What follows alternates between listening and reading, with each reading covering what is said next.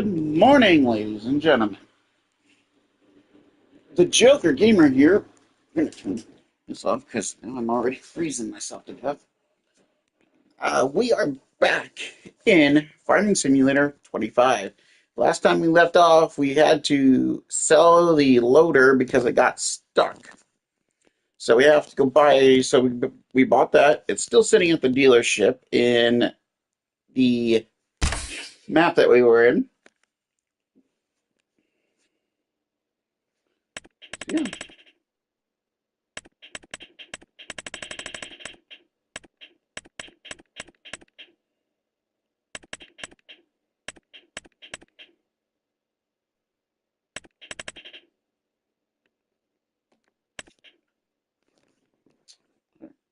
And for this to pass the time, we're going to be watching JMW Films. He's playing as Jeff the Killer. I think I'm gonna look inside the PD, and if anybody's by themselves, I think maybe they'll just have a little slip. So right now, it looks like they're having a pizza party in the police department. I don't know why. People are just having a great time. That's where I come in. Somebody messing with the electricity again? I smell electrical smoke. That smells like an electrical fire. Oh, sorry. This guy's going upstairs by himself. It smells like plastic burning. Who is he? Anybody?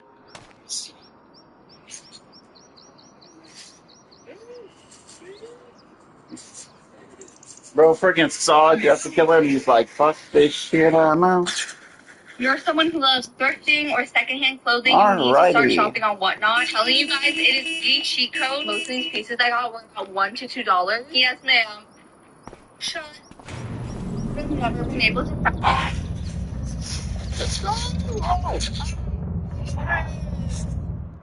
Checking the building to make sure nobody else is here. Sir, oh God, there's a suspect in the garage that's been stabbed 3 times. Got him. Sir, can you please step out of the building? No. Somebody unlock the door. I left my unlimited pocket edition knife in there. No. What is that? Oh, no. I got this. Snake. The guy died.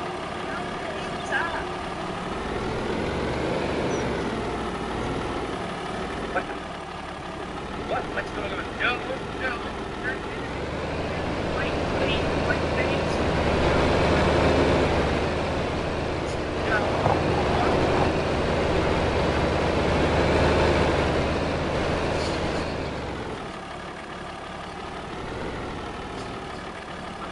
Your hands up. I saw you.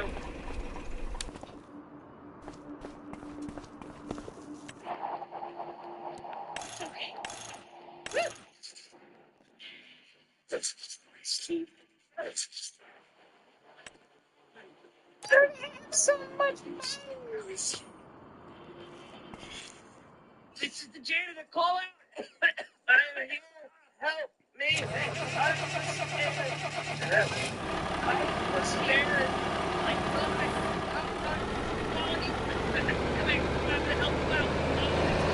That's not a okay. You don't sit up there.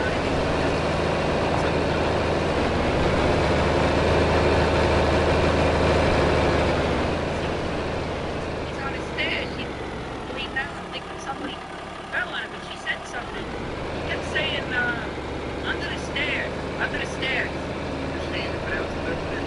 I don't think so. I was walking over. There could be someone else.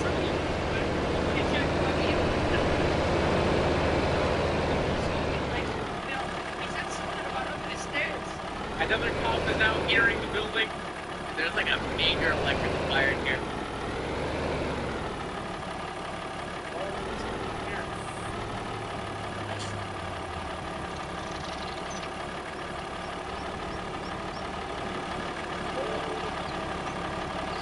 Hey, good morning. Welcome in. What the fuck is that?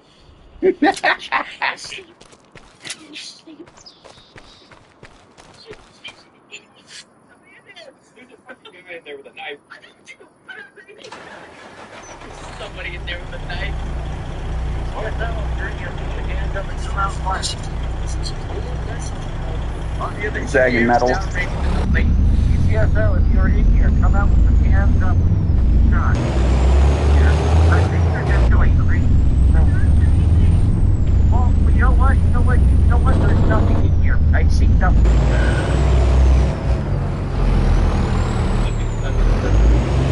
I have no idea how lucky they are not coming up here. Fucking 90 now, huh? No, I just tapped it and he's got to get off. No, hell no. So, maybe it was right here. Right here. Okay. Get the evidence, doctor. Get that one. I'm not a drug.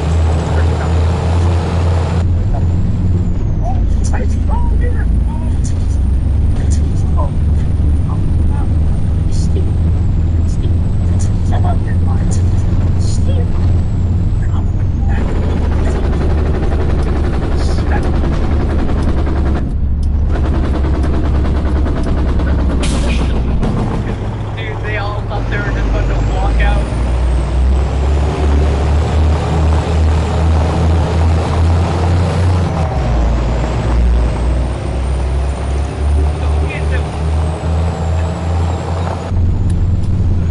The cops are so confused on how to deal with this right now. Said no one ever.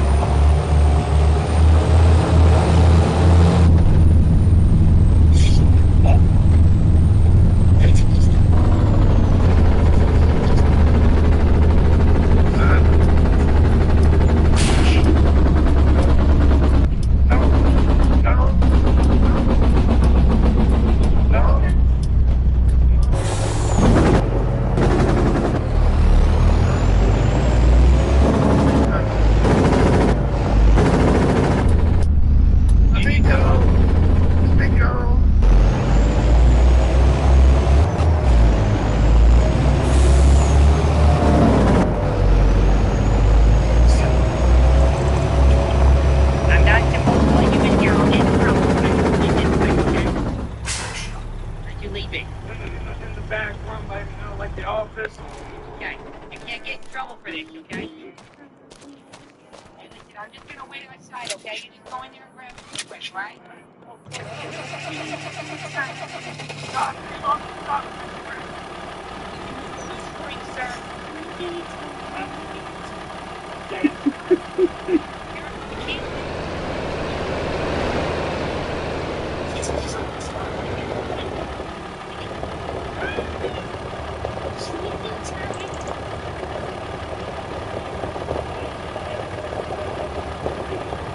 The cops just start opening fire on the front door.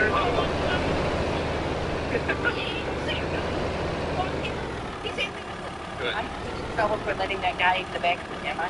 You say that.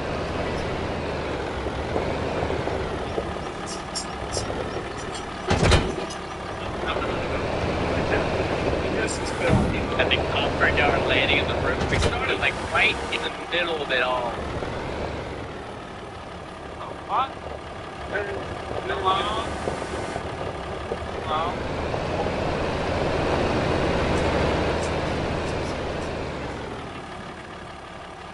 Dude, they're shooting up here.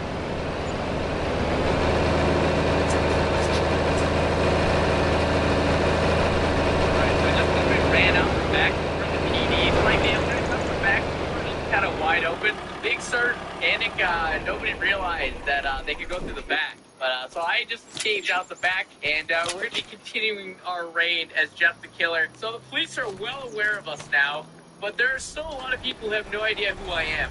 Oh, there's a guy over here.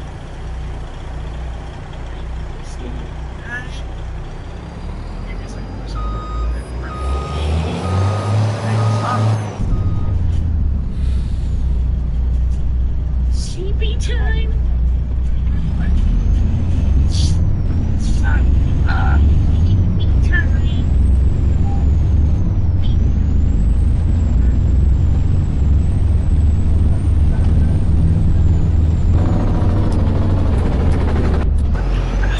The AIs are trying to drive through it. All the cops like, oh my god, he escaped the building. We didn't think to check the back door. It was wide open.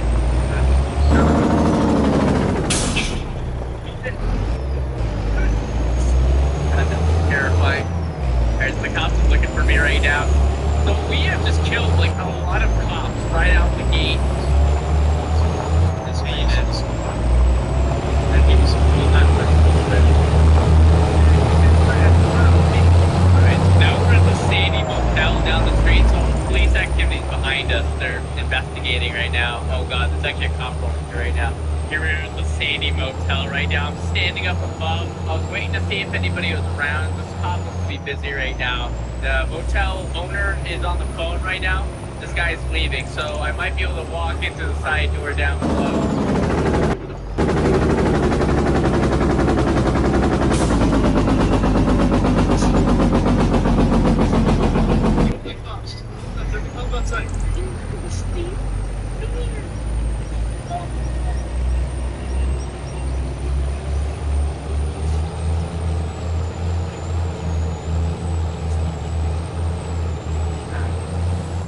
Shit, he's after me, dude.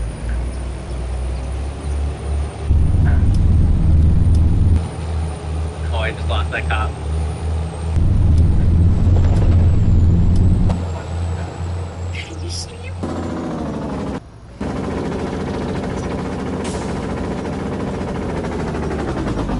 Hey, good morning, good morning. Welcome in, welcome in. It's great to have both of you in the broadcast.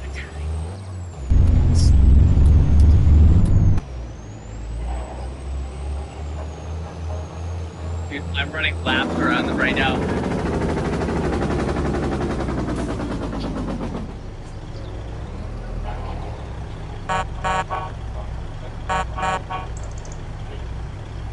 Dude, we have just been on a spree. Here? Yeah, he's here for sure. Fuck, he stabbed the cop. He came into my fucking building as I was talking to a cop on the phone. Get somewhere safe, sir. Get somewhere safe, please. So the motel is on absolute lockdown right now. Cops are swarming every room.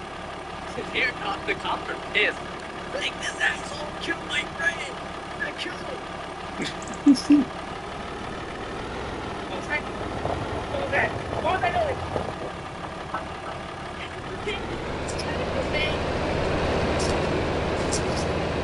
Oh, it's not sleepy time. Sleepy time. No, it's not sleepy time. Yeah, pretty good Jeff the Killer impersonation.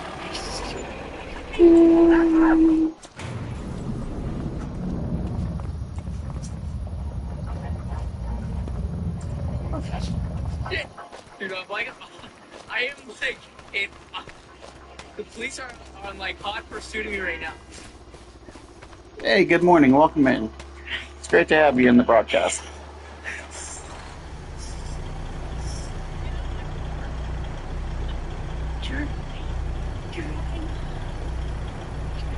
I gotta find a place to park the trailer. I suppose we'll just park it right here. We might upgrade our mower. We might upgrade our engine in this Volvo here. The biggest engine it can get.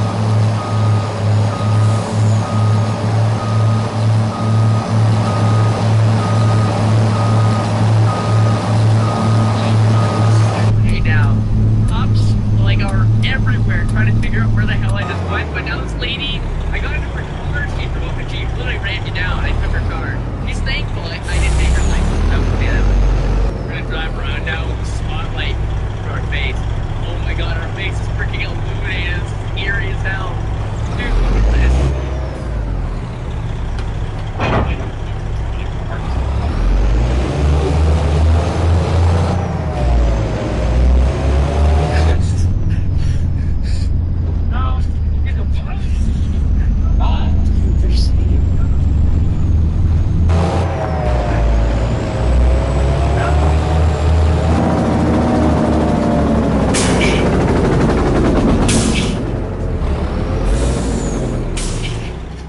That's the police brutality. That's the police brutality. Police brutality is them literally slashing up half the town. All right, we're on the run again, dude. Jeff the Killer's on a spree tonight. I'm stepping out. You can step out. The cops are so scared in Sandy right now. So the entire town is looking for me right now. Oh my god, dude, this is terrifying. Okay, the cops are searching the car right now. Oh god, they see me. Shit.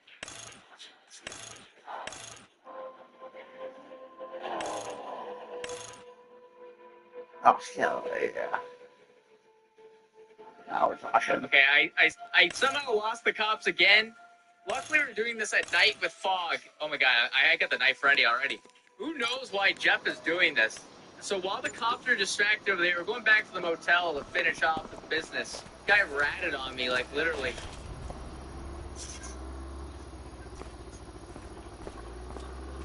Time to sleep. It's time to sleep. Time to sleep. You've made me like this.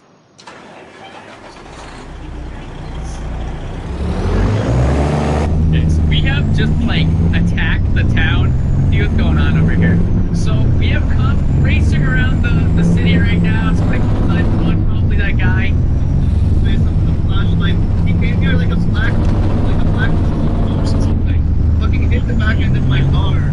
Tried to stab me again. He ran all kind of by the east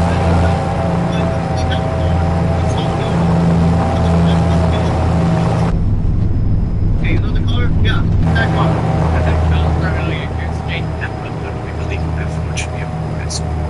Without limits and without knowing how. Alright, this is the woman who tried ratting me out. Hey, you tried telling on me. That's no. It's time to put you to bed. It's time to put you to bed. It's time to put you to bed. You tell on me. It's your fault. I'm going to put you up. I'm going to put you up. Past your bedtime. Past your bedtime. It's past your bedtime.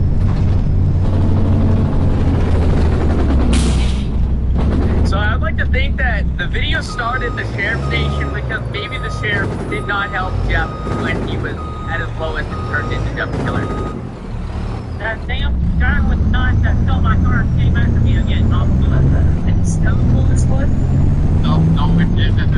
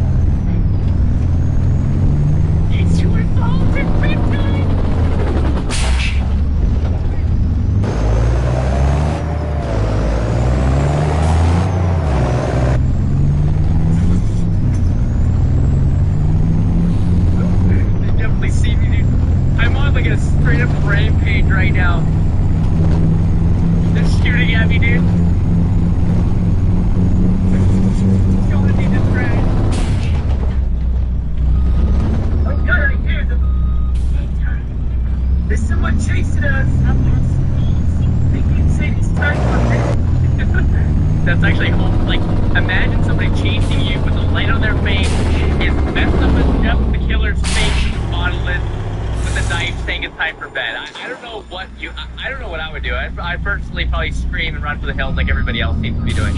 So we have like lots and lots of police units in the sky right now trying to find Jeff. He is on the loose. Hotel's been hit several times. PD's been hit several times. I mean, there's no safe places in Stadiumford right now. And right now, police are combing through areas of where Jeff was last seen. They're interrogating some persons driving around right now.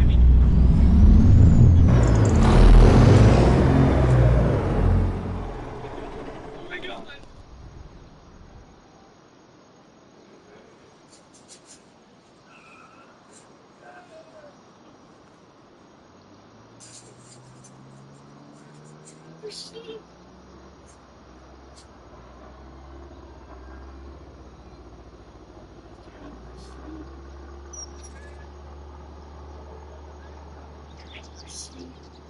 Staying beside a propane tank sounds like a very bad idea.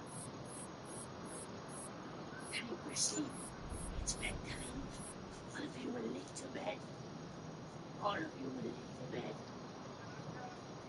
Stop. Everyone is in bed. Sleepy time. Oh, it's not sleepy time. Side down. Oh, put the side down. It's time for sleep. I'm just putting you to bed. No, you're not. Feeling tired? Feeling tired? Hmm? Who wants to go to sleep first? You ain't bulletproof, pal. Drop the knot. I'm so tired. I'm so tired. Those are me. Joey, hey, hey. You want to get through.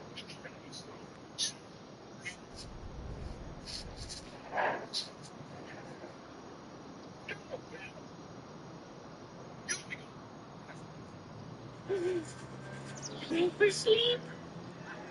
Oh, you don't. Shoot. Shit. I didn't expect Jeff the Killer to be in a chase with the police. Why doesn't anybody just appreciate sleep? Shut out them all.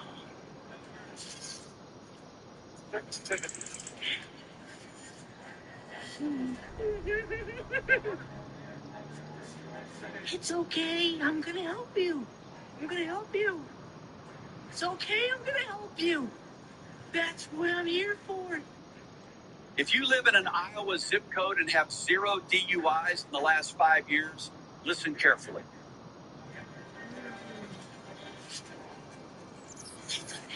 Help everybody. I guess not. Hey, no. Watch crossfire, watch crossfire.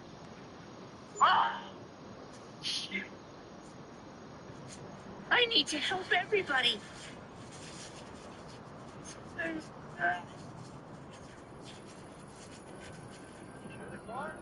Car? Dude, Jeff the Killer. Oh my god, dude, we're getting annihilated right now. They need sleep. I can help them. I will bring them there. I will bring them there.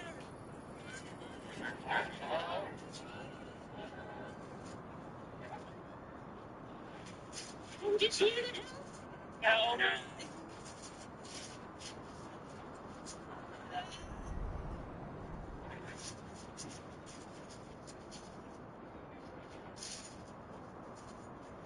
It appears the police have shot dead Jeff the Killer. However, that is not at all true. What do you mean, where's the corpse? Not there. There's no witness. Look at that. You got corpse don't just disappear. Where the fuck did he go? All right, so all calm down here, all right? I want someone over there with that other trooper. We're going in pairs with you on Elms. We put more slugs and bullets into that man, and I can count. And he got It is. and he's gone. So, it's gone. Probably eviscerated with the explosion. Even with that type of explosion, there is no way for that type of fire to evaporate a forest. There would be something. Enough panicking. If we keep panicking, shit's gonna get worse, all right? Once that car's done blowing up, we're gonna move in there so we can find anything left, all right? So no more panicking, no more shit in our pants, all right? It wouldn't surprise me if that's a real cop in real life. Help! What? Who's right? The man. He's back in town. Who? The man. I don't know. He stopped my car. Hey, all right. Tell me what it looks He like. killed my wife. Police. What? Ooh, we got the abandoned John Deere combine. This will be perfect for. I'm pretty sure it's the one that I got, the John Deere 45. I'm pretty sure. Oh, hello there. Welcome. It is. Junkyard Digs. Today, you join us for harvest. This spring, we used abandoned equipment to once again put corn in the field. That corn has grown to an incredible height, and we are going to need ourselves a combine to take it out. Wish us luck.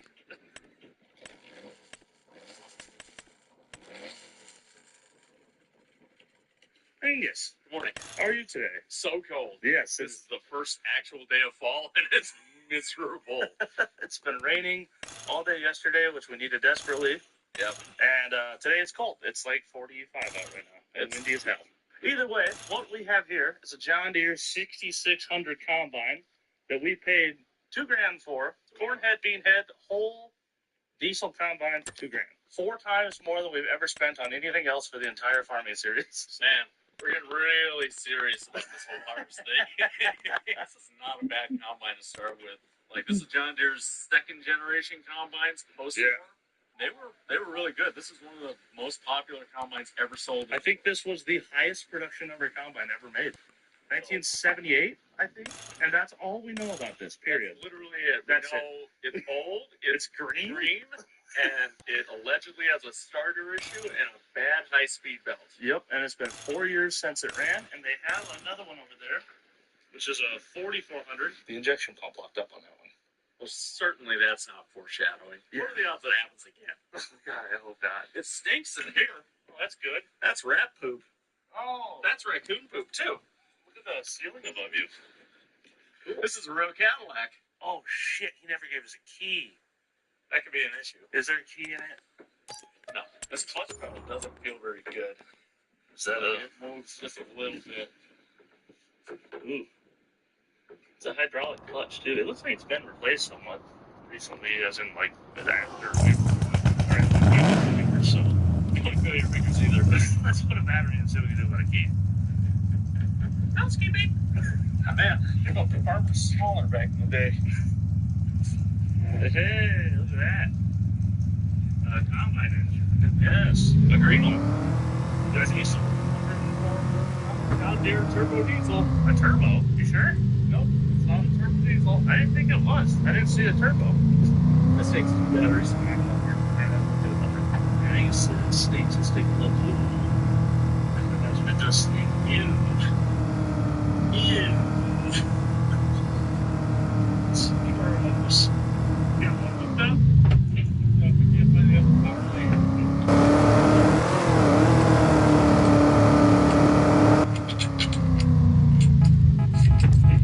Hey! Man, there's so much stuff ahead that I don't understand. This thing's way more complicated than the last one we used. I'm glad we started this like a month later than we could. Well, somebody had to get prepared. Could have gone quick. Okay, well, back up this. The dad about the combine front brought us the key and the electric heat pump that was taken off it and done it. Okay, let's get that in place. See if there's any diesel in this thing, which we didn't even consider. Alright. Got the key on it? Assuming it has diesel, I'll open these up here. We'll clean the lip pump, complete the injection pump, and I'll hopefully fire this right up. Alright, ready? Get some drippies. I want to see some fluids. There's presence of this moose. There is a mechanical lip pump in line as well. So, get the best chance of holding this off, which is pretty low. So, you know, we'll take what we can get. Okay, let's see if this thing will crank. Alright, this is a compression motor, I believe, no glow plugs. So, good luck, everybody.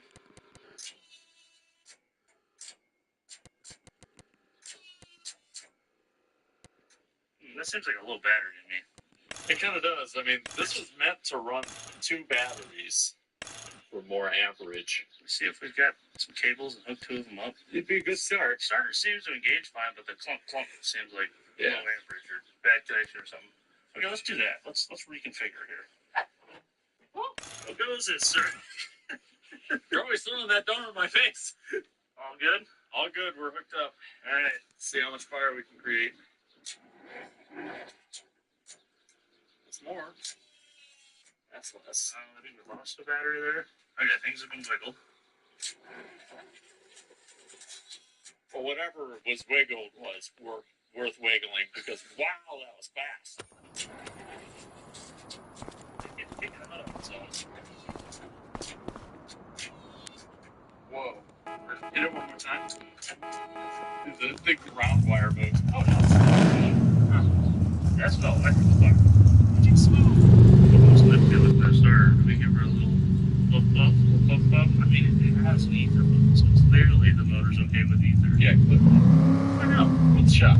Okay, so Angus is taking off the plug where the ether goes in normally so that we can just spray it in with our big old can. Look at that. That is fancy. It's supposed to atomize. I don't know what ours is going to do. Back cylinders, they're gonna get a lot of cylinders. I got a hook. Whatnot. You can get name brand stuff for.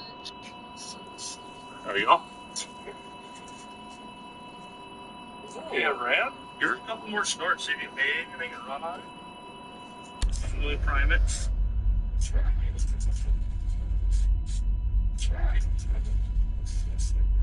Yeah, keep her running.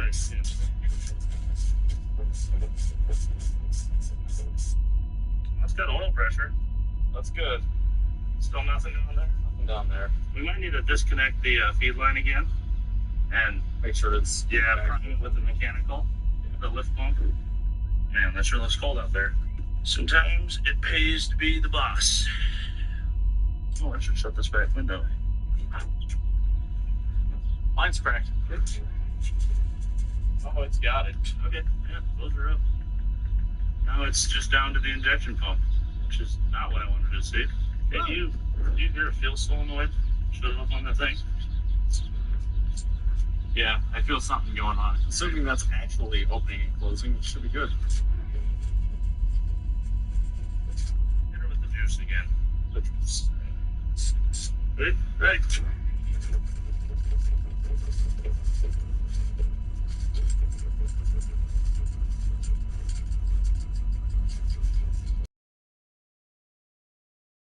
Bastard. Almost like it was trying a little bit, maybe? Almost. It didn't seem like it was running on just ether. I can try cracking them at the injector lines. Oh, yeah, Right at the let's- injectors, see if we're getting fuel up there. Let's do that. Okay. Ready. Got nothing.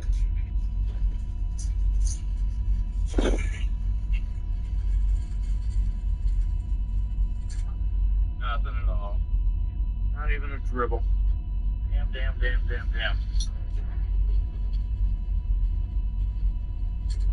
Nothing out? Nope. I'm starting to question our cutoff valve. Yeah? Maybe it's not opening. Okay, Wyatt has come through with a photo. This makes sense. It makes a lot of sense, actually. What we have here is a little flappy dude on a solenoid that pushes that entire piece down there forward. I'm actually going to put an animation on the screen. As you can see, this whole thing in color moves when the solenoid is turned on. When you turn it off, it's all pushed forward, and when we turn it on, we hear it click. Because this rod is clicking to the back position. What we're thinking, this whole rail here is stuck and not sliding backwards. So what we're going to do is take that cover off and see if we can get that rail to start moving back and forth, and hopefully this thing will fire up.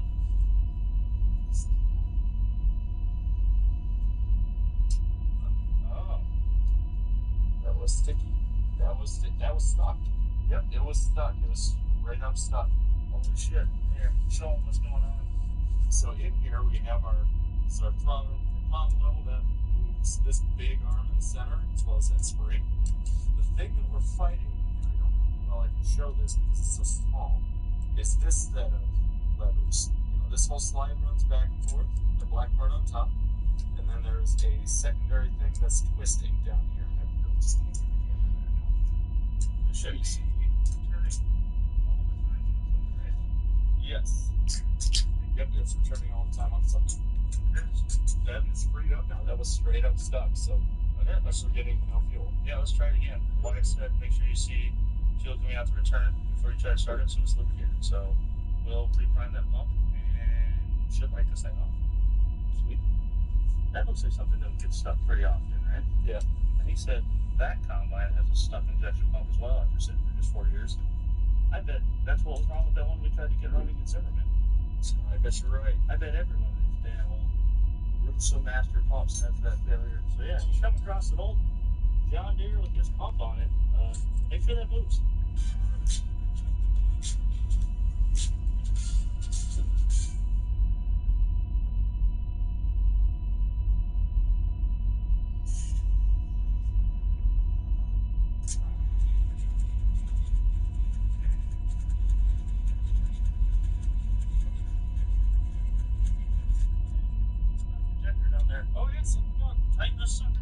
thing's got fire. White said run it until you get it coming out there to turn, but I don't see anything there yet. Yeah, let's see how. Yeah. All hooked up? If we're not, we'll find out. Here goes.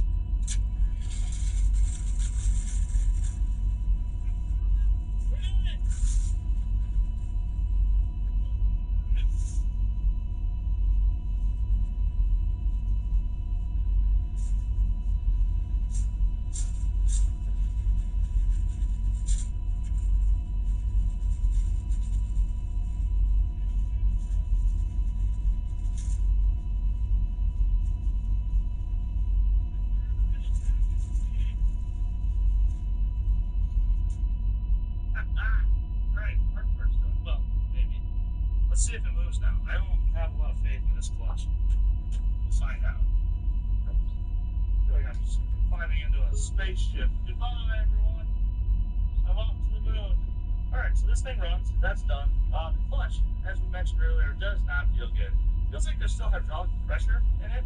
Just feels like the mice have gotten into whatever housing the clutch is in and probably lived in it and froze it onto the shaft, as we've seen a million times before. So, I'm going to find out.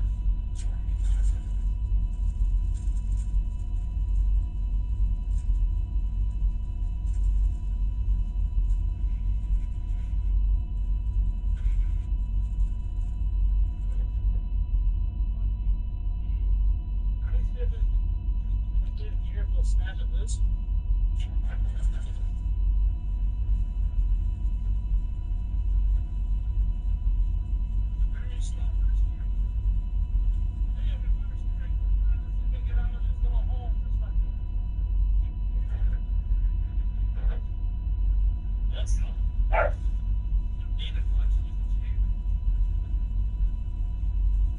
It's an 8600 John Deere, Chet.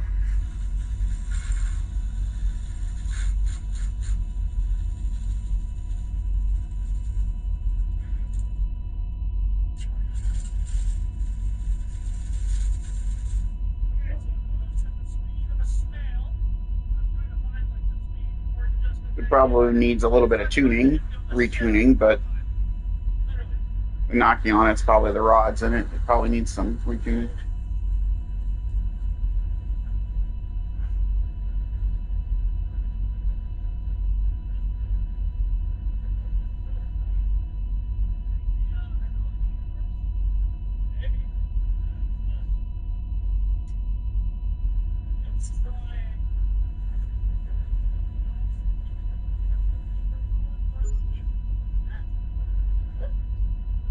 I think it's stuck right here. Okay, well, put it back. This little tree will take care of that. Oh, there. Goes back on itself. Well, that's nice. Which one of these do you think turns on to everything? I bet it's the big yellow lever to your body, right?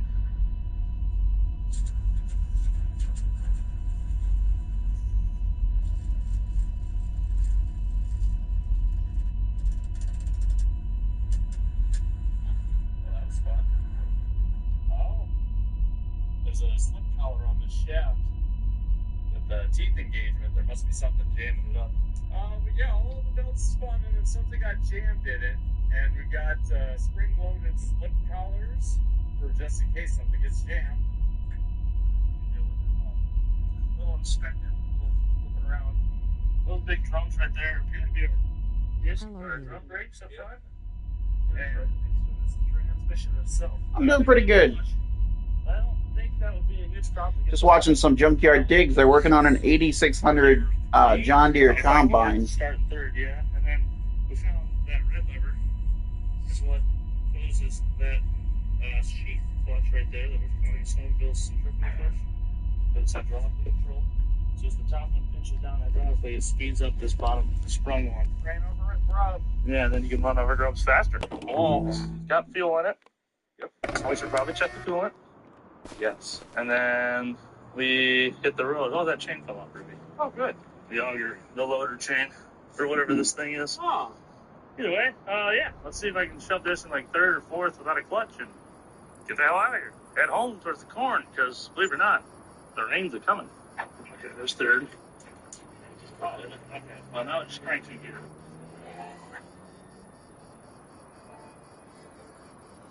Better be playing.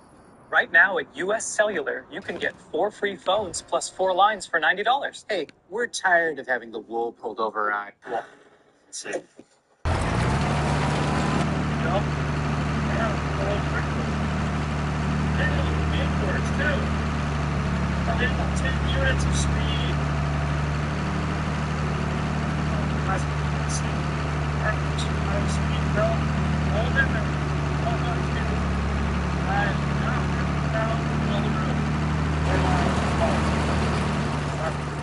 Alright, disregard the traffic laws again. I'll turn the flashies on for that. Let's slow this down. Sir. Let's try this way.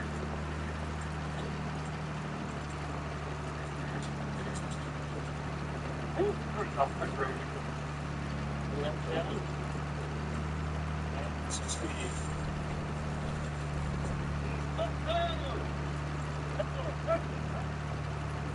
Goodness.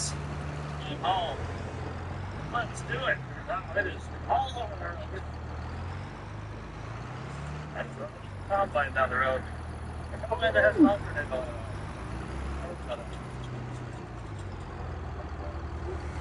So that's much the time to be able to detect. Only if this stick loose, so I'm going to put this in the down. I'm going to keep this thing in the ditches. I don't have a way to stop it. I can only shut it off. Hope the crash isn't so bad. Holy cow, that's a lot of food. Maybe a mile and a half down the road. Watershed's got a little on here. Just check that.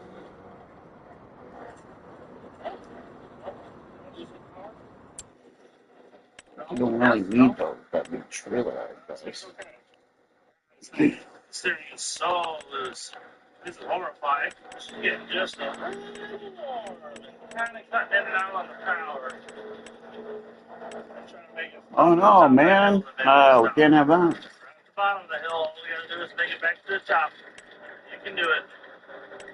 You can do it. I believe in you.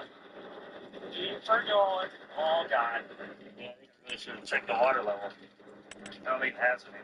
Once we hit that intersection, we're going to stop and figure it out. Take a look and let it cool or whatever we got to do. You stop.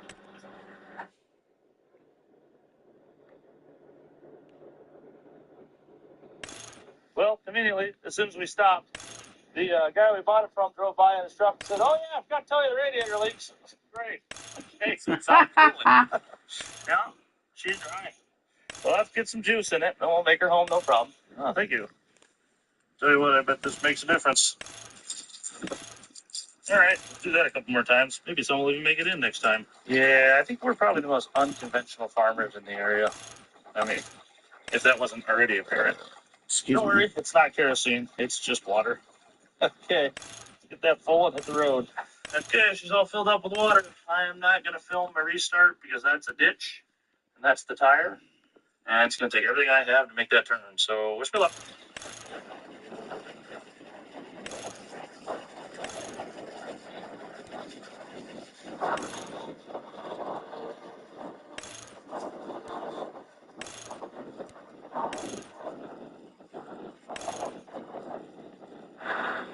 Got 5 gallons of water in it this time, and it seems to appreciate that.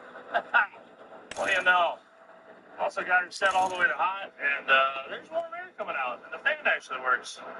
Okay, a couple miles left. Let's do it. There you go. Not far from home. I seem to have lost throttle. That's all she's got. Come on, girl, you can make it. Please tell me you can make it. Oh, come on, girl. Come on. Come on.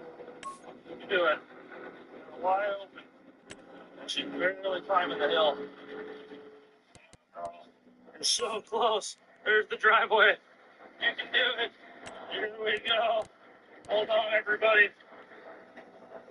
Hey, good morning, good morning. Welcome in, welcome in. It's great to have both of you in the broadcast.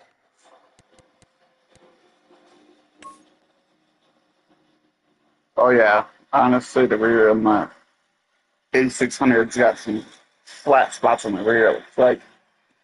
Okay, well, here she is. We've got all of our cleanouts open. We're going to play with this a little more today before we call it a day and wait for tomorrow where it's not, windy as hell and cold as shit. Fire!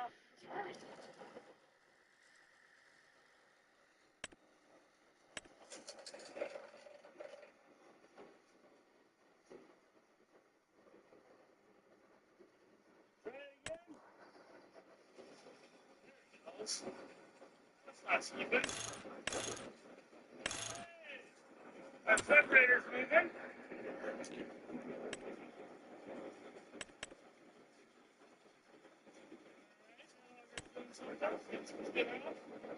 Oh, that looks like an old truck.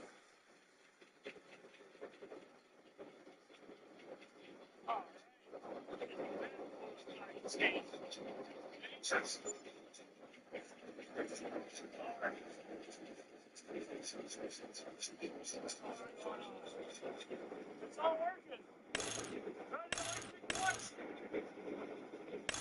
If you're looking to spruce up the outside of your house, these are the coolest and easiest lights you can buy and require no tools to install. Each box. The head doesn't spin. This is not good.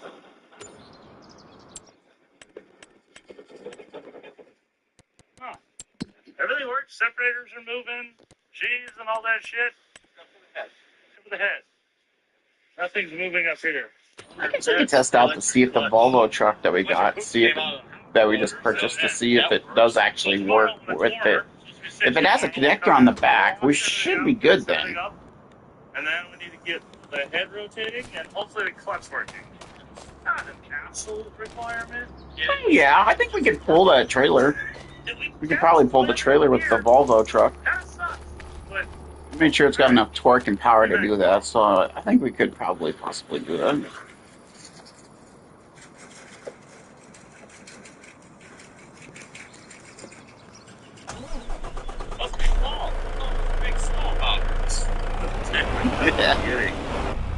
It is chilly out this morning. Well, this is nice. Let's do it. Step one, wash this thing out. Break ground on our first home combine here at Junkyard Digs. This poop is frozen. Really, I just inaugurate this to be a pretty bad day of being wet and stinky. I mean, that would make sense. I mean, it was on a farm, so there would be a 150 slight chance that there would have been rats that would have been living in the combine. If it's on a farm, which it was. Nope. Which there's nothing wrong with that, honestly. It just needs cleaning.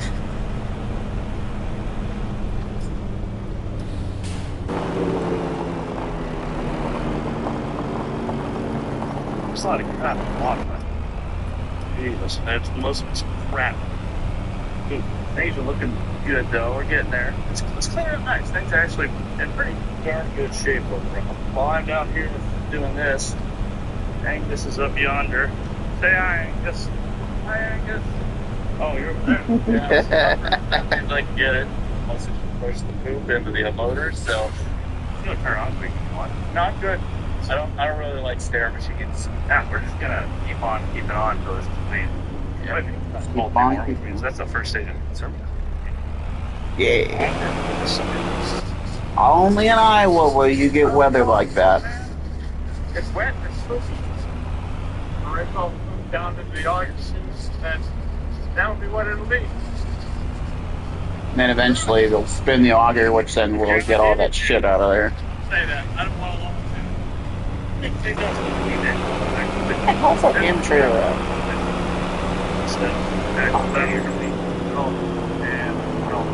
Unfortunately, I was in the shed with a bunch of hay. A bunch of rats got it. So this is all back in fantastic shape. Okay, we could probably do some work on that. Deal with the engine somehow. Engaging the poop chute.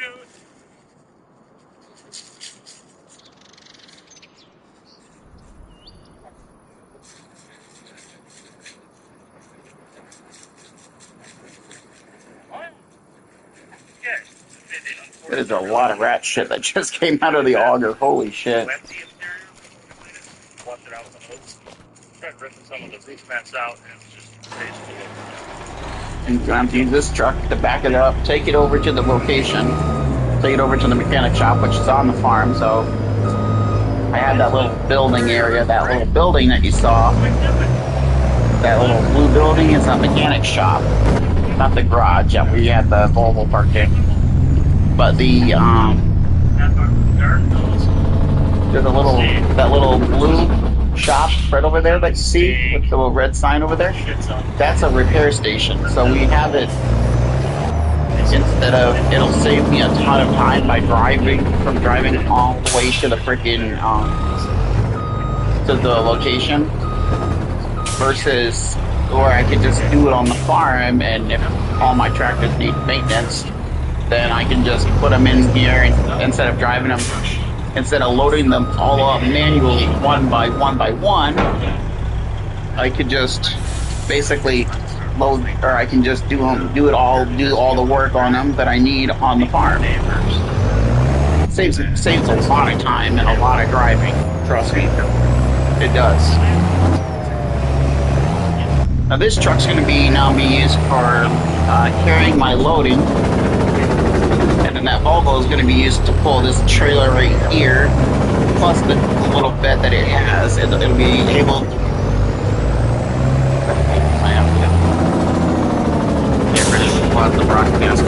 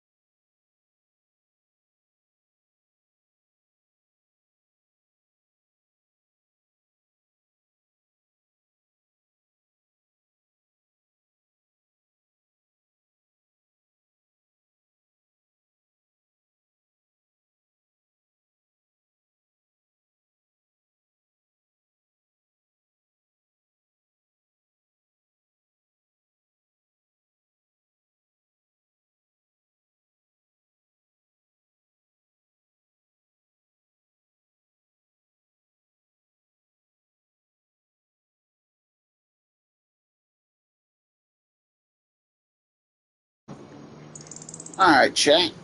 Catch you up on Junkyard Digs. They washed day 2.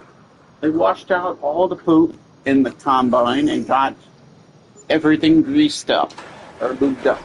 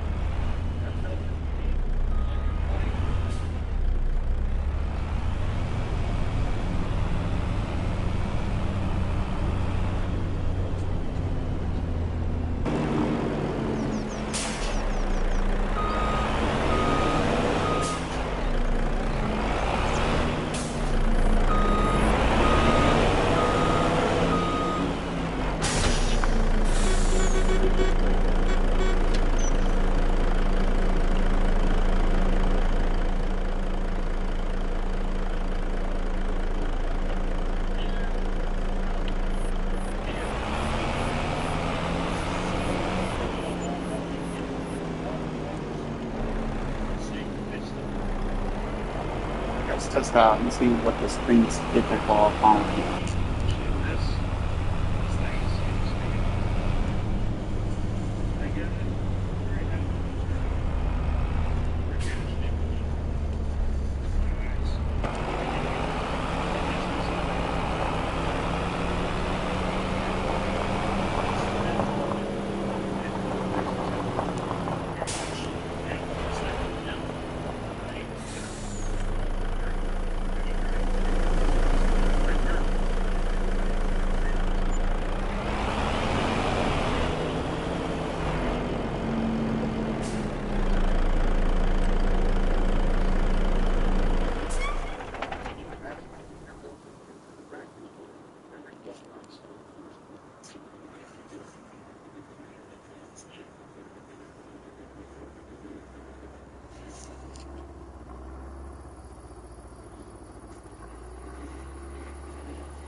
Okay.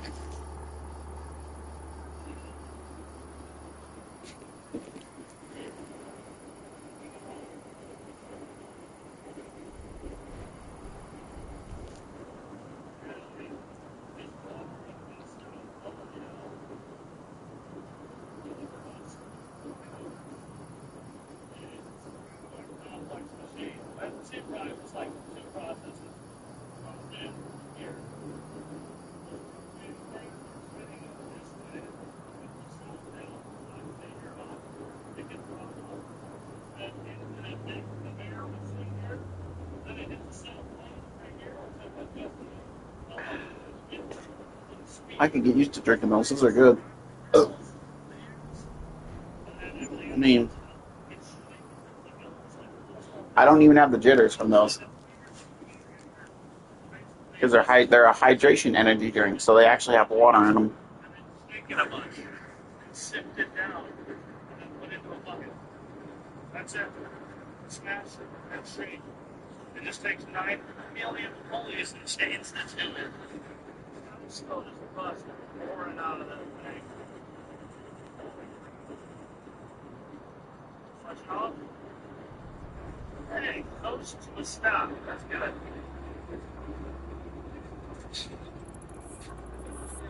Something violence. And a garden hose. And a garden hose. Yeah, we've got a lot of greasing and oiling to do on this. And then we'll be ready. And it'll be as good as it's gonna be. To lose bullshit. This storm, the next 3 days, it's like specifically pile driving straight into goddamn a little bit of Texas. Okay, well, I guess that gives us time to try to work in that slave cylinder and get the clutch working. And we'll up all the chains and stuff, so. Line came right off, no problem. Both in the slave now. We got fluid flowing out. I'm definitely going to go on a limb here and say, yeah, that slave was the issue. You hate to see it, eh? When I was a kid, my dad once told me it's never a bad idea to invest in tools. If you're a farmer watching this video, well, I've got a tool you've probably never heard of. You should definitely check out. These right here are the Raycon Everyday Earbuds, and I know this might seem like a bit of a stretch, but stick with me. I can justify that these belong in a shop environment and at home very easily. What we have right here is a wireless charging case, inside which there are 2 wireless earbuds. These fit into your ears with their comfort insert gel tips. They alone have an 8-hour battery life, and the wireless charging case has a 32-hour battery life. This offers quick charging. Just 10 minutes of charge time is 90 minutes of listening time. Either way, these little suckers are jam-packed with technology. They offer multi-point connectivity, allowing you to connect multiple devices at once. Okay, let's use that new. Oh wait, that's right. We had to sell that. Fuck.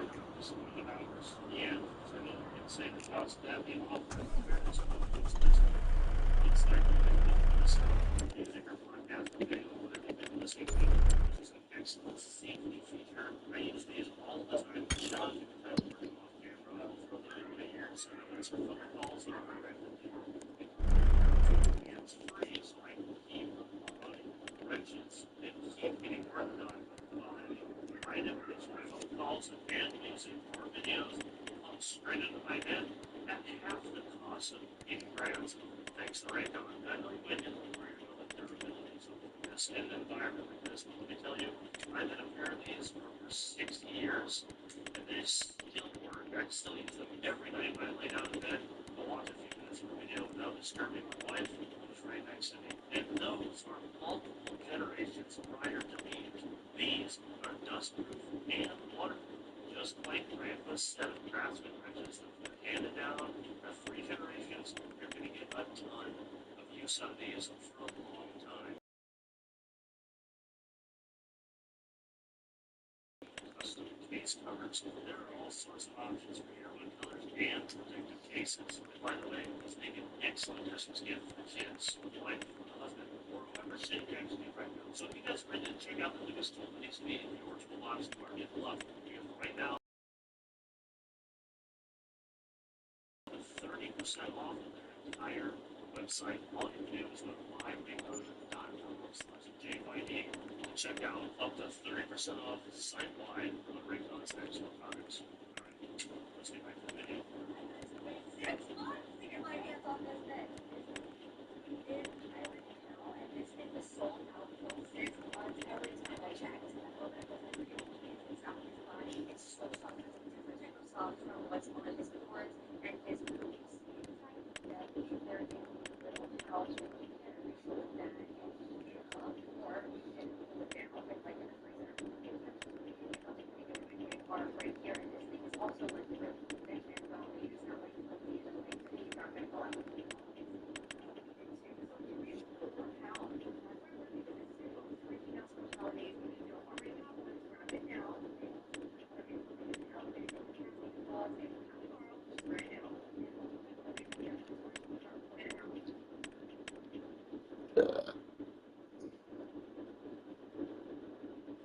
Stitched orthopedic shoes, cut from a single piece of premium American leather, 100% waterproof, built to last.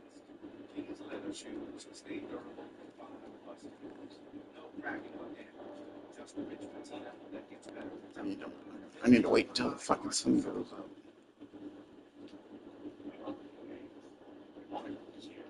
It's great for a vlog, and I'm having a good time. That it is. That's a pleasure. I'll ride again. We just use Grandpa's rain truck. The only thing is, come on, there's no better.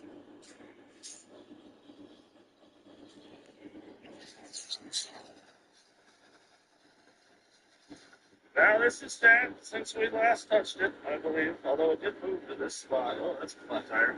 Thanks for fire up. Oh, we still got headlights. Oh,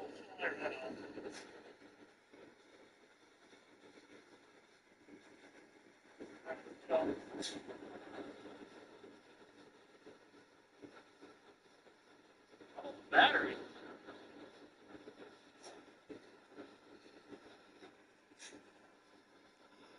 Let's see, what about my other...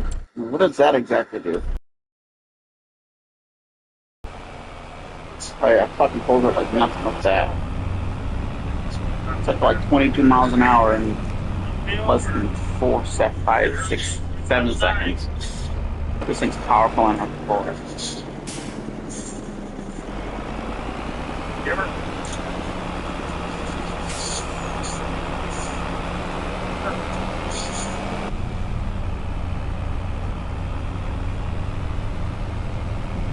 Remember, you have to be, when you get, the things normally take like 12,000 things that fucking in. I want to see this thing in action. Now that I actually have to do that.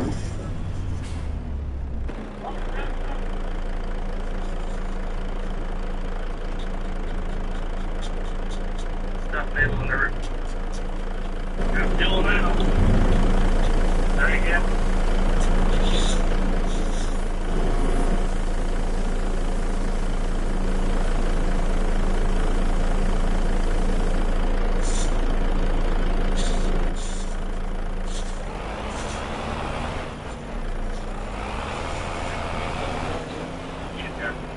It's gonna be a big fucking load coming in now.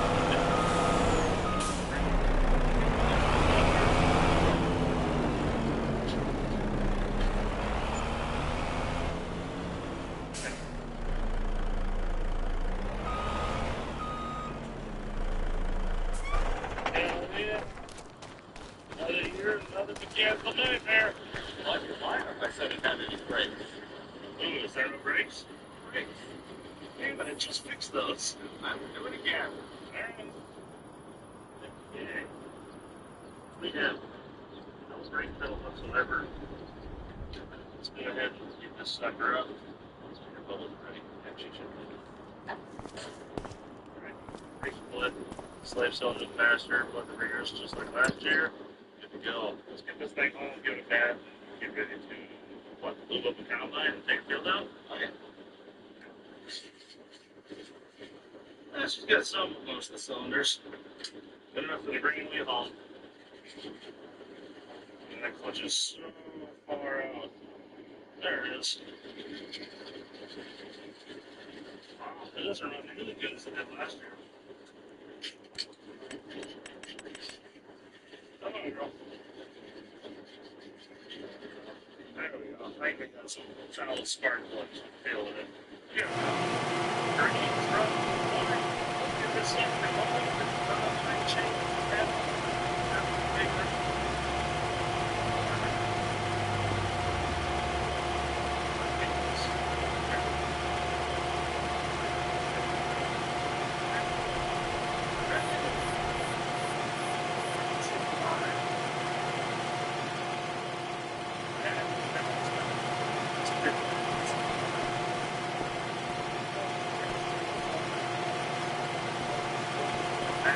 Safety station. Angus has been looking this up. We have these plugs, each one right here is the gearbox for these rollers. What he has to do is go underneath with a grease gun.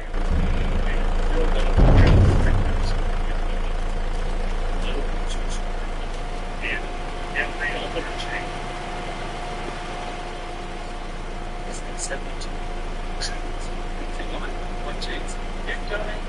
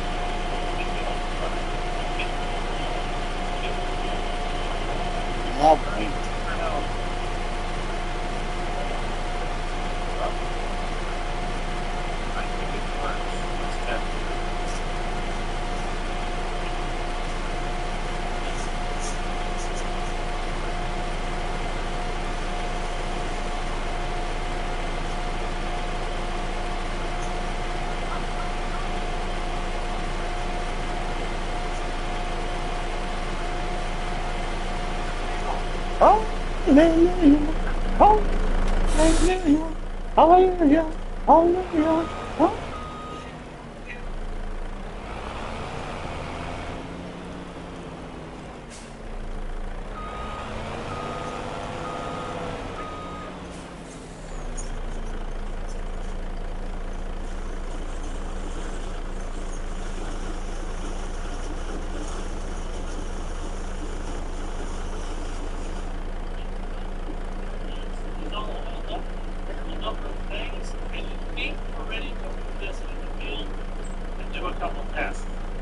Start off by running it into the core, filling the entire key, and then doing what's called a full shutdown. We're going to go again, we're going to check, see what's coming out of the back, trying to adjust our content settings and a whole bunch of other stuff. Honestly, we have no idea what we're just going to see if it works.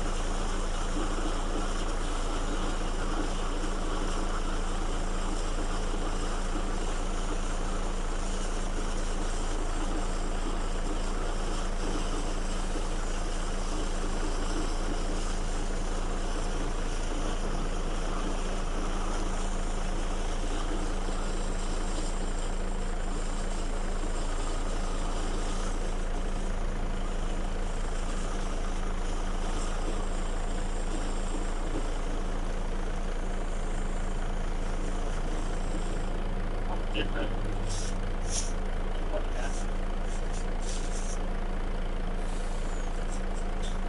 Up the road. And it's full of good. Close it down a little tighter. It's full of good. It's hard to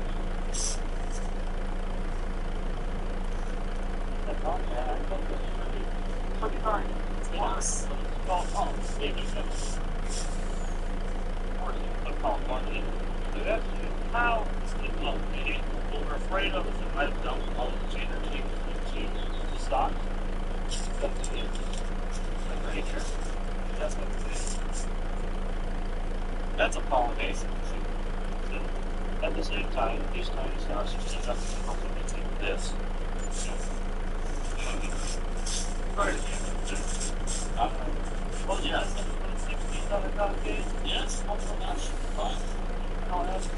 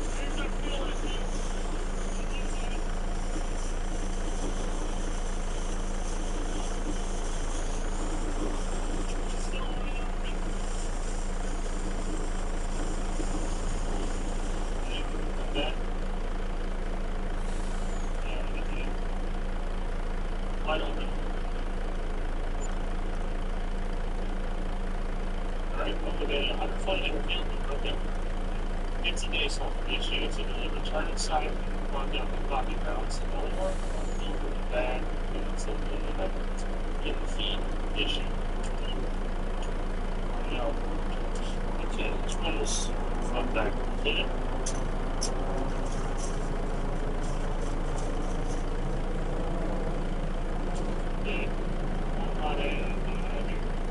It can also be a field getting cleaner, and it's check pre-field cleaner post. You actually have a good ball in the bottom. It's pretty okay. It's good as far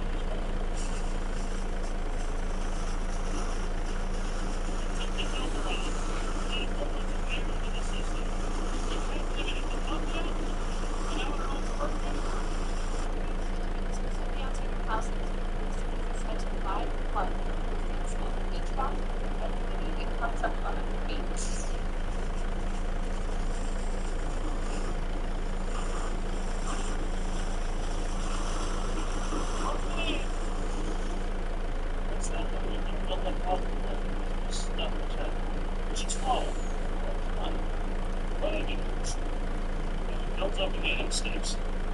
On the turn off, let the housing pressure on the return side, and that fixes again when there's return time until or no, and we'll just get filled out with no more hinges with the other hinges. You can just put figure out how to work.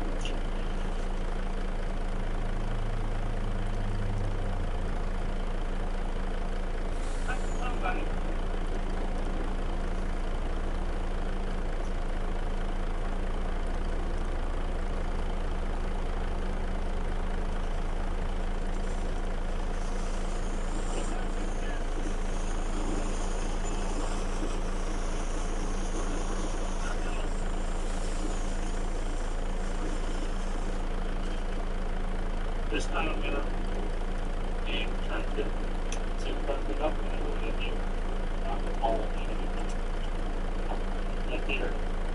just like the Oldsmobile, it's full of coffee grounds. The Gilman ring is turning into, well, coffee grounds.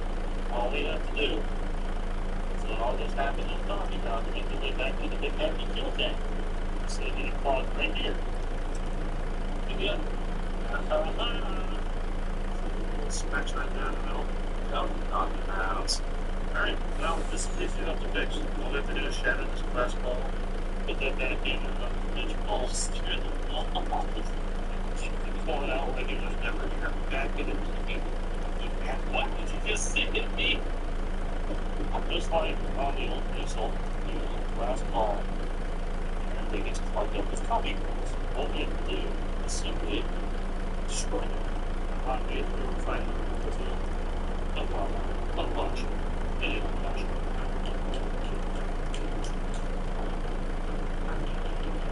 Yeah, that is all material from the oven. It breaks down over time to the bubbles or something goes against it. It gets all the ball part.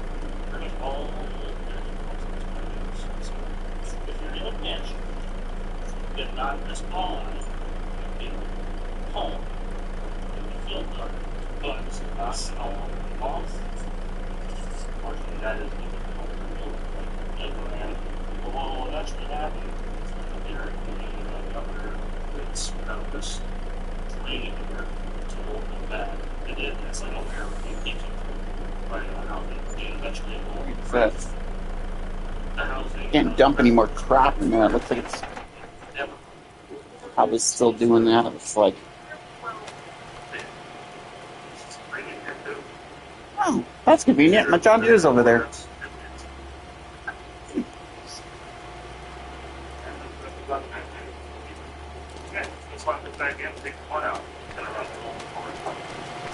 How long is it between the fucking...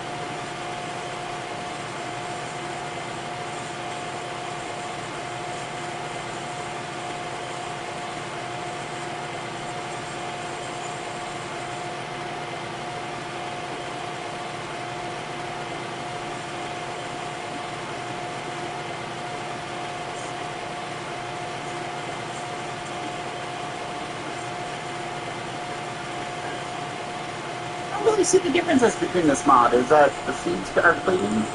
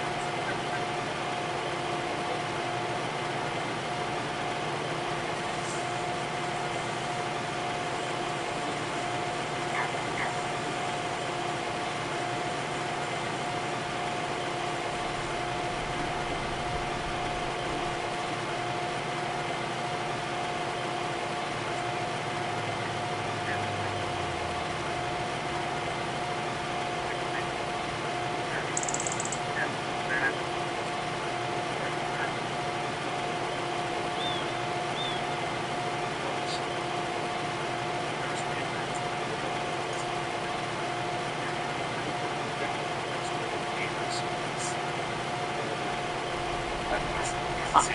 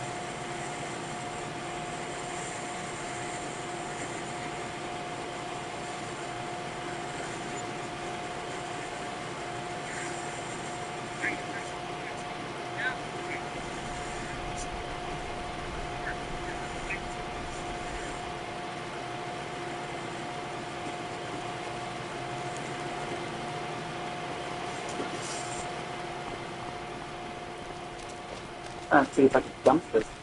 I don't think I can. I think the thing's... There's only so much that this little thing will do.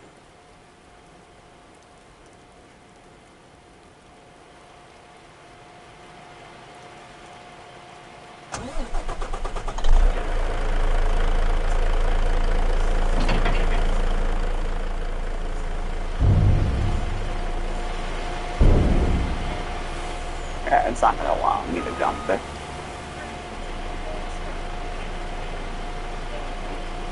Be slowly but surely it'll fucking allow me to dump it, but it's not going to allow me to dump it now. Too much freaking corn it does.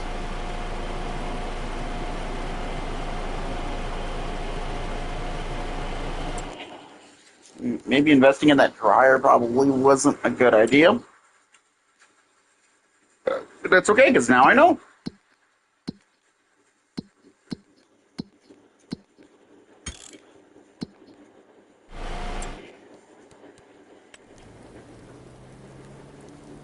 Okay, we'll just put a fucking...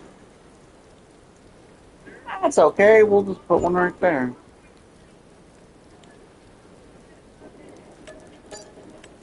And we'll sell that.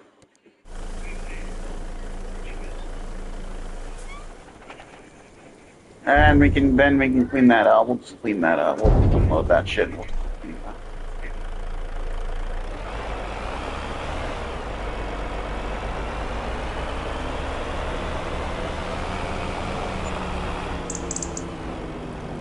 We'll bring that track outside. Yep.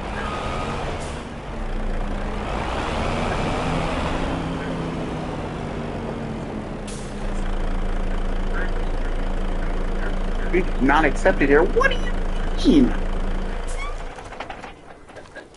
What the fuck is accepted here?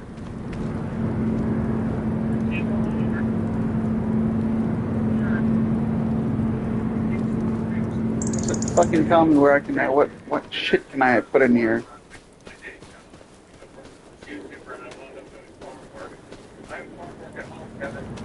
You're fucking telling me. Building storage, non-active Dutch.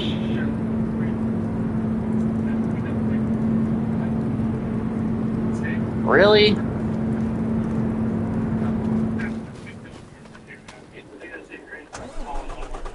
Fine, we'll use the other side then.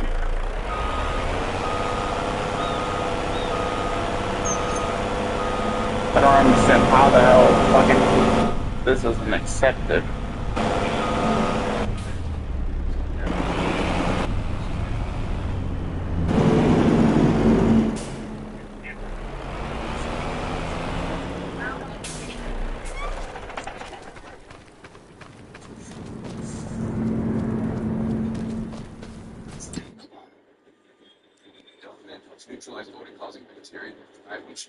Oh, stuff from swatting.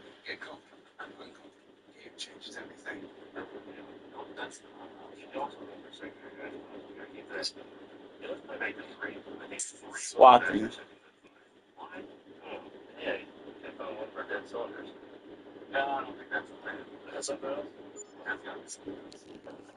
Fix the dead cylinder in. No time.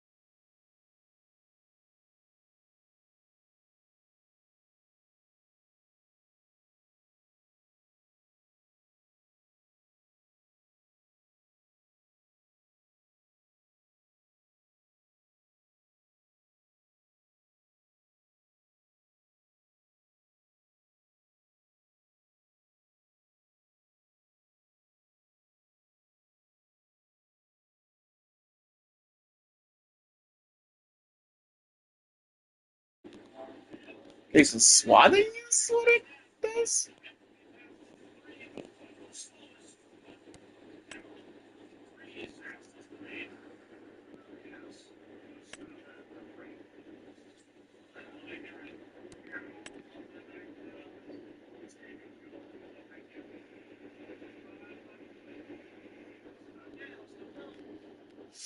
Swath separator couple. Or complex.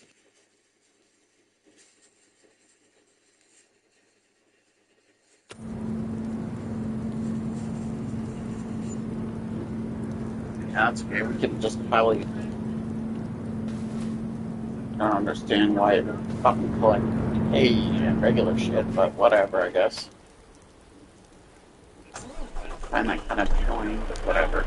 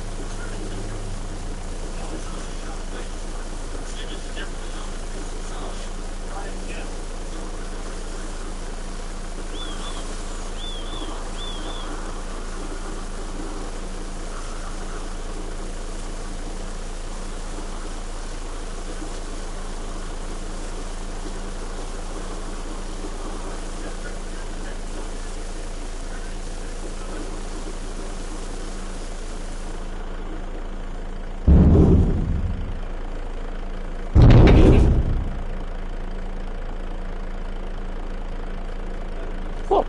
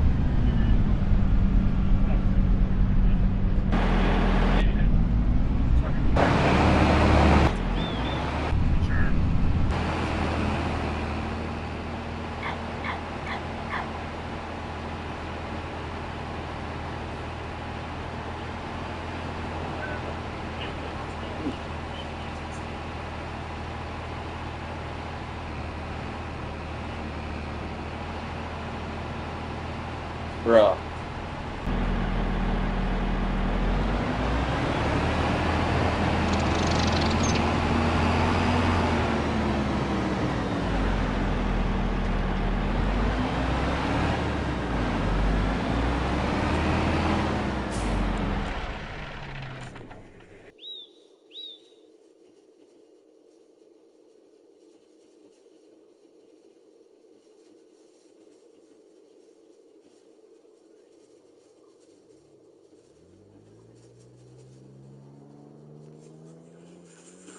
Okay.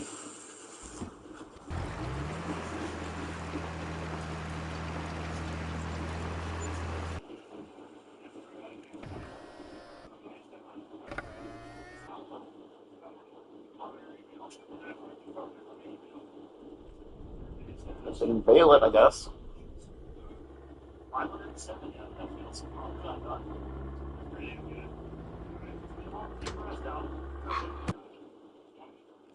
I suppose I guess we can fail that, I guess.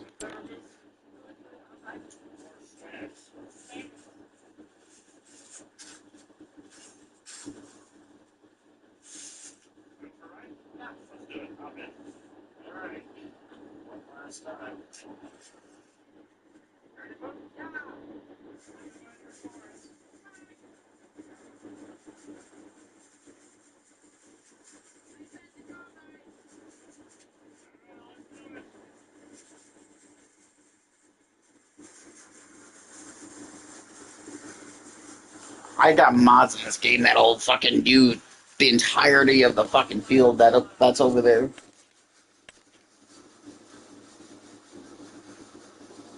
Which I know is a little bit excessive, I'm aware, but But it'll be pretty cool. The flip is this too? The hell is this thing?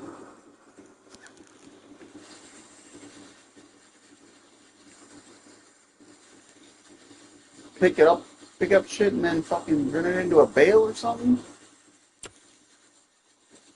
What does that do? Fed you.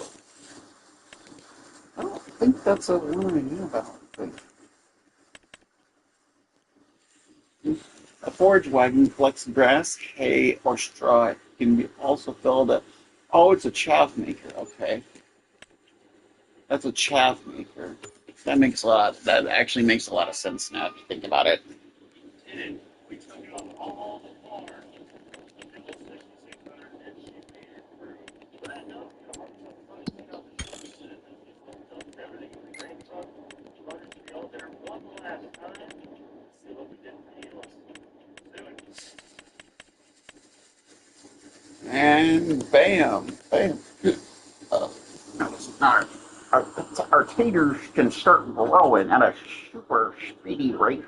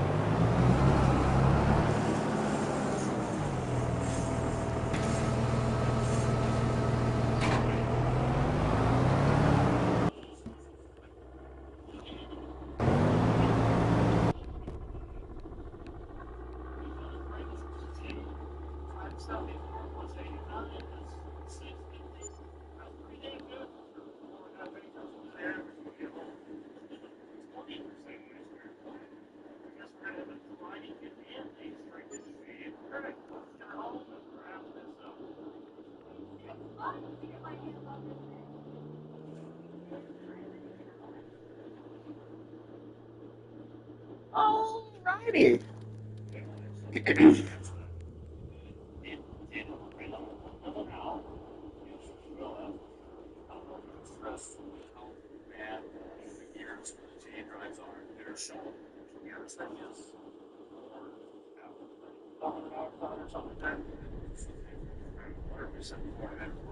$3,400. My good God. That's insane.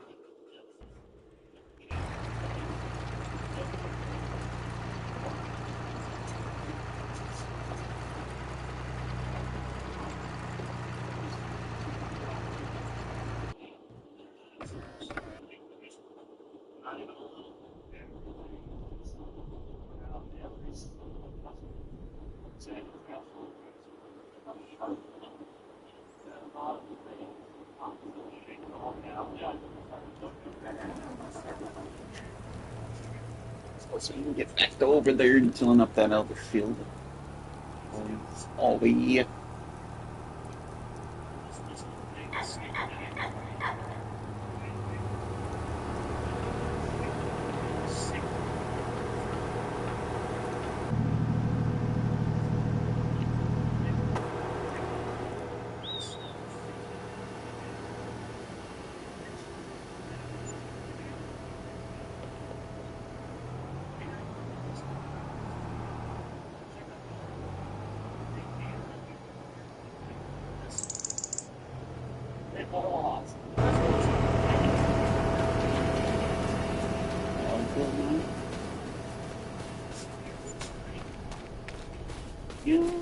I'll try this.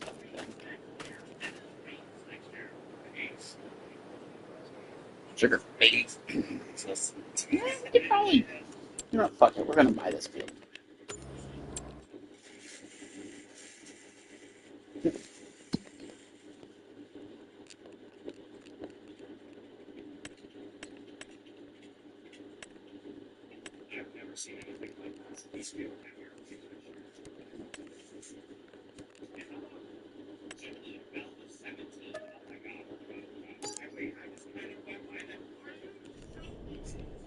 Alright, this one's ready for harvest. That's really good, actually.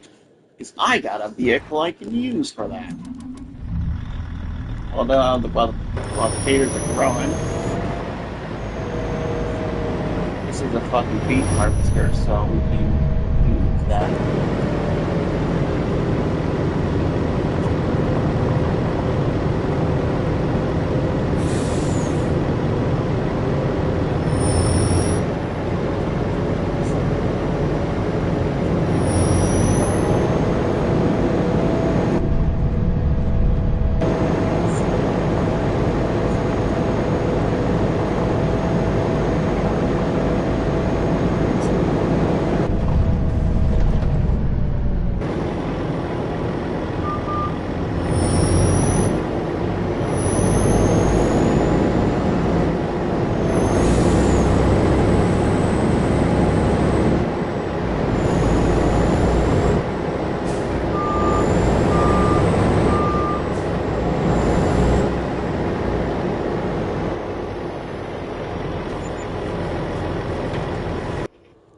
Let's get my Volvo up.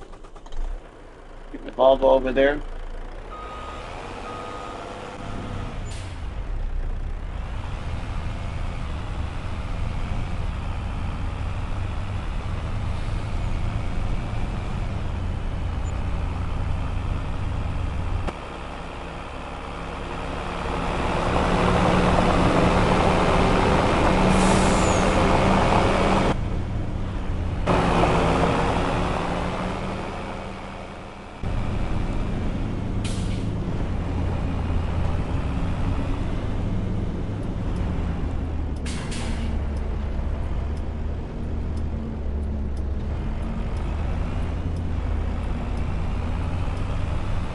Don't worry about that. This thing should be able to do the entire fucking field.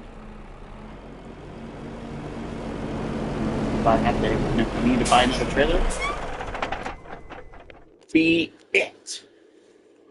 Then we will buy another trailer. Let's get the turbocharger out, the turbo case out as well.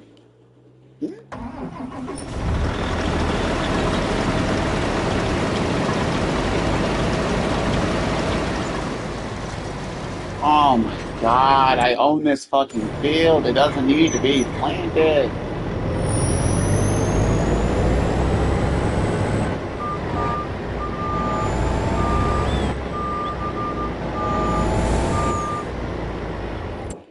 Jesus. I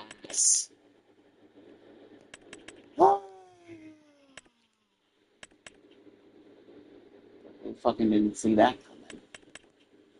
Sure, I know I certainly didn't. And that's the and that's the fucking truth.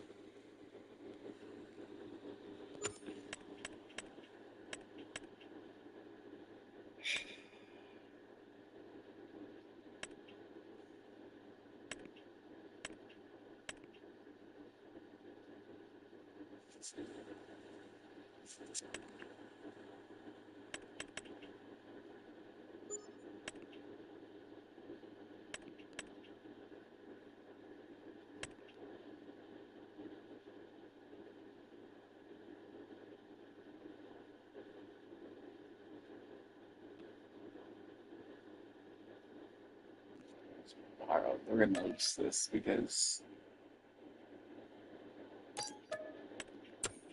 I'm gonna lease this. I'm gonna keep this one. And where I'll go drive this all the way to the shop, purchase this, and then maybe then we can actually then we should be able to fucking do that field. Since it's vehicles, it should be able to do it. And like a snap.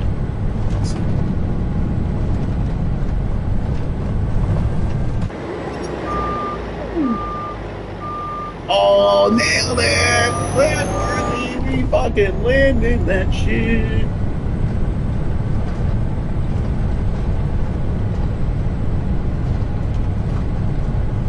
God, that's an epic ramp for this vehicle.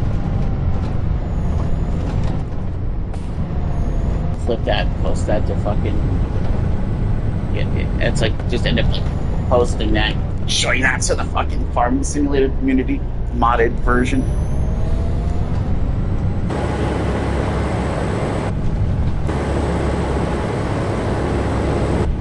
That's okay, Chad. We get to do that again because we got to go back too. When we get the header, we get to drive that with the header and see if we land it.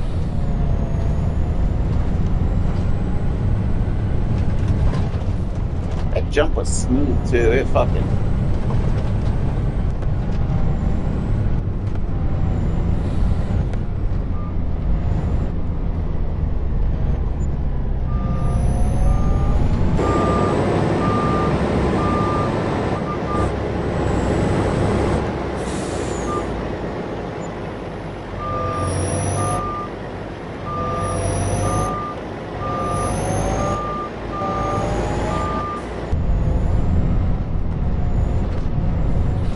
Why the fuck I keep doing that? Where is it?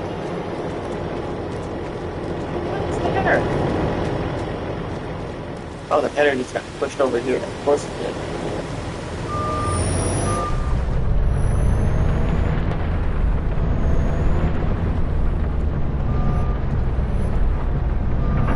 See if we can buy a whole nother machine.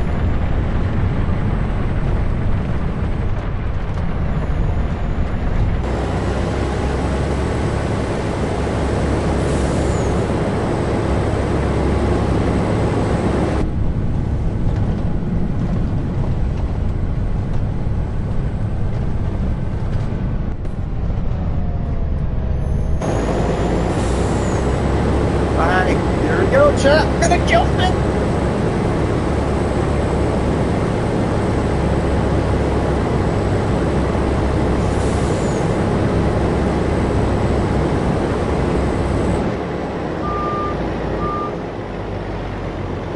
Nailed it.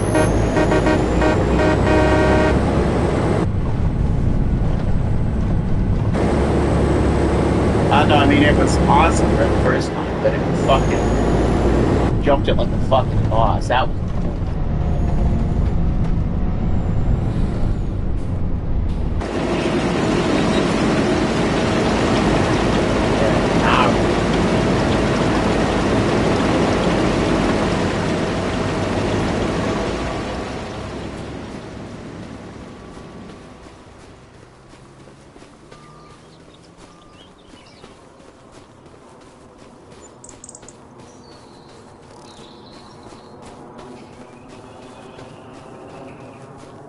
Chat, I cannot believe we fucking nailed the fucking jump. The second one we did not do so well, but the second one we fucking jumped it and we nailed it perfectly. That was awesome. The broadcast is done. We're gonna fucking we're gonna put that as the fucking jump because that was sick as hell. Which it was. That was freaking lit as shit, bro.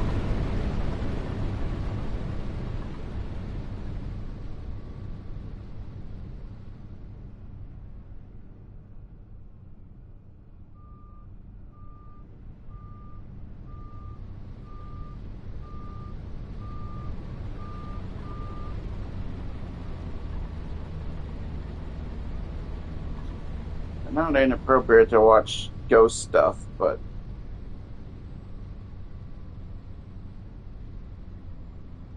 or watching serial killer stuff, but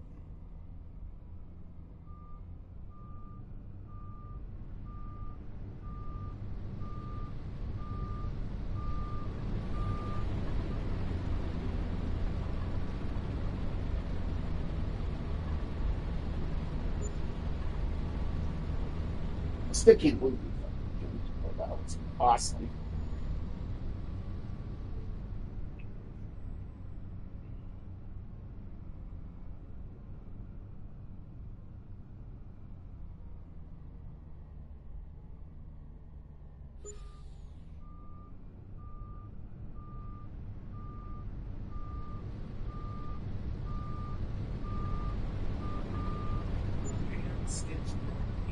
I can't believe I jumped it. That was fucking cool. That was awesome. I noticed the ladybugs aren't that bad. I think they're done combining beans, I think. 19th century mansion harbors angry spirits from the past. There was definitely something there, and it felt like it didn't want us there. Rumors of a deadly love triangle. The banker was having an affair with her. One of the speculations was that she was married to Mason. And a dark entity with the most evil of intentions. Whatever it was wasn't human. It frightened me so bad. I can't even describe the terror. Some houses are better left undisturbed. In America, there is real evil. It lurks in the darkest shadows and in our most ordinary towns. Between the worlds we see and the things we fear, there are doors. When they are opened, nightmares become reality.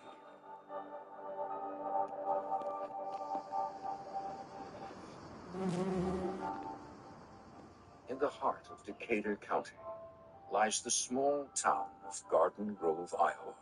Yeah, Iowa! Garden Norman, Grove! Jennifer, and son Andrew has just purchased a 19th century Victorian mansion. It wasn't hard to fall in love with. It was an amazing place. I always said, One thing about Iowa is that we have a lot of old Victorian mansions. I wanted to live there. It had everything that I ever wanted. Better than the pictures? I mean, I live in a house that was built in like 1915 or 1914. What do you think? The house is almost 100. It's actually right around 100 years old. Almost 100 years old. At that point, I would have been Victorian about home. 9 years old. We were moving from a farm, and I was kind of excited. New house. It was really big compared to our old one. It was really just a nice house. I'd never seen anything quite like it before. Built at the turn of the century, the mansion was commissioned by an affluent businessman and his wife. Garden Grove was in its prime, having served as a shipping point on the Chicago, Burlington, and Quincy Railroad. Garden Grove, Iowa, back in the 1800s was the place to be. It was one of the major cities. There were several thousand people that lived there because the railroad came through. It had a nice, long Every single town of Iowa you see, there's always a railroad depot. And haberdasheries. And so that's why they chose that. It was a beautiful place, still country-like, but city-fied. And Jennifer feels an instant connection to the house. The house just kind of felt like it belonged to me, like I'd known it at some point in time. It drew you in. But the picturesque mansion hides secrets from the past.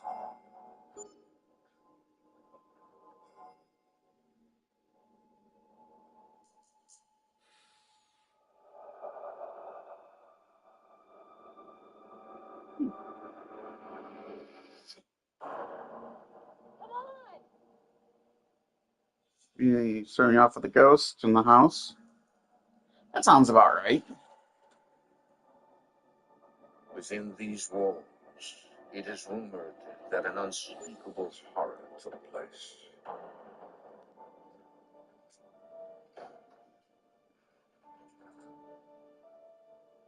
Isn't it grand?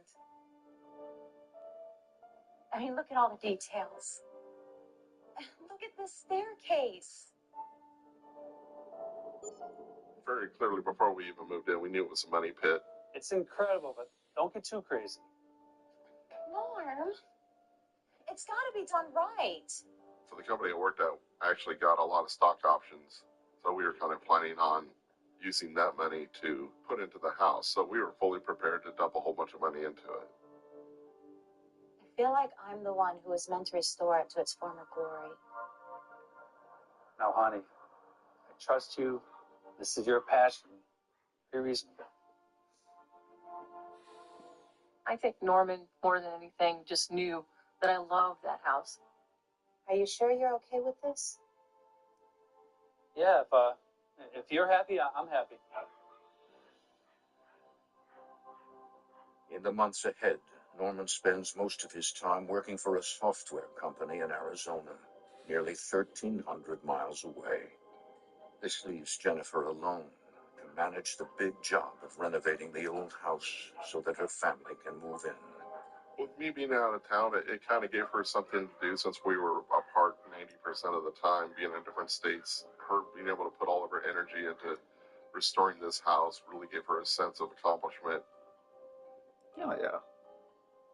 Jennifer hires a main contractor named Claude and a few other workers to help realize her vision of the old Victorian mansion. Usually, Victorian manors usually are, they do cost a lot of money to restore. But in the end, when you fully restore it, it looks beautiful. And then it's just a matter of trying to take care of it so that stuff doesn't happen again.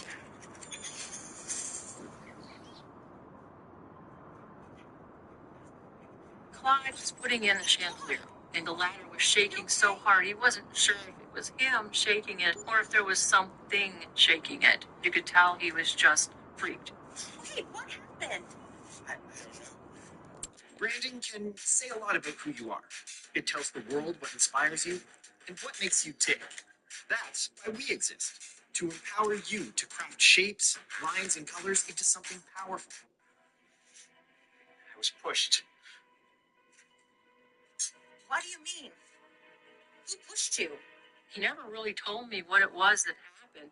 He just was very exaggerated in his speech and his nervousness. What are you talking about? His nervousness.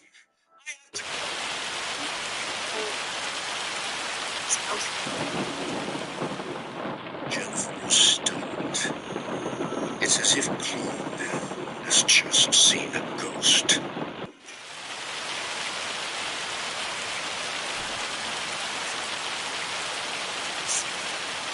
Wild ass rain. Jesus. This house, which is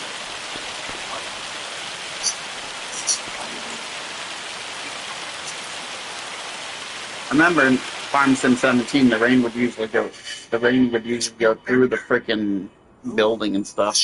They fixed that, so now that doesn't happen. She was pregnant. You want to know? Then they had enough. Fell down the stairs. He didn't want a scandal, so he buried her down there.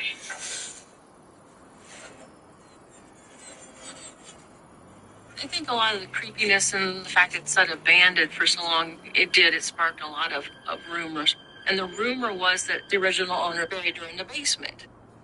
8-year-old Andrew's curiosity gets the better of him. First he saw a man in the window, and now the scandalous rumor leads him to the basement. I couldn't even fathom that everybody kid's knowing so much about a house that I had just moved That into. kid is capital It was kinda cool at the same time. FUCKED fucked.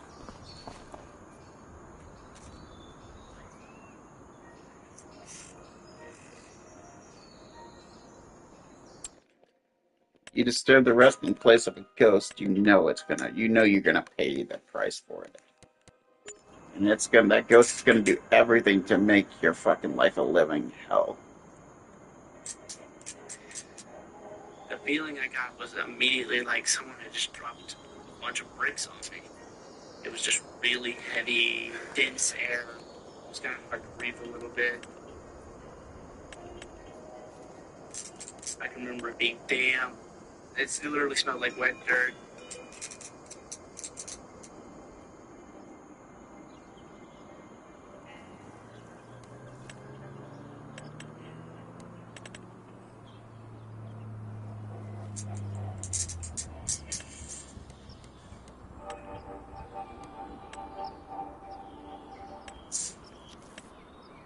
In 2001, Jennifer and Norman Price, along with their 8-year-old son Andrew, moved to Garden Grove, Iowa to restore their new home.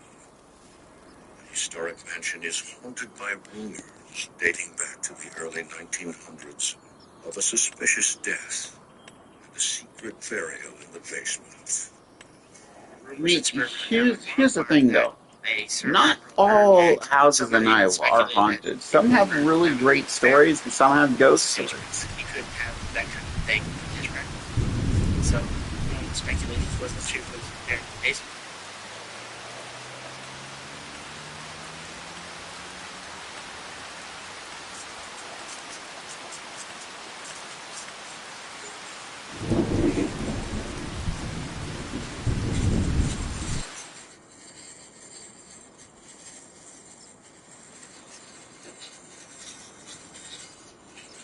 I never went back down to the basement again.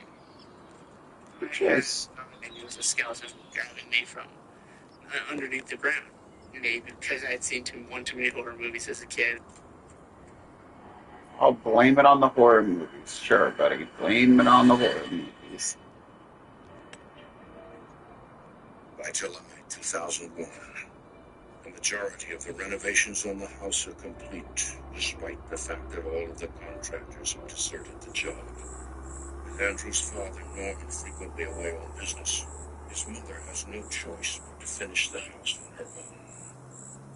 I remember her having so many stressful nights because we would bring in contractors to try to fix this place up, and they would just leave. Jennifer suspects that it has something to do with the rumors surrounding the house, but she doesn't believe the old wives' tale. It was somewhat unnerving, but it was an amazing house and it had amazing potential. And that's all I could think about for a while. It didn't matter what people said. There's always going to be rumors, especially in small towns. Not all the But time. as time wore on and some of the things that happened, I began to wonder. I started hearing noises I really couldn't explain. Andrew?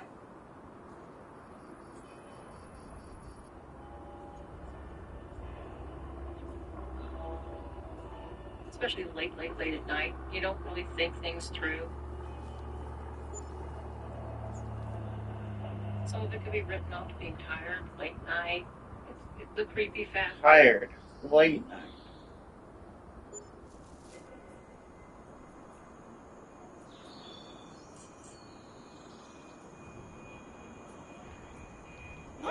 Oh, that's what it is.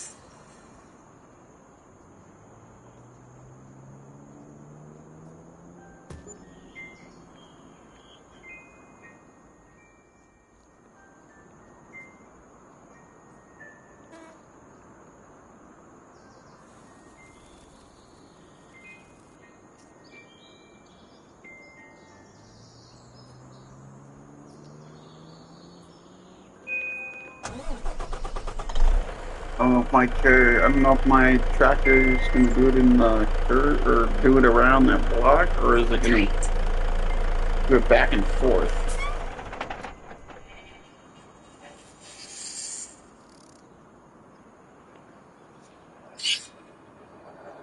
Oh, that totally isn't. That totally isn't creepy at all. Just having a guy in a bowler hat just stare at you.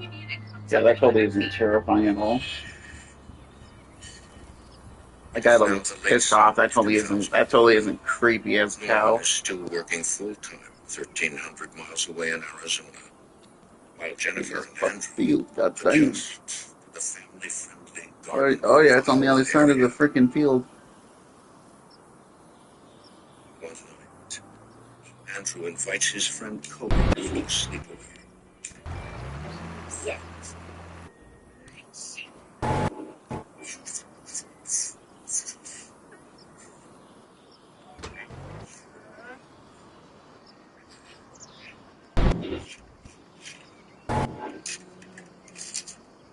Seriously, Andrew?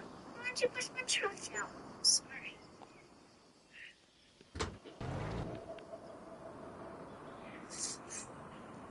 I wonder if the let me go. I wonder if that's stuck.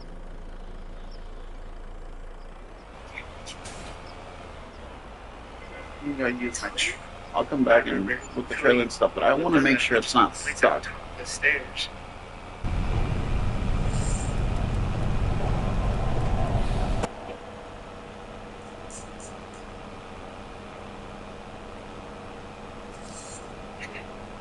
Next thing we know, he just vanished.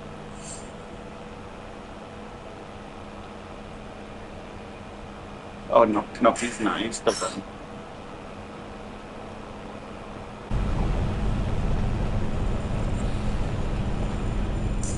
Okay, he's still going. I just didn't know if he was stuck over there. I was like, oh shit, he's stuck. No, he's not.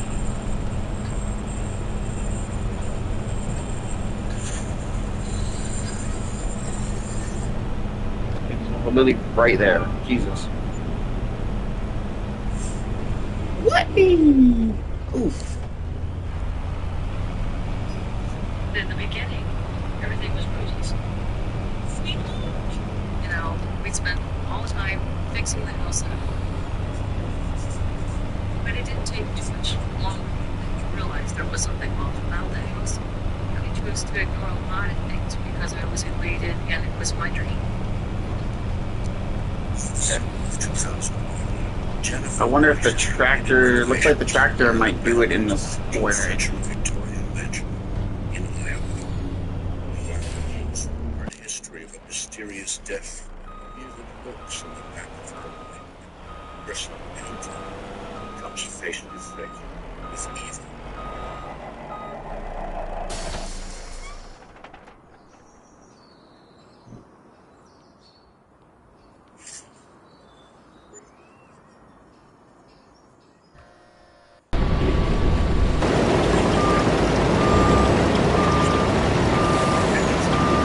He really never even talked to him again.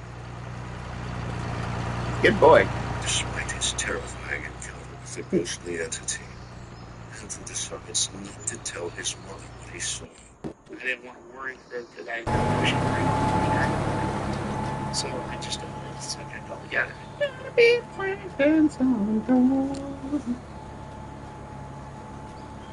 September 2001. Iowa's a big corn. Iowa and Illinois are both big corn states. From a small town of Gardner, And Nebraska, of course. We had people that would knock on the door. But Iowa's I'm really sorry known to for their bother sweet you, corn. but I Really just- good corn. I've always loved this house. Or I knew so-and-so Sweet corn's lived fucking here, and I've delicious. always wanted to see this house. And we finally decided we would do an open house. I just want to thank you for opening your house to all of us. Oh, well, thank you for coming. As we're doing tours, Emily started telling me that she was so pleased to see somebody who finally working on their house. It's the best. And she explained that she was the great niece. Pleased to see her. She watched over the years. He loved it, Sid. You could tell him. Just smile. Just a child.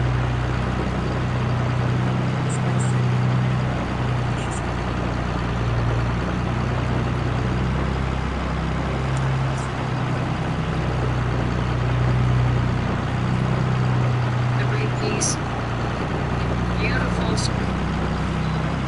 of pictures. And she showed us this picture room, a big, the original photos. Jennifer was struck by the image of the original. It was just a black, white, yellow photo that you can tell he had the palest blue eyes you've ever seen because you can barely see him. Jennifer suddenly recalls the rumors surrounding the man and the Victorian mansion. That's what they're called. Rumors. Don't believe everything you hear. But only half of what you read. It was. They buried later on. On children's. So they didn't have children. We would tell them they didn't have children because there was no child joined to them as well. That's what I say. It was great. Here's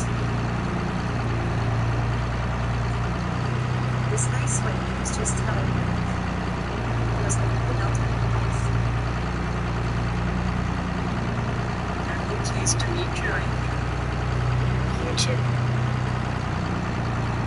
What's the problem? With Ollie, say when your best friends can feed them like the family member nature of your dog. It has the natures of your dog needs. She showed us all those pictures. I started realizing that I had seen the bankers before. It's the man I saw. Yeah, upstairs.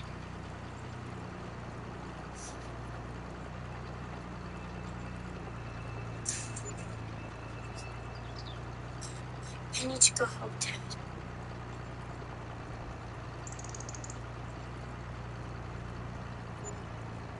Sorry.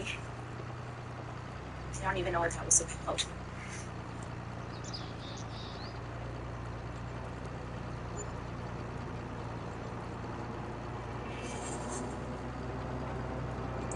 Scared and confused, Andrew continues to keep his experiences to himself.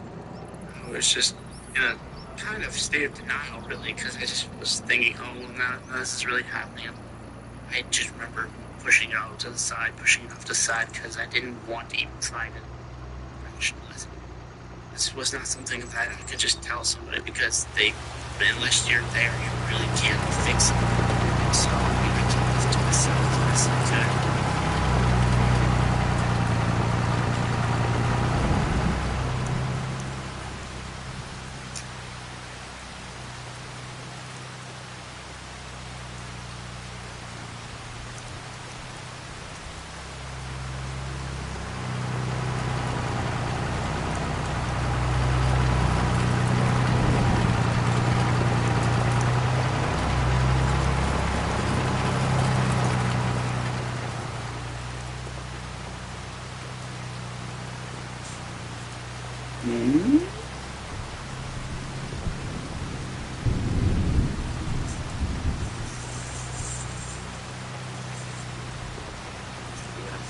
Visit DestinationAmerica.com.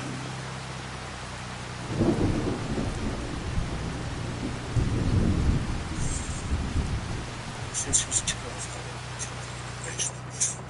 8-year-old Andrew Grimes felt an unsettling presence in his 19th century house in Garden. At that point, it scared me so much. I would just go over to a friend's house, or I'd go walk down the street and go play at the park. I just find any way to avoid the situation altogether. But after seeing old photos of the original owner, rich businessman, Andrew was now convinced that his ghost is haunting the home.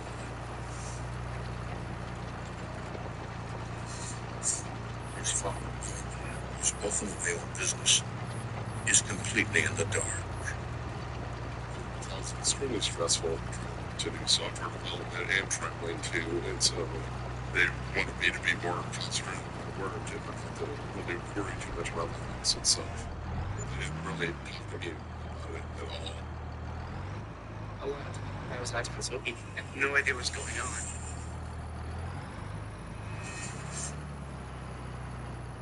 One night, Andrew has a new visitor.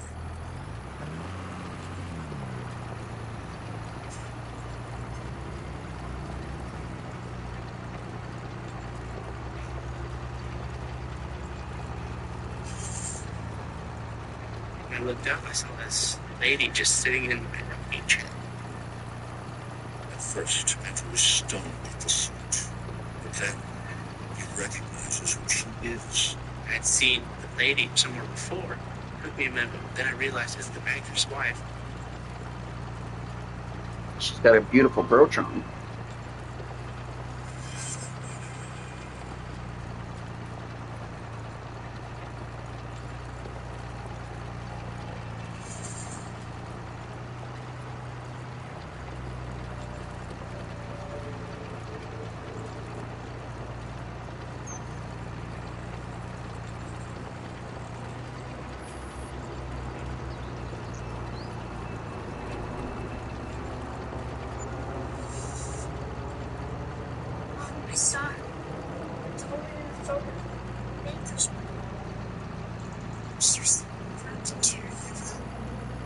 He said I saw a ghost.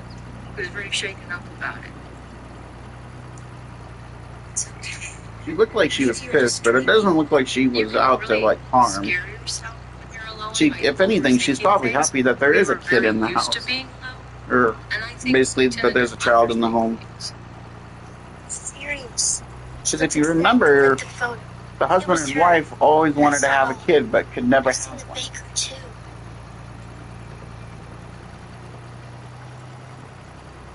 Maybe they're friendly ghosts. I always wanted to have children. Your bedroom was supposed to be the nursery. Maybe that's why they're drawn to you. That's why they come to you. Mom had told me that she wasn't there to harm me, more so she was watching over me. So she just said, oh, don't worry about it. You want to sleep in here tonight?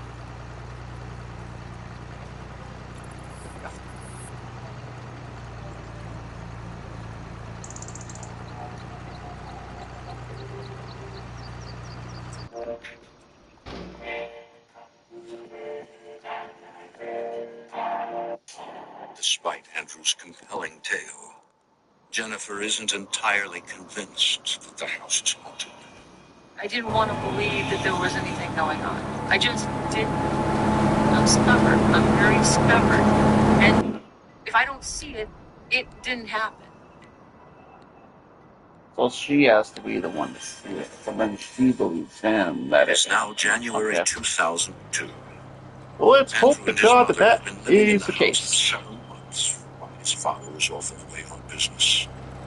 But that winter, Norman returns to Garden Grove and is told nothing about his son's encounters with ghosts. So glad you're home. It just wasn't something that came up, you know. I didn't really feel like starting a, gee, I think our house is haunted conversation. But one night, Next, I would a totally. dark force decides to make its presence known. Something picked us up and we landed on the bed. We were both awakened at the same time by some black entity, just some ominous presence. What was that? You felt it too, right? What the Yes. hell is There was that? no way to rationalize it. There was just no way. It was unexplainable. So that was the first time I hadn't been able to just explain it away. This isn't something that happened by yourself. We're both sitting there talking about the same thing that just happened, so we know this was real. This was no dream. And now, Jennifer can no longer deny the truth. Norman, I have something to tell you. I think the house is haunted. By what? Ghosts? Yes. A banker and his wife. They lived here in the 19th century. Andrew's been seeing them. Jennifer kind of starts hinting at things that have been happening to Andrew that I was aware of. There's a rumor around town. The banker had a servant girl who was pregnant. I'll have you thrown out. She died here. And they buried her in our basement. In our basement? Why'd you wait so long to tell me? I thought if we ignored it, it would just go away. But now it's... That's not really how it works there. It. Usually, you don't ever want to ignore something like that away. You just want to pack up and leave? No. There's nothing more to talk about, is there? It made me feel like this is all my fault. But we didn't talk about it. It was frustrating. It was isolating. I felt alone because I didn't want to talk about it and stir it up. But now that the secret is out, Free ass fucking Norman field. begins to dread spending time in his new home, where he suddenly feels welcome. You almost feel like you're going into a depression, thinking, okay, we've spent a lot of money on this house, and do you want to admit that somehow else can say, I don't want you here?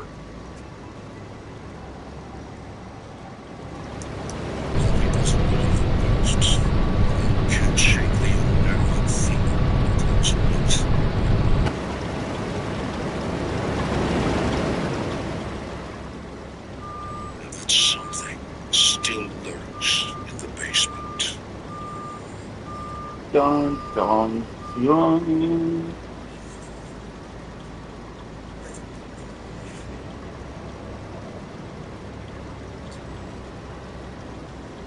Can you imagine having to do this with like a three-wheel policeman?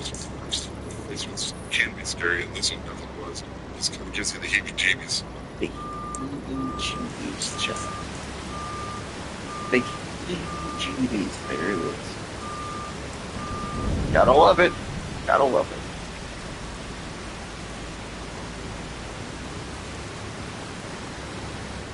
There was some ominous moments there keeping the light from shining into the basement.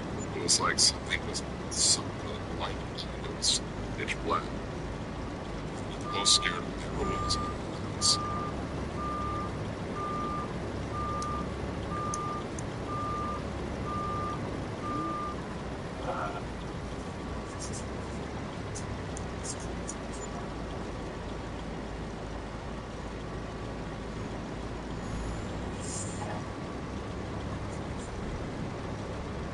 These boots are made from a single piece of premium American leather tanned in Pennsylvania. They're built to last. The leather is pretty special.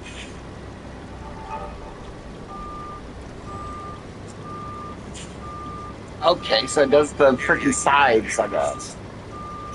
He's been living in a humble 18th century Victorian mansion in Iowa. Their presence in the once abandoned house has stirred up angry ghosts who still live. Evil spirit is inside the house. And it's been terrifying encounter in the basement.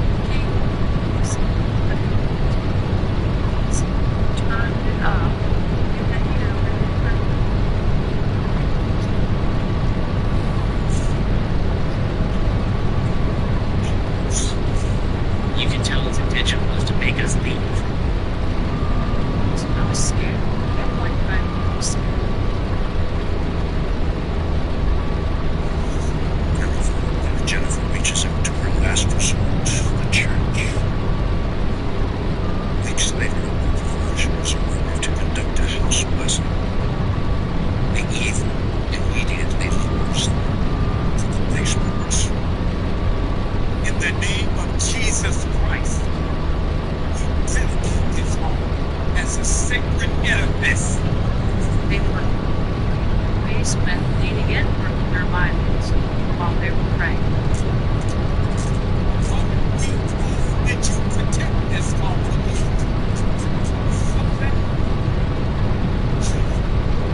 And Andrews.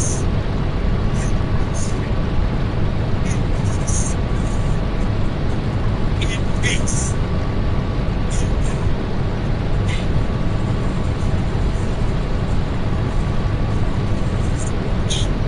Versions retreat. They do not speak about their experience. They were becoming visibly upset. They did not.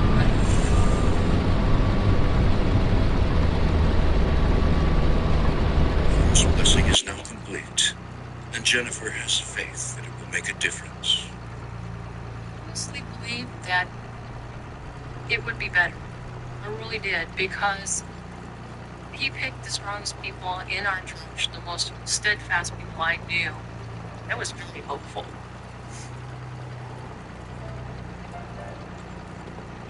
I felt maybe it could get better. But at the same time, after going through that for so many months, I had learned just not to get my hopes too far up. With her husband gone out of town, Jennifer tries to remain strong for Oh, yeah, it'll do that. Okay, no, go back and forth now. Okay, makes sense. We'll spray a field too. It looks like we're gonna have to spray that as well.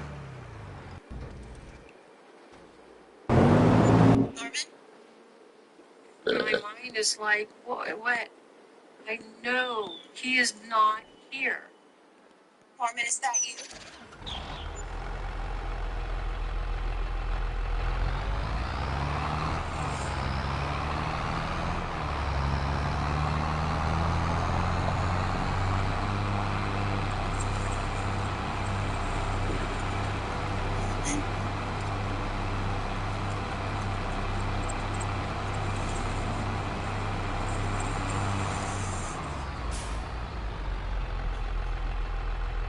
Well, this resume is getting seen. Just not by who you want. You need a better plan. I need Indeed. An Indeed profile works hardly with the resume alone, or skills.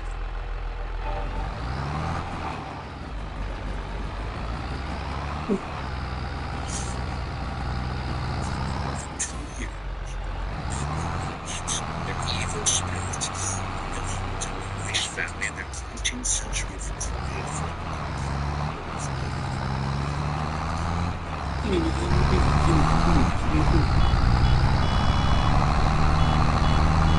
fall of 2003 has been years of time.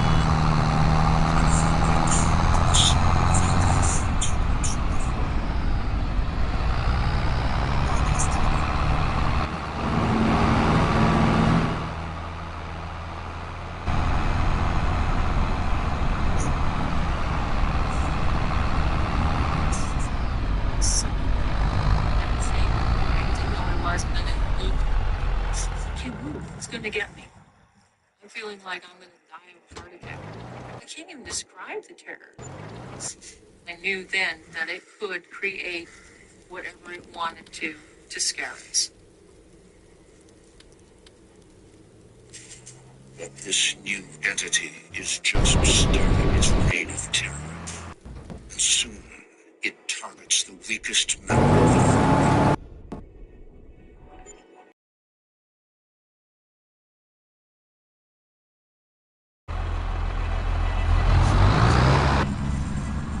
It always does. Always does.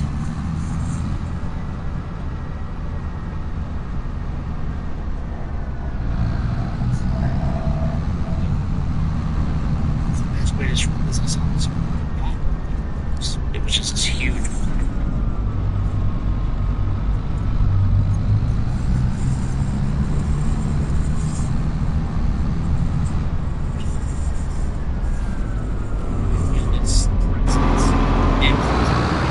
It was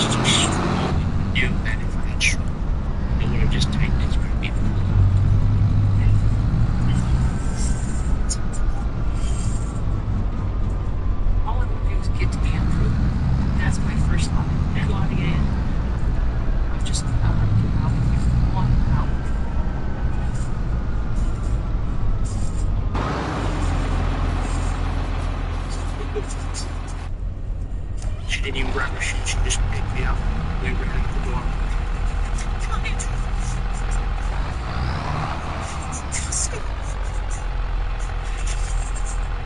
Yes, she dashed away fast as fuck. I was too scared to look in the back seat, you know, in the rearview mirror, because I was afraid that thing was in the car with us. That was it. I was done. I couldn't do it anymore. We needed to sell it and move. Finally, in November 2004, after 3 years of terror, the Rice family sells the 19th century Victorian mansion. I was heartbroken, naturally. It was my dream. But I knew my family just had been through enough. So I had to say, sorry and start all over again.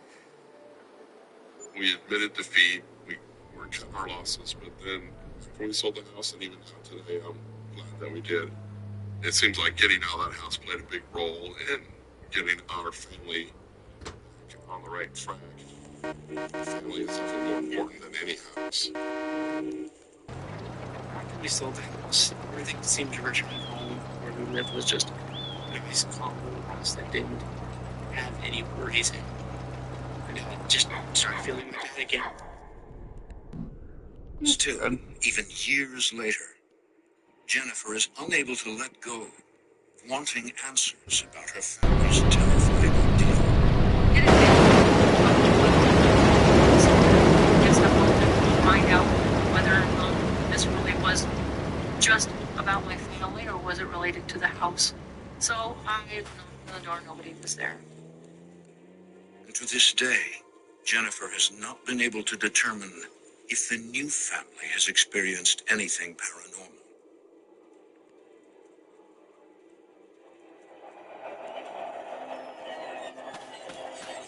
To the Rice family in Garden Grove.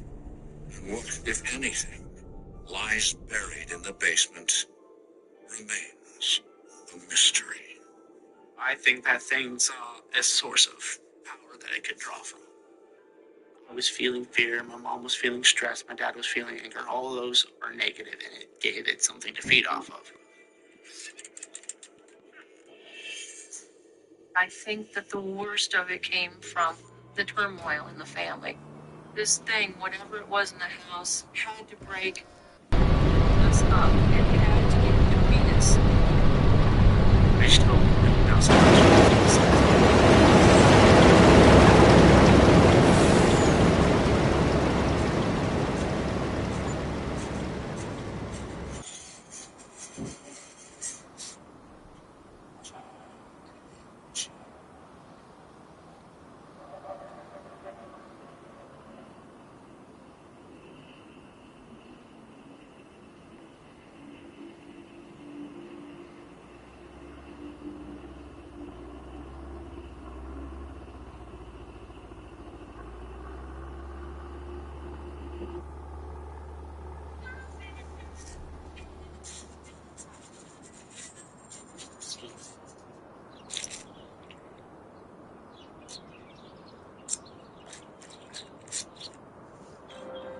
I still believe my mom and dad are with me. I absolutely.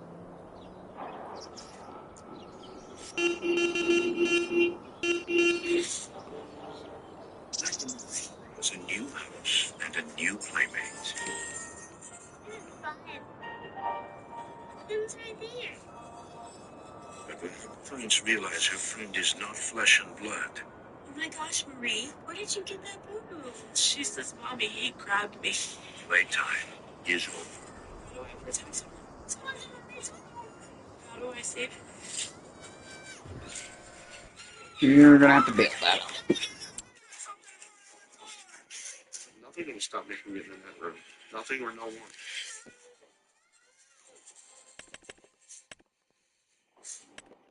In America, there is real evil. It lurks in the darkest shadows and in the most ordinary towns. Between the worlds we see, Oh, hell, see? there are doors. They are open. Nightmares become reality.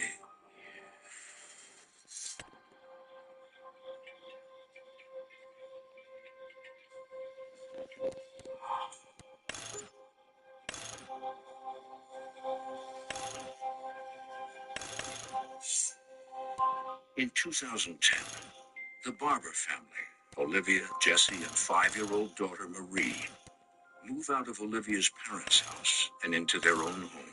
Our house was a cute little ranch style house. It was perfect for us just starting our family. Little tiny, comfortable, and cozy.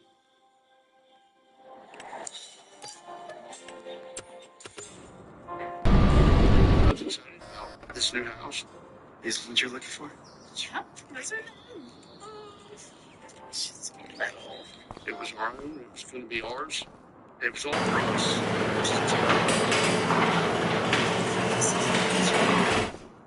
What was tripped on in the stairway?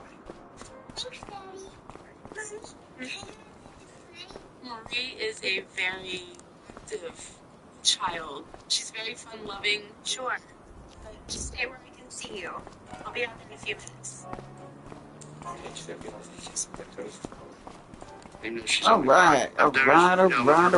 Let's go use the. We're gonna use the hydro for this. Jesse was my chocolate. He was just going to be the sweet chocolate.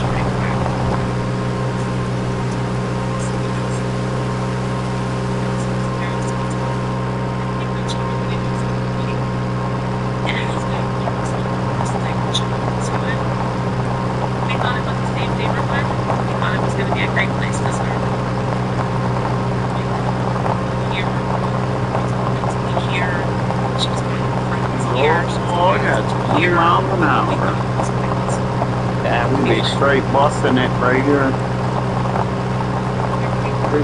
Awesome. Backyard. She had a driveway she could ride. Like when she had swing settings. As long as she was outside, she was okay. Awesome.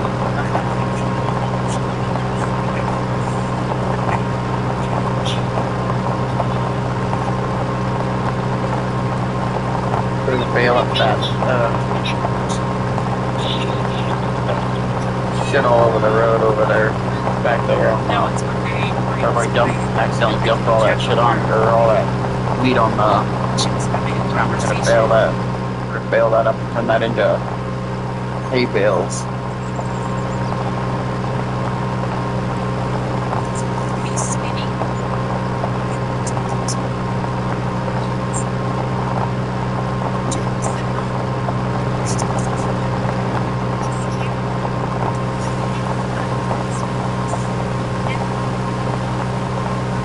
That's kind of weird.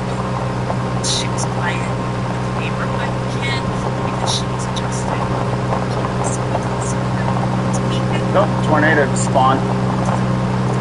Oh my gosh, it's over by the freaking town, right where we need to go. It just hit the freaking.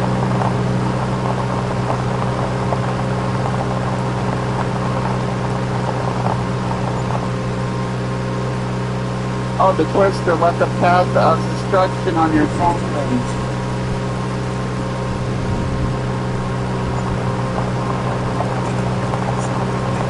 Oh no, not that. I'm not even really too worried about that. It crossed over the fucking dealership. It spawned by the dealership. It must have hit my round bale. Watch, it's like I will go over there and there's like no damage to it at all. Look at this case, it's invincible.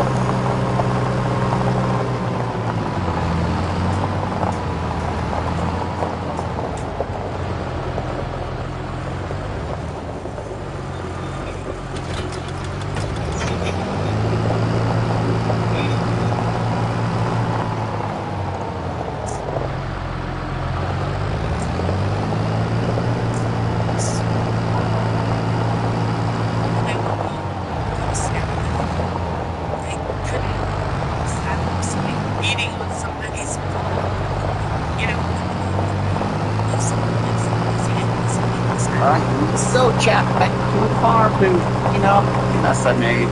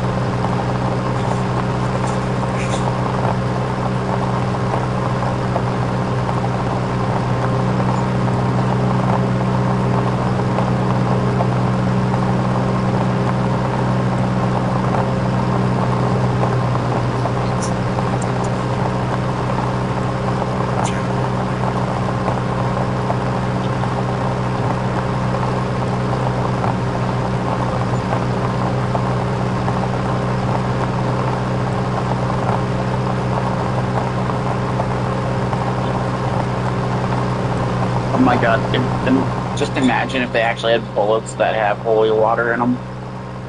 Instead of gunpowder, they're holy water and you shoot them at demons. The way to shoot demons, that'd be, and it would actually kill them. That'd be fucking gnarly.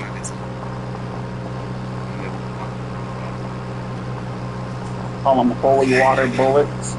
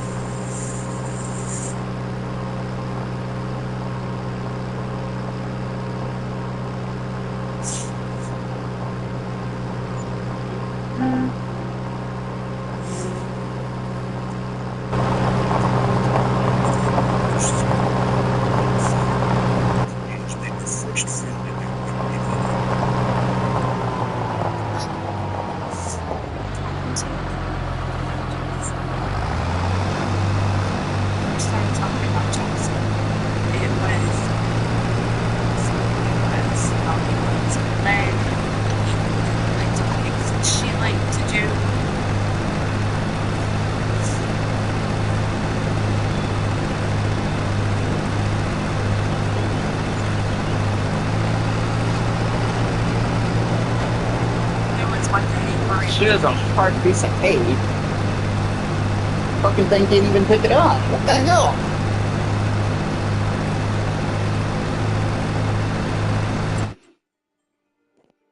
You're telling me this thing can't fucking pick it up?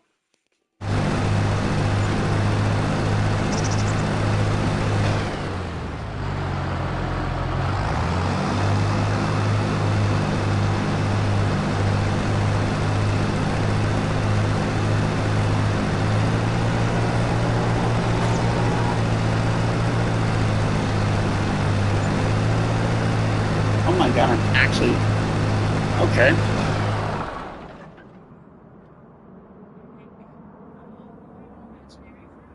Oh, that's nice.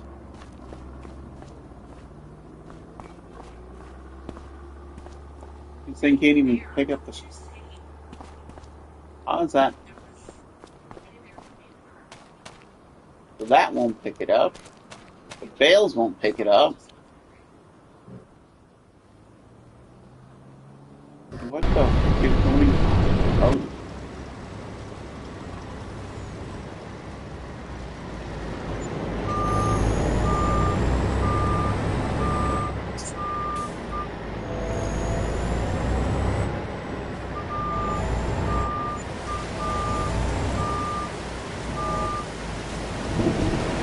There we go.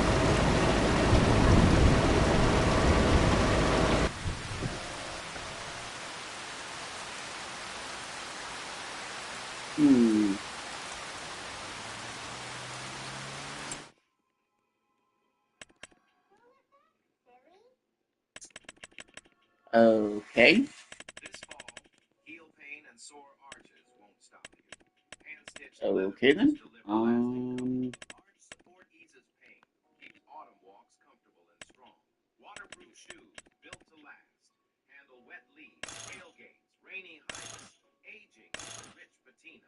Ankle guard locks in stability, protecting against sprains when trails get slick. Grip tracks. Safety beacon. That's kind of cool. Actually has a safety beacon. That's actually pretty fucking sick.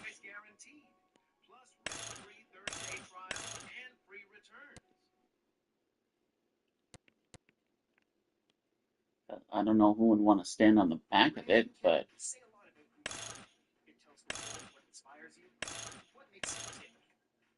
that's. I don't even know who would want to stand on the. Oh wait, that's to protect the beacons or the freaking lights in case if it rolls over. Yeah, why not?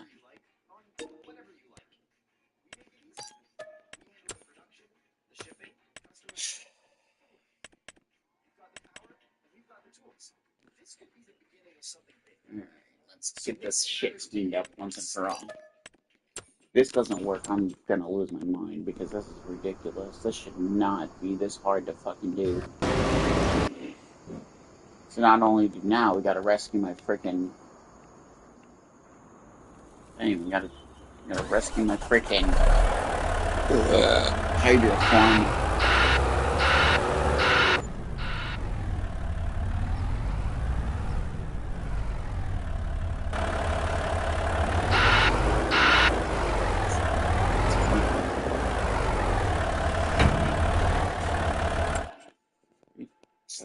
Oh my god, I bought the wrong thing.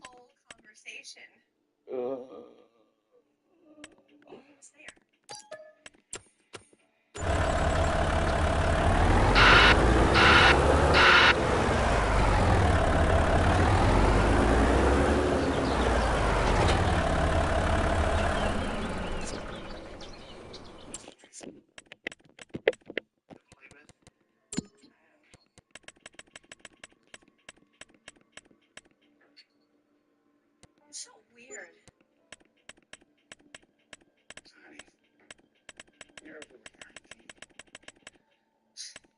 I actually was thinking it's a good thing that she has an imagination. It just means that there's a creative side to her personality. She's adjusting.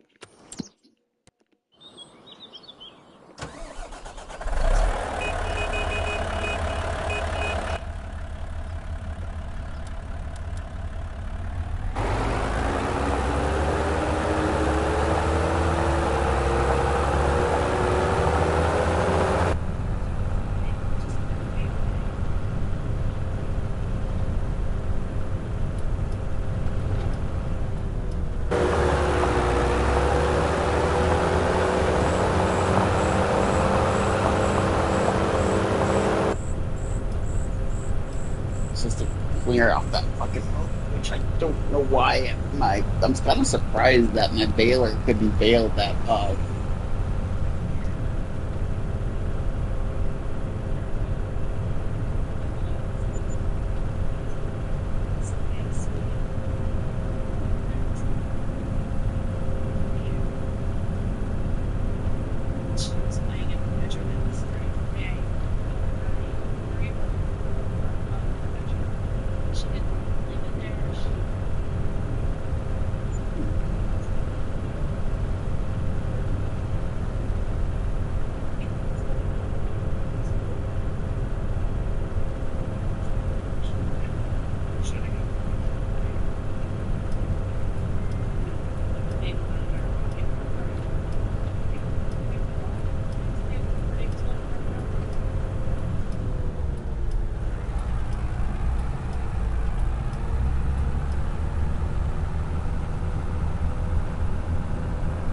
It's got a fire extinguisher. That's pretty safe. Good choice, Paul. The fire extinguisher on your wheel auto right there. That's really clever. You just pick it out or pick it up and get to the fire and then pop back.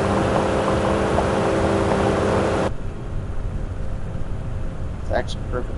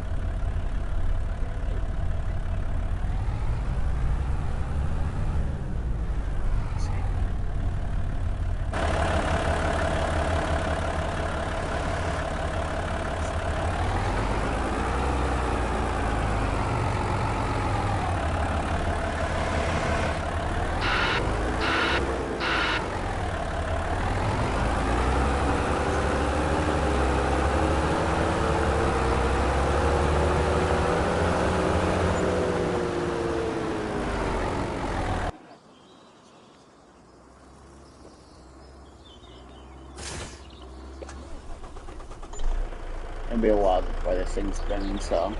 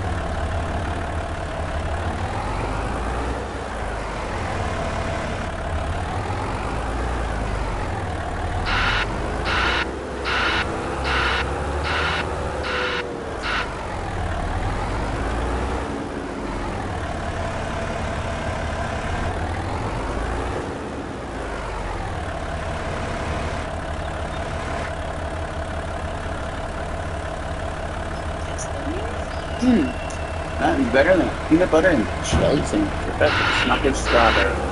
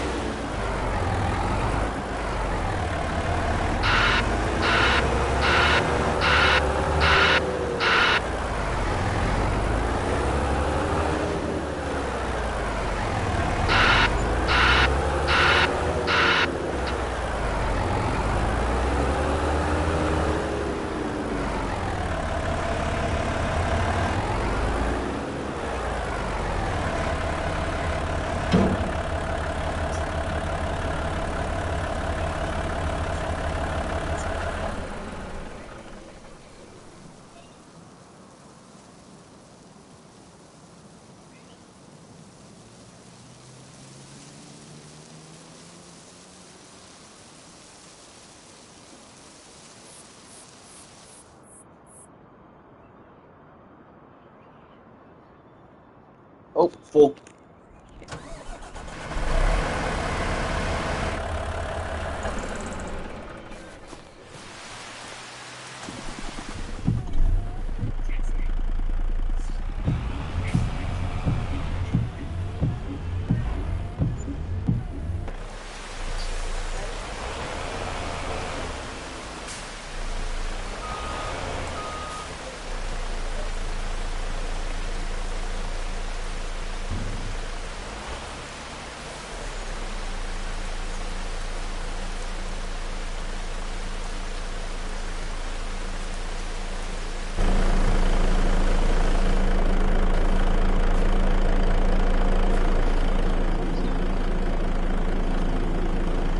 You're not even telling, like, what? How much can this thing hold?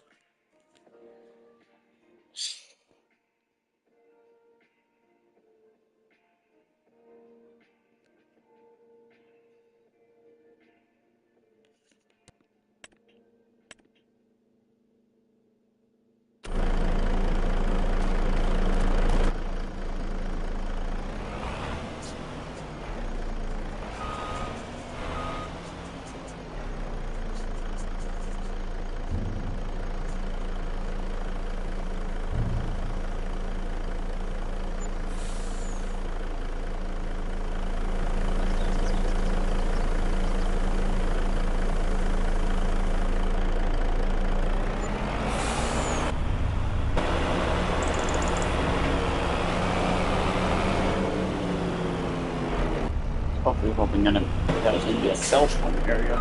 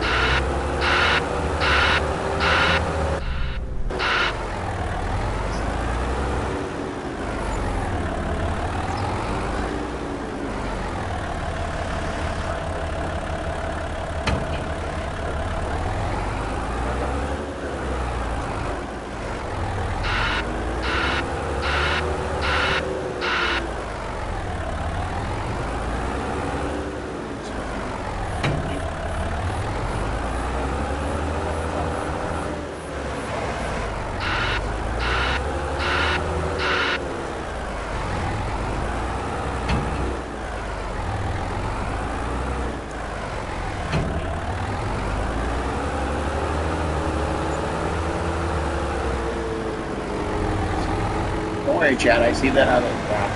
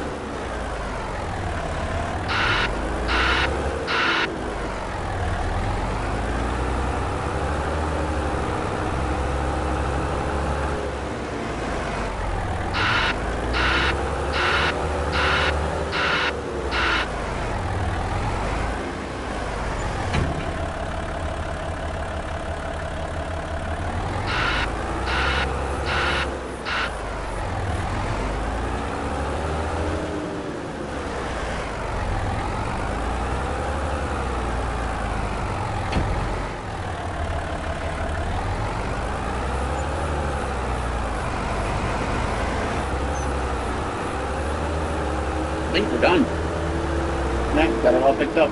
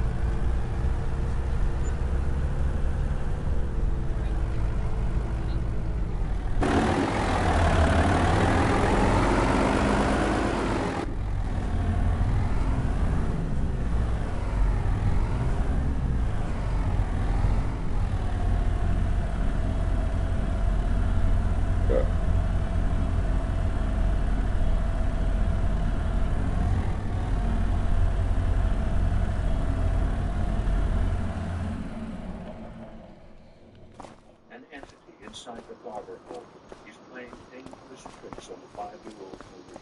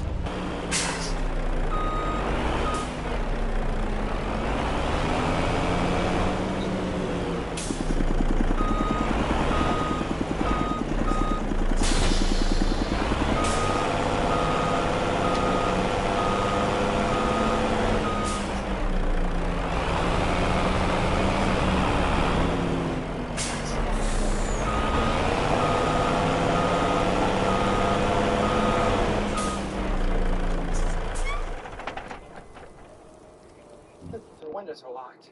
There's no way anyone could have gotten in. There's no way Marie could have moved that heavy dresser. Happy with all that we've been trying to tell you. This was happening. I lost my mind. I completely lost my mind and it exploded. I cussed him. I called him all kinds of names. You want to jump somebody? Jump me! I was trying so hard to get him to leave her alone.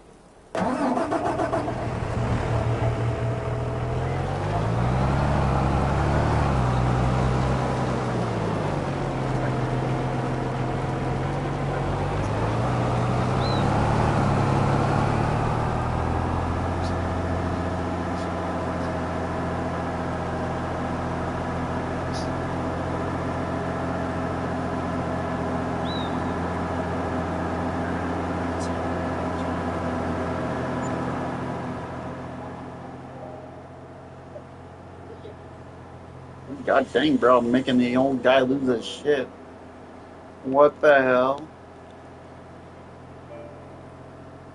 The family reaches out to the Dover Paranormal Research Team.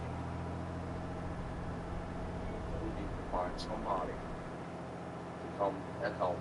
We've got to do something about it. It stops now. Stuff here. Our goal is to try to provide as much help as we can as quickly as we can. Thank you for coming so quickly. I could tell she was very upset. She was very anxious. Donna's gonna walk through the house to see if she senses anything or picks up any impressions. I just kind of looked at Tom for a minute and I'm like, honestly, maybe No. Chat with Donna goes over. I'd like to hear more about what you're experiencing. You guys got strong and check out what I was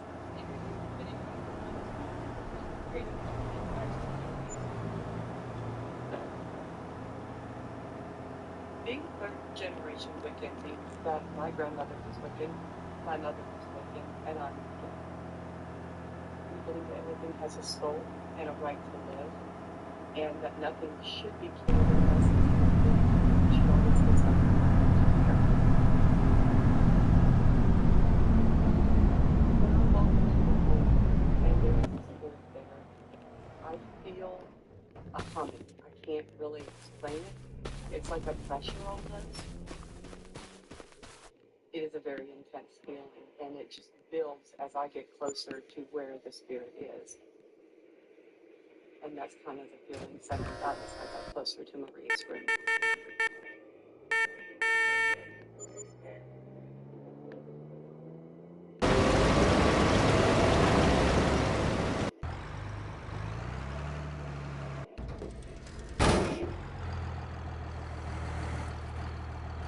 At first, Donna sees an innocent little boy. As soon as I saw him, I knew that it was Jackson, the spirit that Marie had seen. But then, the ghost reveals his true identity.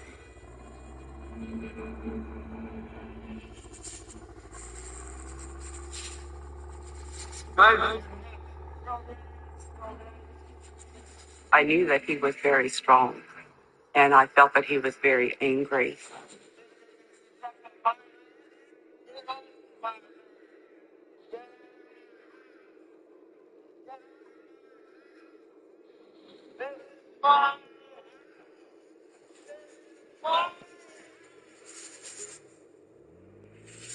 For more on haunting, visit DestinationAmerica.com.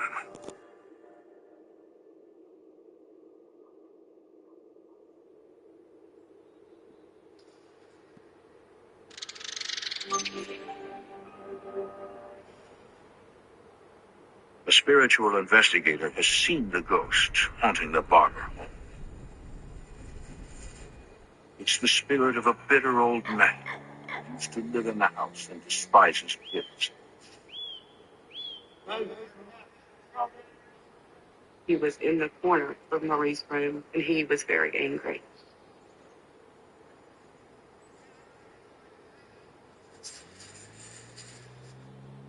fears 5-year-old Marie is in danger.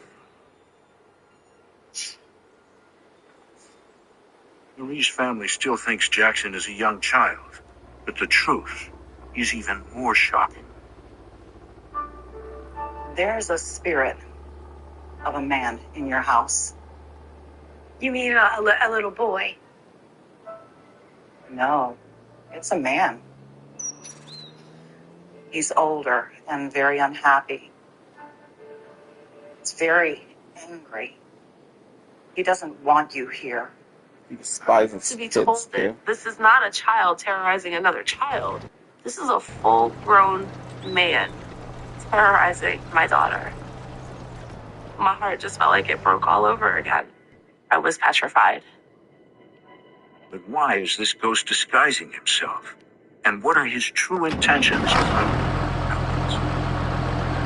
The spirit can present themselves in many ways, especially to children. And he did present himself as a friend, because that would be someone that she would trust. I believe that Jackson actually lived in the home. I believe that he was alone.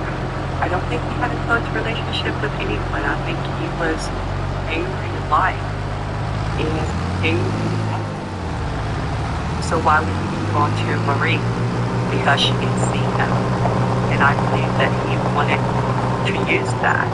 When Marie pulled away from him,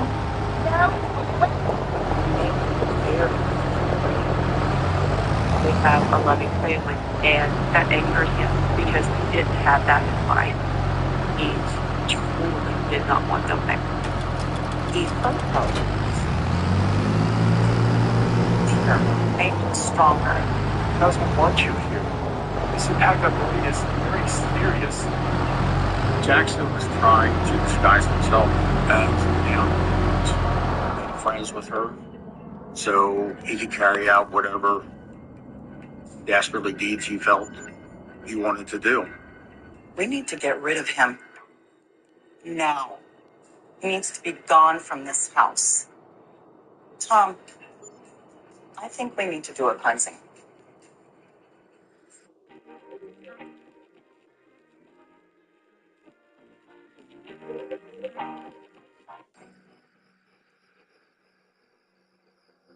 Donna instructs the family to stick together during the cleansing no matter what. Donna's going to come in and she'll give us instructions as to what we're going to be doing, okay? Okay. And she's been through this many times before, so you don't have to be worried.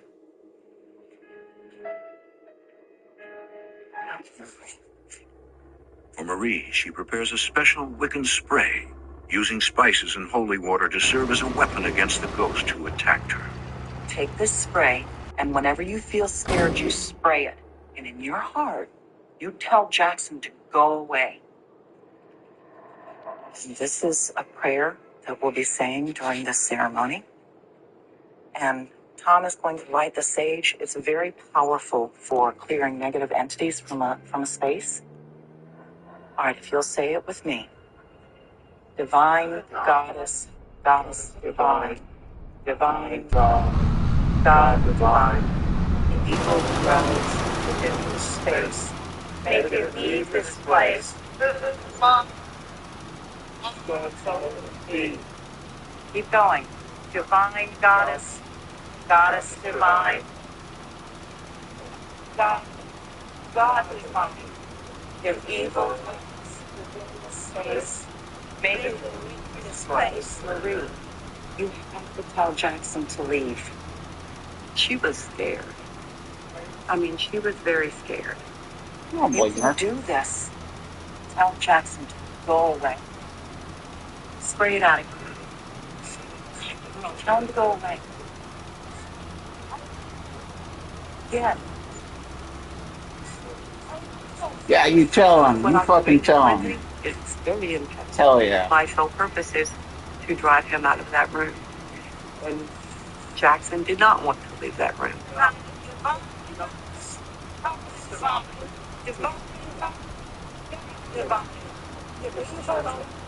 Within this space.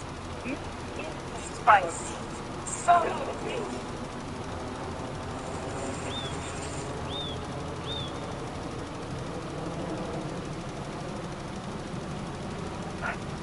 He's gone. It's over. He's moved on.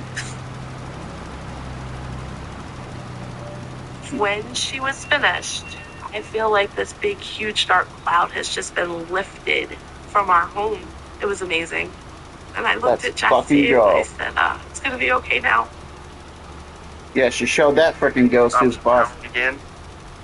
Hell yeah. The protector, it gave me that back.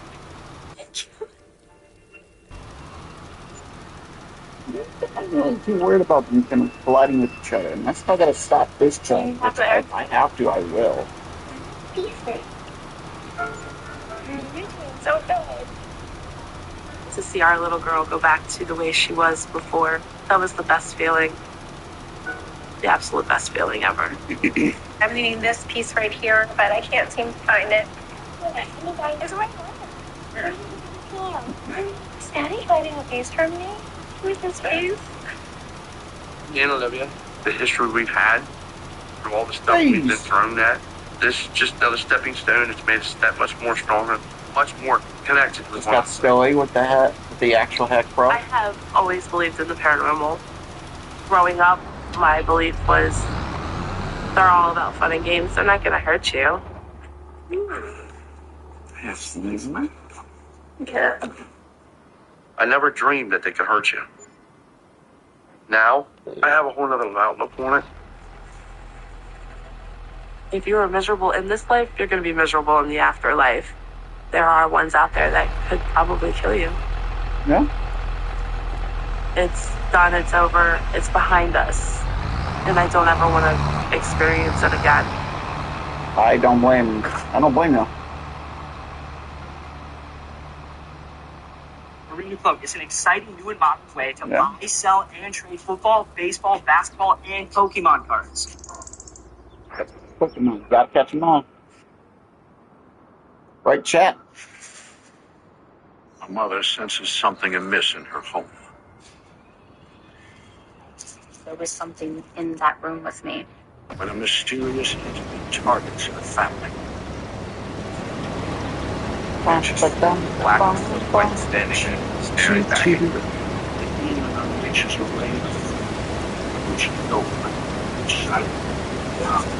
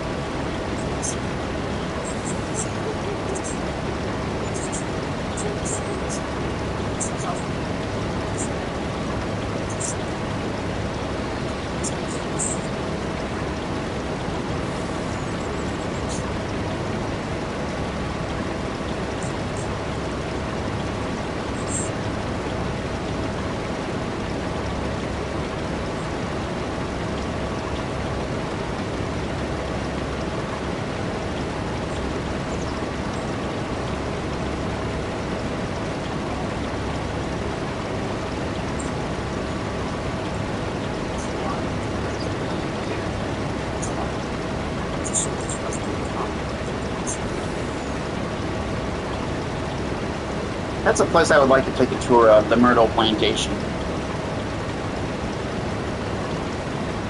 At the end of the tour, I would go to a church and have myself remove any ghosts that follow, so that way they don't follow me home.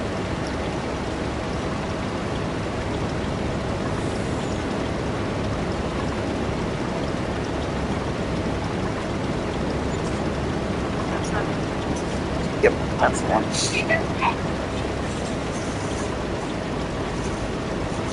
means everything. I looked up and I saw his face. The man was in the car with us. It's just in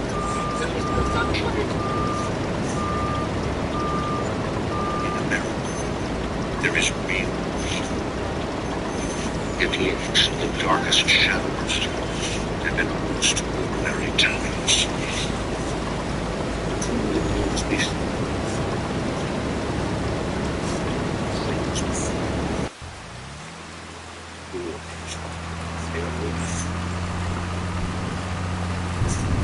Oh, Pyro. We'll get a snack. And then we can do a game. And another sleep that I can put in my hands. Couple of them, actually.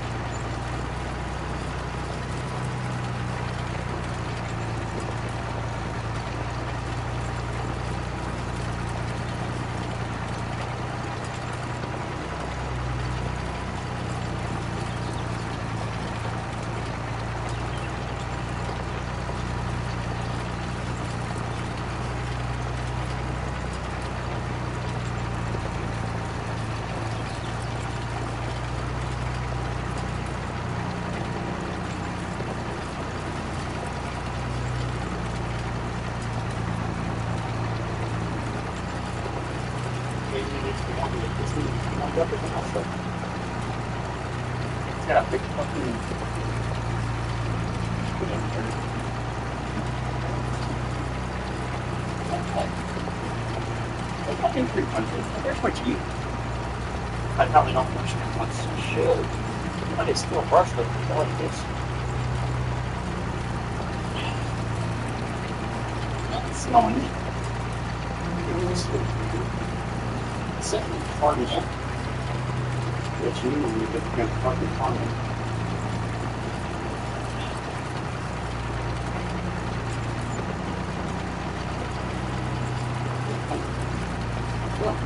Stupid phone.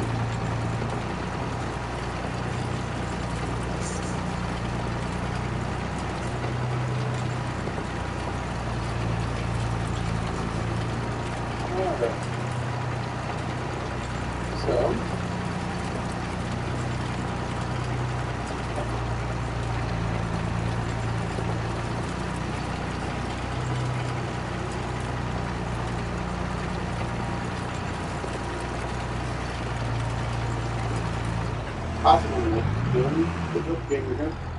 the fact that the new with the weird strange candy. This is called So Good Candy. Freeze dried cookie button. I have had to test it, but I didn't know if it was really hard enough or not. It's been in the fridge, so it is basically what it looks like.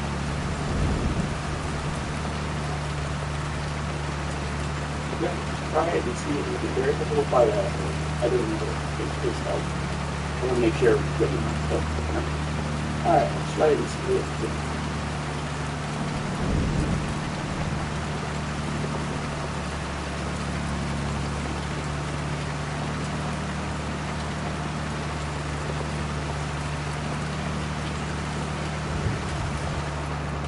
That caramel.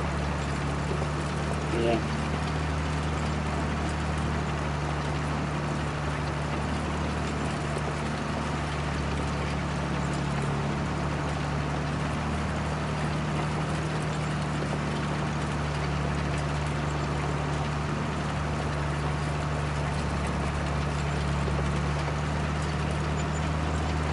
That was good. And thank you for watching. That's all I'm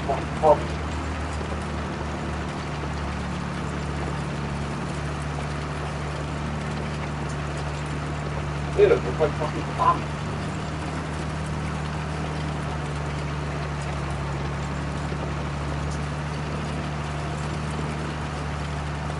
Caramel.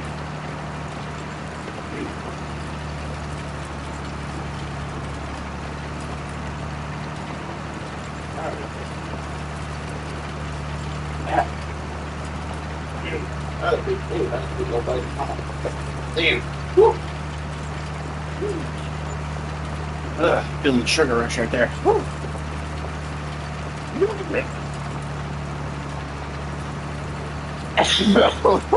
Oh boy. You just need to have a soda to wash it down.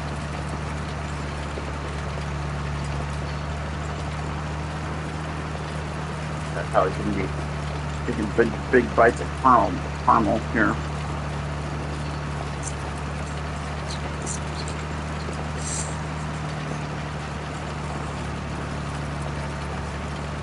All right, there we go. Mount Herman, Louisiana. Jetty, if you live down in Mount Herman or Herman, Louisiana, can you tell me what plantation manor it is? 2010. Joy Stinson senses a presence in her home. I don't have any footsteps approaching. They came right in the room.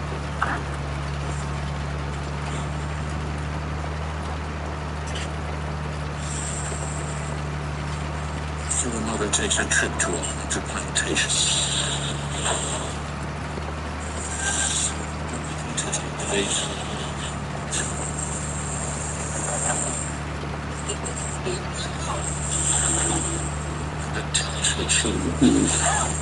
Symbol. There was an upside down cross with a pitchfork on top of it.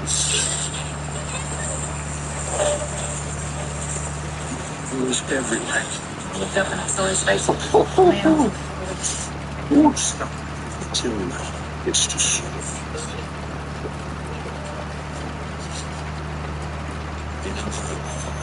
There is real evil. It lurks in the darkest shadows of the most ordinary times. Between the worlds we see, the things we feel. Every dog pummel.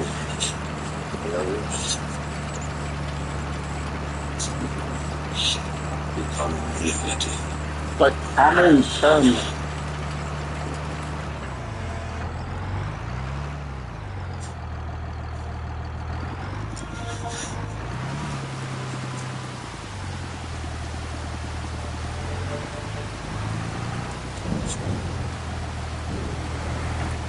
I had this eerie feeling that I was being watched.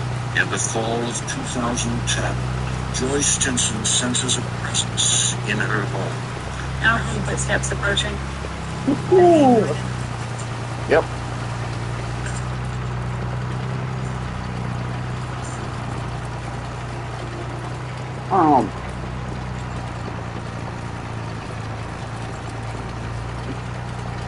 It's good enough, but I have way too much caramel. Whew.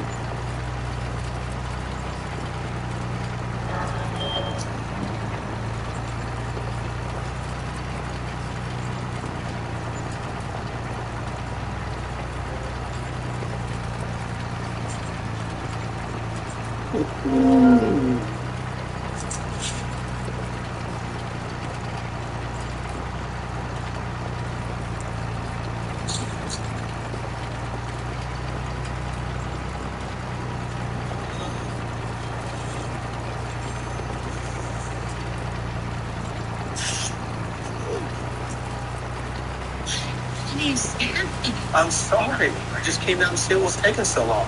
Find your suitcase. Yeah, I did. I thought I heard this noise. I guess it's nothing. Let's finish lunch. We should have completely missed home. I just thought it was the old house making noises.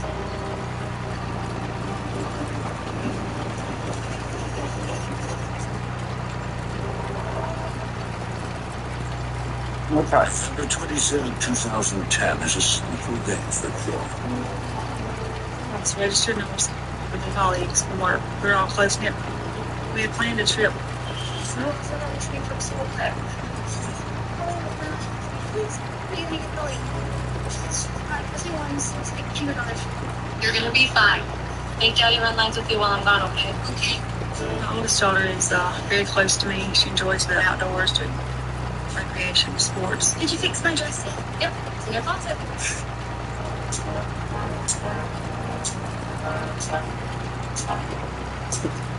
Ooh. Oh my god, that's a lot of caramel I had. Ooh. Gonna say, Guess ooh. what? If you have any friends, okay? My little girl, my baby, is just I need to go down and get a pop or something to get him in his fucking on my orange brushes or something. My 80s rats brushes. Holy fuck.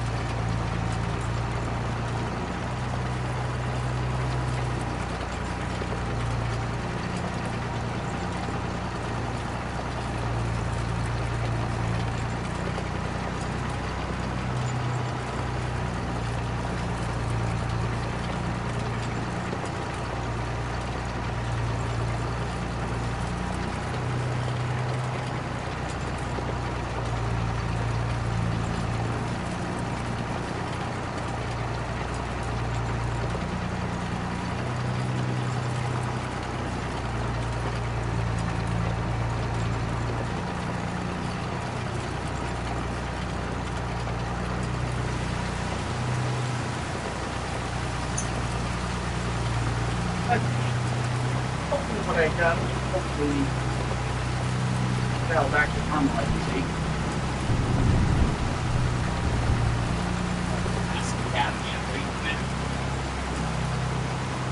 I mean, all right, we got a back to the 80s crush.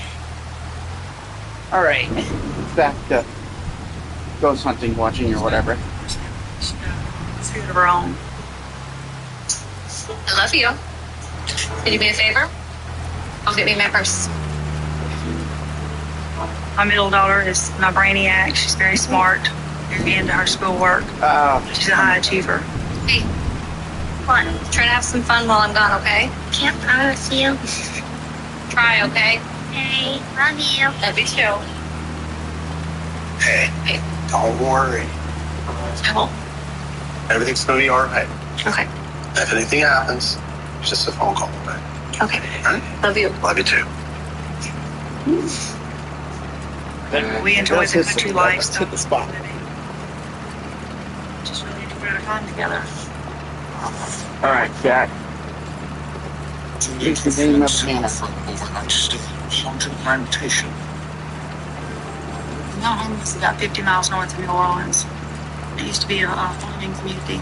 Most of that's dwindled away, but it's still really rural backwoods country. The area is known for its stately historic plantations.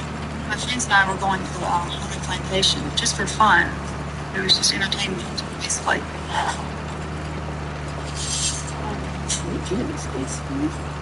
That's like For an overnight stay, haunted plantation. Mount Hermon is about 50 miles north of New Orleans. Okay.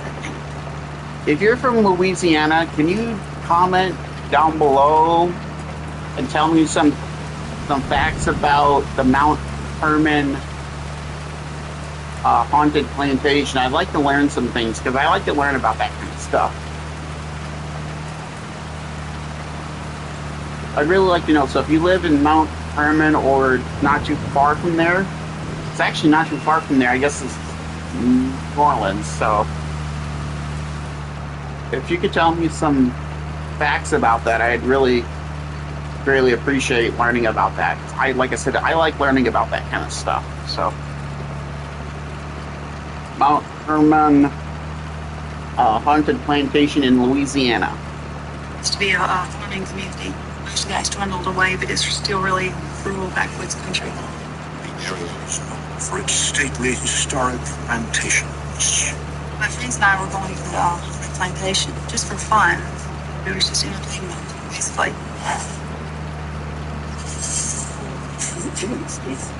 Oh, this house was built. Would you believe in 1804? No. It's on a huge plantation doing two to me. So lovely. 1804. Holy shit. I still have a little bit of it. Every more symbolic, I think, to me. Sounds, but it is. We took a tour of the house, which was intriguing. I enjoy looking at the antiques. Who doesn't love antiques? Tell you this.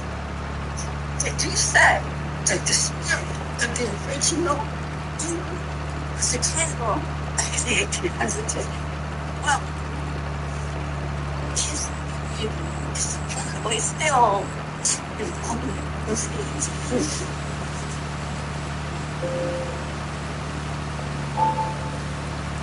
It's like sitting around like, oh, it's going to be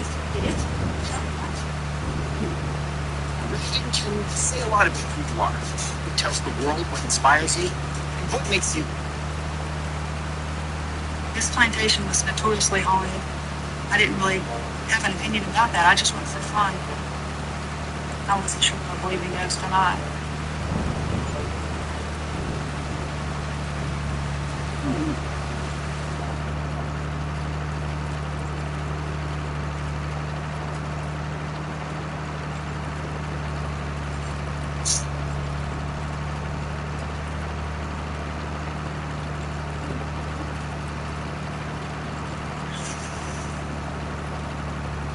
After a weekend of fun, we return soon.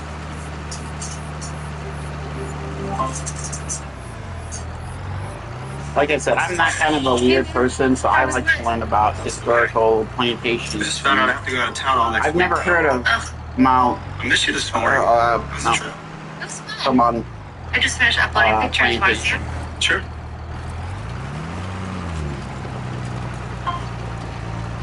It's actually really nice. They had all these antiques. We took a lot of photos of each other. We took a lot of photos of the plantation in general. This was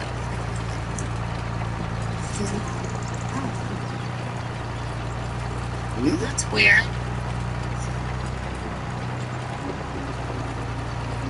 Is it face to you? It's a man's face with a strong jawbone, strong nose. It's from his face.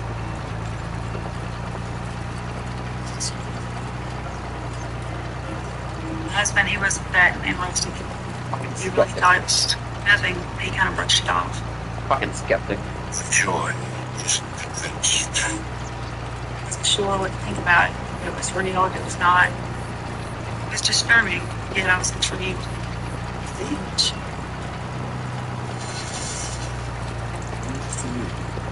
This one is out of town. No teaching. Shift with the hospital. My husband was gone. He worked out of town as a welder with a refrigeration company, and he was gone in a week. Oh, good spot. That freaking helps with that caramel. Holy hell. It's like I said, that caramel was good, but wow, did it have a strong, sweet taste. It's enough to give a fucking shit about it. Sugar rush.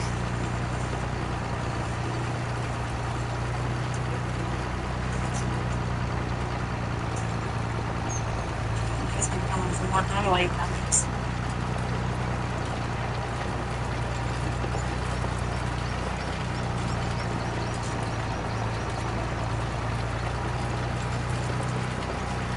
Honey? Hello?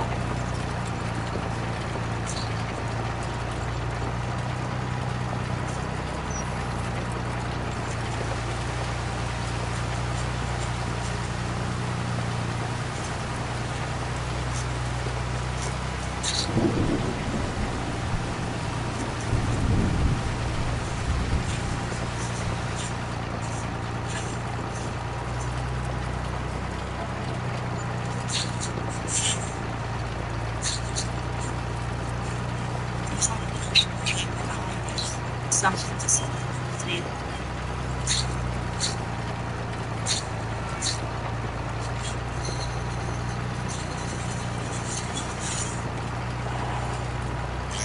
George Stinson has been feeling uneasy, as if she would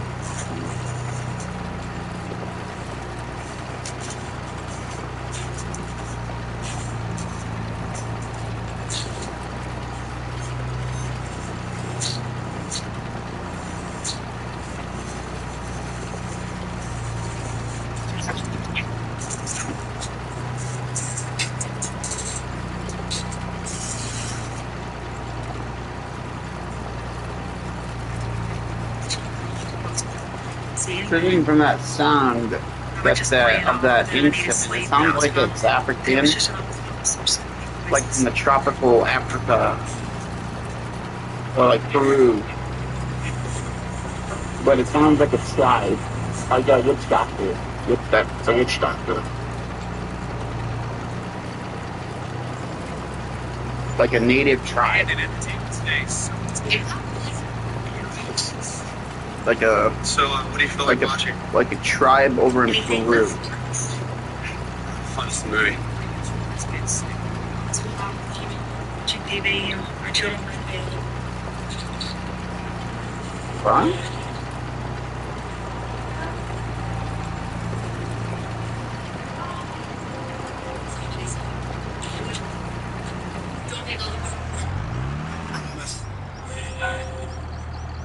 I don't blame them. I'd be eating all the popcorn too. I love popcorn. I went and checked it out.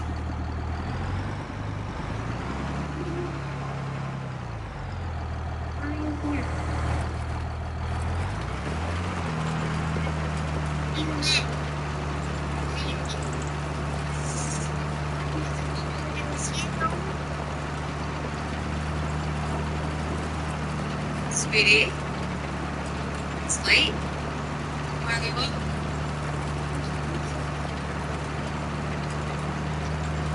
His daughter was having a conversation with herself as if she was actually speaking to someone. Man, what's happening? There's no man in here.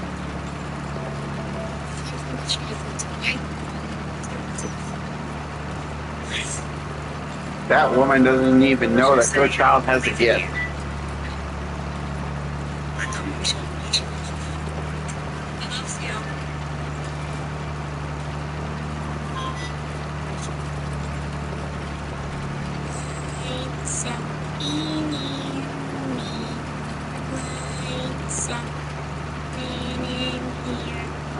What the?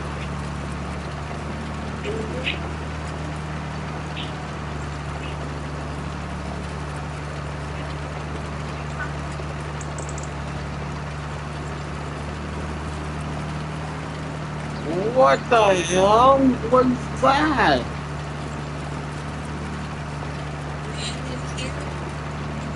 Where's the man, baby?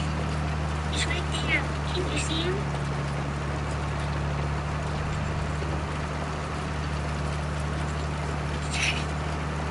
It's okay.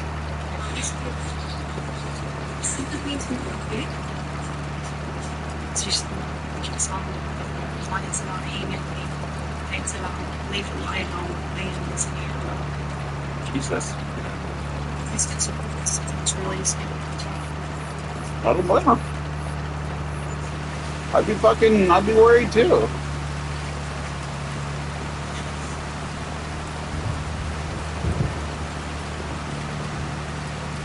next few days, Joy can't help but think about all the strange events taking place in the house since her trip to the haunted plantation.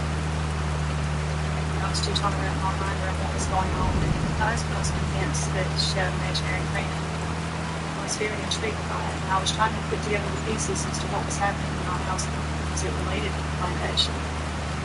I mean, I was associated with the pictures, trying to put these puzzle pieces together as to what was happening. I was Poking himself in the eardrum. Whether recording, taking pictures. I did it because mainly I want to improve my own sanity with myself. So I think that I'm really seeing this. Except for fucking death by the time I'm fucking 30 or 40 years old. Nothing. I'm sure fucking years in me. As the days turn into nights, disturbing events continue.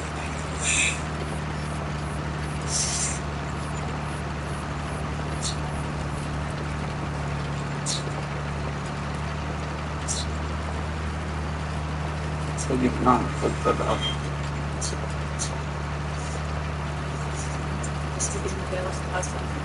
The beds were not shaking and well. Yeah, that's all big on me.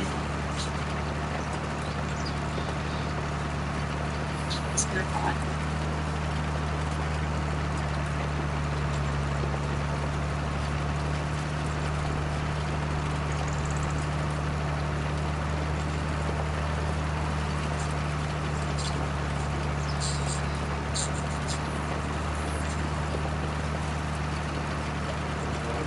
There we go.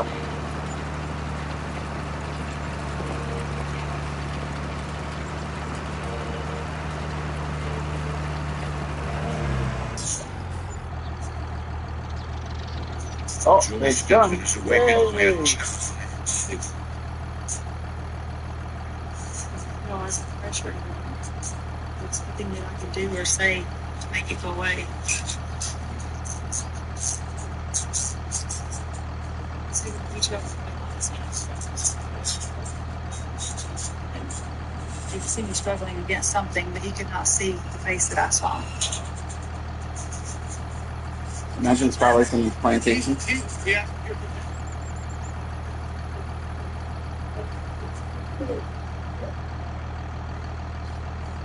right. I mean, he prayed.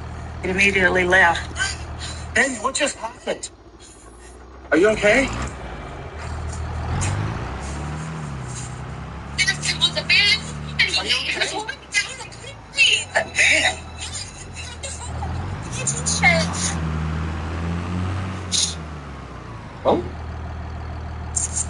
looked like an older man. Strong jawline, strong nose, beady eyes, beard. Just looked evil. Face from the plantation pictures was face that was with me. I think there's a spirit in our house. Spirit? You don't believe me? No, it's not that.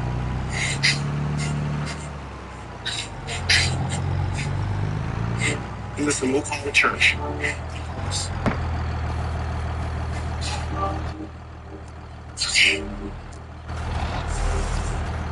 felt immensely guilty because I thought I had brought this into our home. It was my fault. Okay, I guess I don't need to. My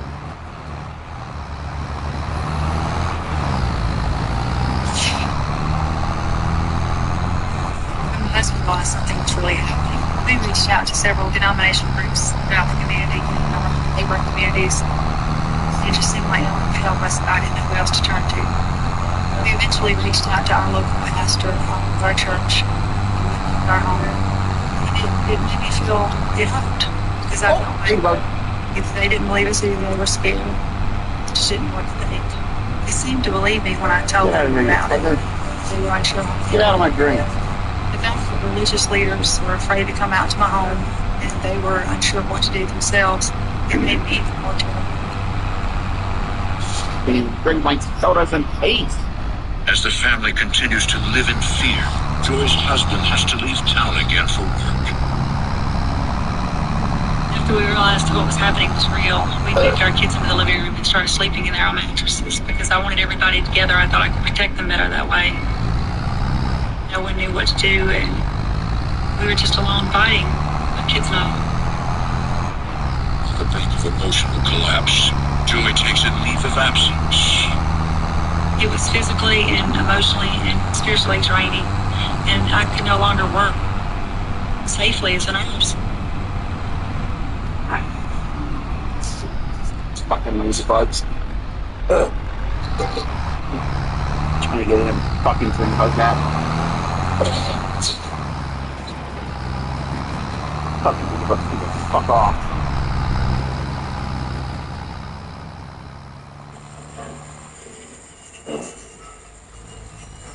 What's going on?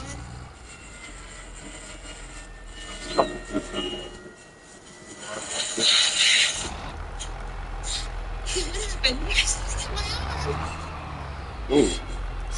I looked and initially I thought it was just a scratch. I didn't know what it was. Then I got to looking closer and I realized it was a symbol. It was an upside down cross with a pitchfork on top of it.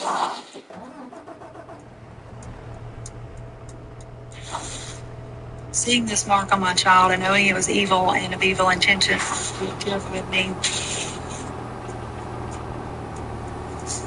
The evil was just getting stronger and stronger.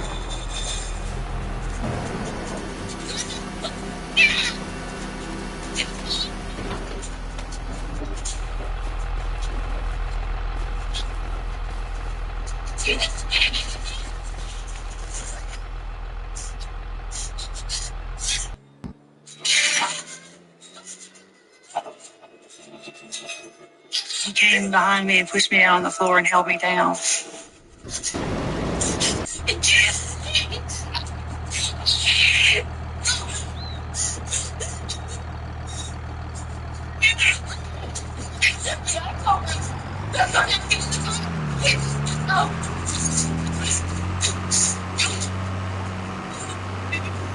My thoughts were if it could hold me down, I didn't know what it could do to me.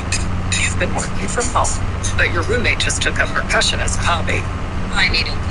Indeed you do. With an Indeed profile, the more skills and preferences you add, the faster Indeed can bring the right job to you. With Ollie, save on your first box and feed them like the family member they truly are. It has the nutrition your dog needs and the taste it is.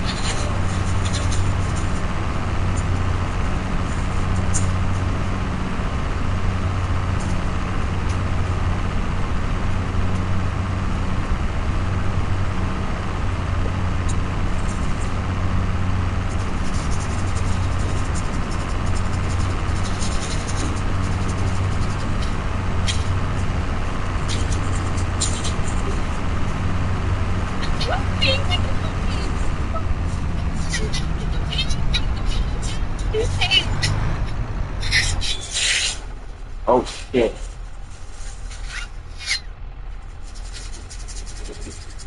Roy Stinson and her family are being hunted down by some kind of evil spirit.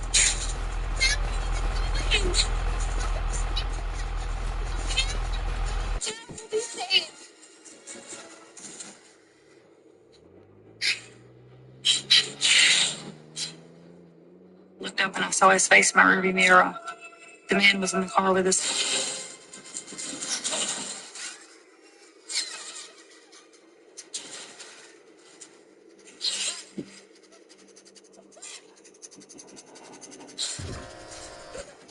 You okay? You okay? You okay? It's okay. Joy is terrified. She realizes the entity isn't confined to their home. There's no escaping this thing. It's gonna go with us wherever we went. Defeated. There's no escaping this thing. It's gonna go with us wherever we went. Defeated. Joy and the girls have no choice but to return home. It was an isolating, terrifying feeling. There was nowhere we could go.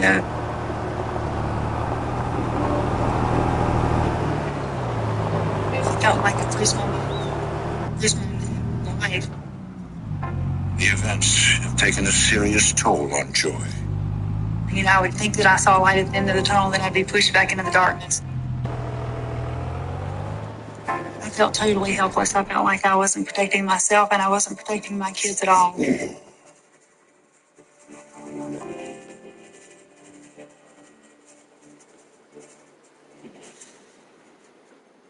Desperate for help, Joy asks a local minister to come to her home. My name is Reverend Sylvia Jones. I'm the pastor of Gaines AME Church in Franklinton, Louisiana. I've been in ministry for 13 years. Reverend Solaria has the gift of discernment, the spiritual ability to sense both good and evil. When I arrived at Joy's, you could feel the evilness. You could just feel it. There was a heaviness. She was very fragile, very weak. It was just mind-boggling to see her in the shape that she was in. A lot of people wouldn't just come forth and help her. But this was call that was led by God, and I knew that He was going to equip me with what I need to get whatever He needed done with Joy. This is the living room.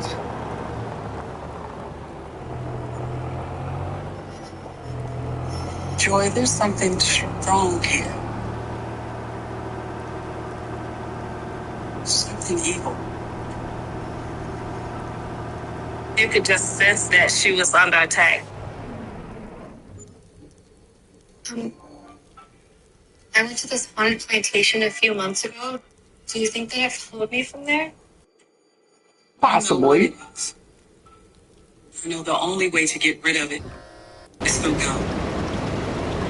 My initial reaction when she told me that that was the only way we could defeat this thing was through God was half-hearted belief. But the more she encouraged me, I started to realize that we could defeat this thing, or God could defeat this thing. Powerful as AF. You agree? Had no idea how I got there, but we knew then that something had to take place, that she had to be set free, that house needed redemption. We invite you into this home. We ask that you protect Joy and her family. Remove any evil that exists here. In your name, we pray. Amen.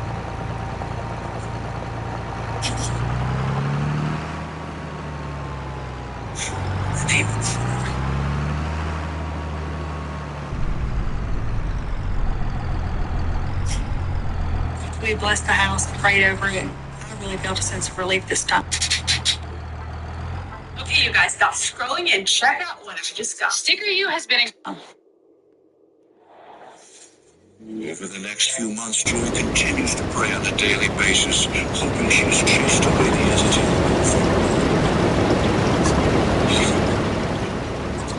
It's my turn. What kind of heart does she have? What do you think? One night, we were all home, my husband and my kids. Sweetie, clear your stuff, please. It's at the table for me. I don't want to. My oldest daughter started getting agitated, really angry, for no reason. Clear your stuff. It's time for dinner. I said I don't want to.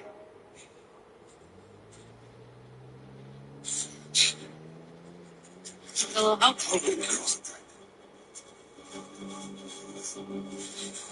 You didn't mind that?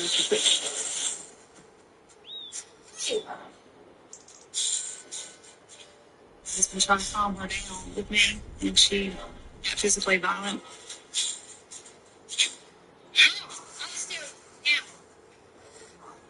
That was a terrifying moment, realizing that it was still there and it was affecting my child. And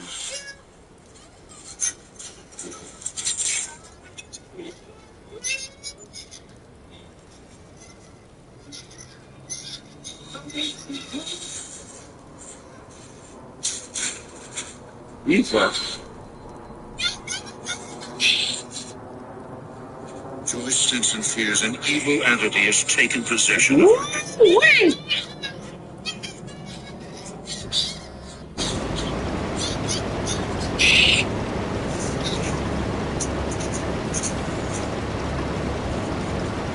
I saw her strength and the child flip over something, just blew my mind.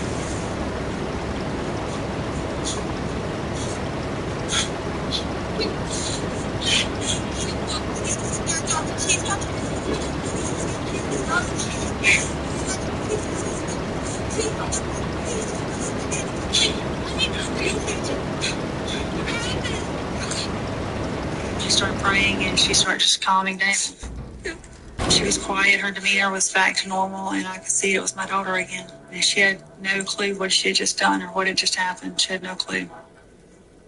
I realized at that point that this spirit had been inside controlling her body. Girls are probably like, bruh, you want to fucking see what I can do? Desperate, the couple decides to try a new approach.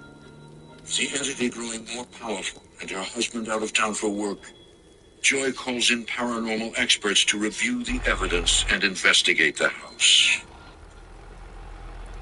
My name is Jeremy Leonard, and I was part of a local paranormal group here in Louisiana. And we received a call from Joy.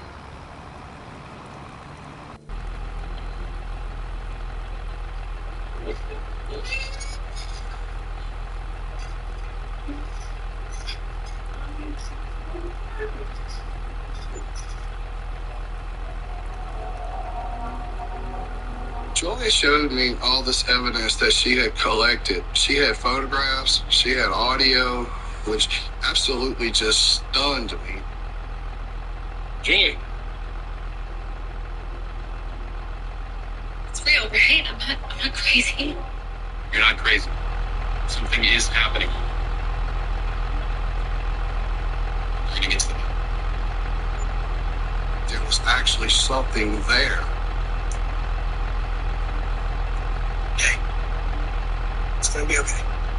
Why don't you show me where this first happened? He's in here. While his partner remains with Joy, Jeremy investigates the home using a K2 meter, a device that detects paranormal activity with spikes in electromagnetic energy. As I walk into the bathroom, I get about 3 steps into the doorway, and the K2 meter goes all the way to red. And it just holds there for a second. Then all of a sudden it goes back to 0.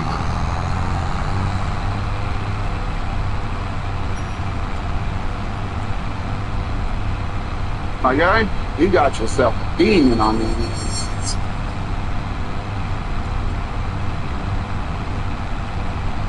Huge. 20+ energy. There's a figure standing in the door. It was solid as another human being.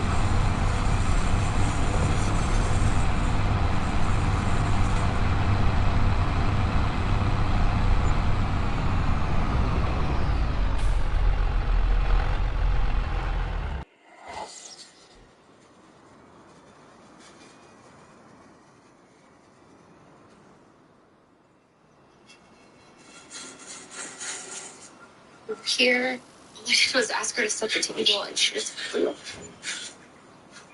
What's wrong? I just saw this man.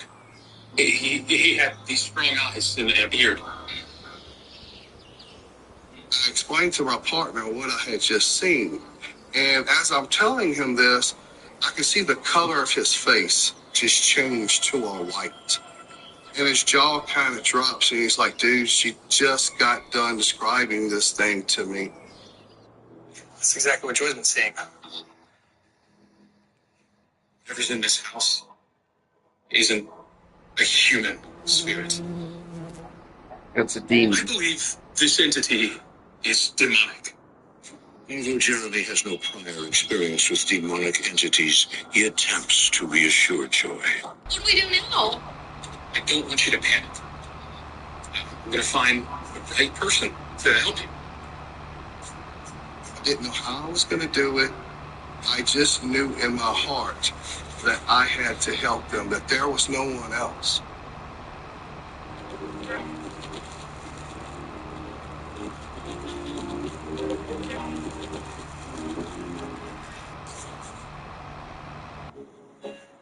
Over the next few weeks, Joy waits in desperation. Have you guys worked together before? Yeah. Actually, finally, Jeremy returns with a local minister. Sessions. The pastor and I have been going over the case, and we really believe that this demonic entity is focused on Joy.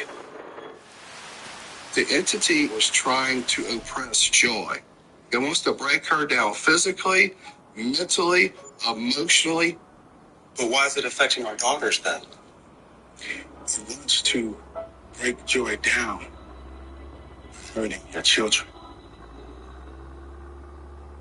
That's the whole point of a demon. Joy? It's all my fault. I should have never gone to that plantation. This didn't follow you from there. It's not earthly. I'll realize that it couldn't have possibly come from a plantation that hundreds of people visit every year. I felt that it had to come from somewhere else, that maybe she wasn't telling me the whole truth. Joy, has there been any extra activities that you've been involved with spiritually? Let's say, perhaps witchcraft? No, never. Are you sure? Because we have to know if you have been involved with witchcraft. He kept asking me, had I been involved in witchcraft? Did I play with the spirit board, anything like that? And of course I hadn't. Joy, I'm going to need for you to take your time. In fact, give me your hands. Close your eyes. And he kept saying, there's got to be something in your past that's brought this on. And think very hard about any type of situations you may have been involved with regarding spirits.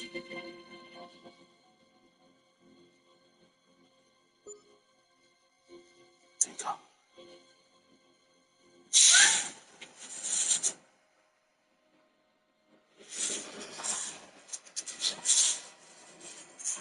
Terrifying memory comes rushing back.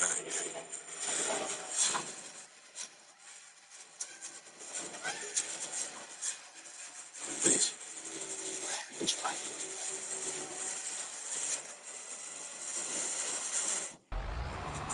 Joy Stinson has been struck with a terrifying memory. Please. Honduras. It all happened in Honduras. Honduras. So not Peru. Honduras. Check.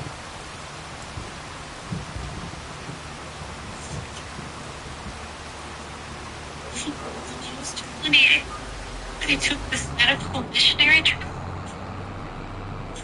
While I was on this mission trip, the translator kept asking me to go to the village with him and see other people live there. And I agreed to leave with him, not thinking anything was going to.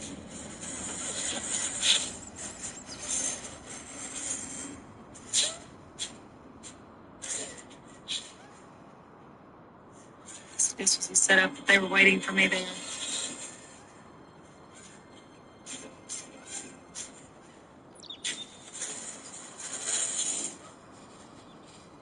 put ropes around my wrists and ankles and put me in an X on the floor.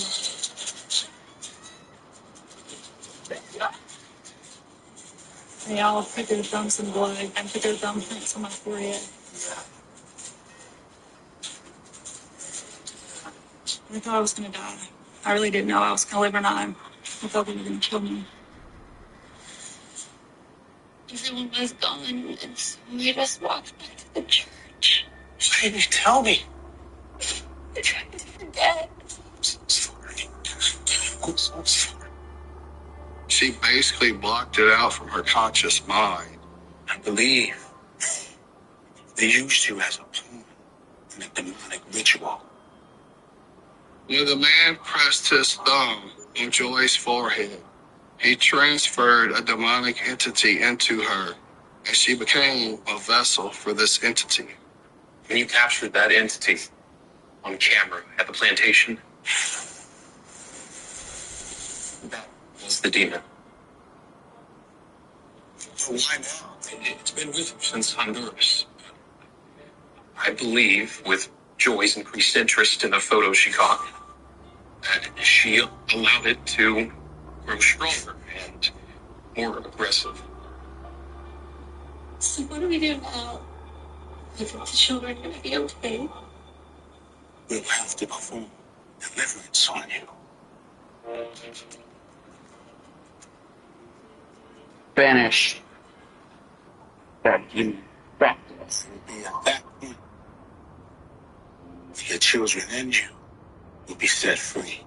Once the pastor explained what had happened, how this attachment had began, and I realized where it had come from originally, I felt more capable of battling this thing because now we have some ammunition to go with here. Zero has Joy together and item she still has from Honduras.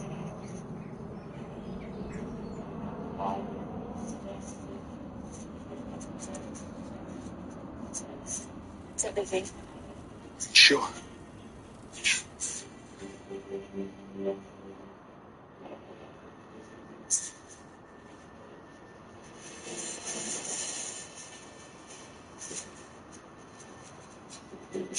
As soon as I lit the match, I completely blacked out and don't remember anything.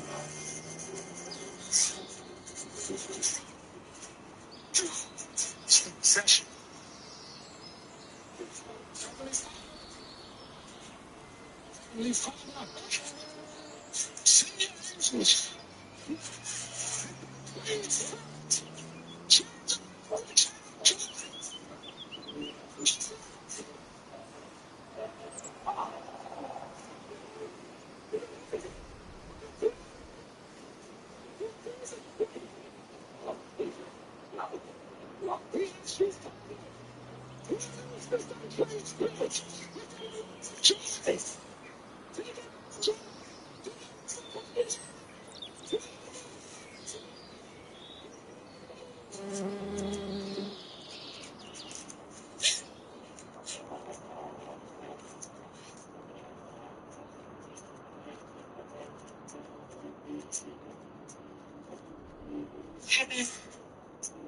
Is it over? It's over.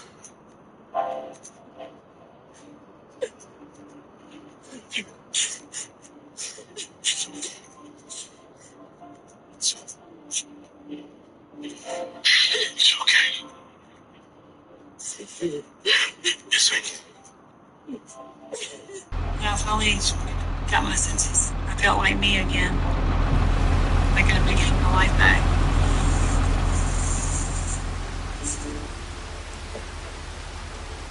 The 2 years of terror, Joy and her family are finally free. It must be much different. Everyone was less tense.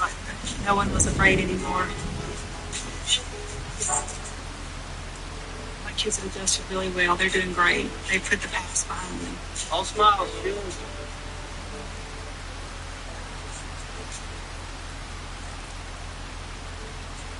This whole experience has really changed my life and my outlook on life. Every day is a little sweeter. It's nothing to take for granted.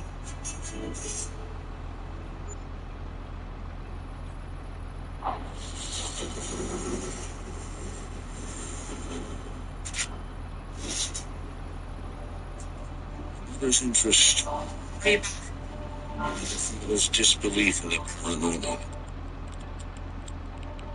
How many times do we have to go over this? Those do not exist, all right? Really? Reaches a new level.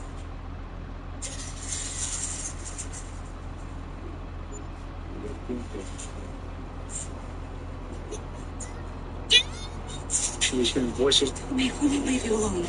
Because she couldn't control what was being said in her head. She was just a figure of the imagination. They wanted to take my child away from me and put her somewhere to study it. Listen, no one's going to take my kid.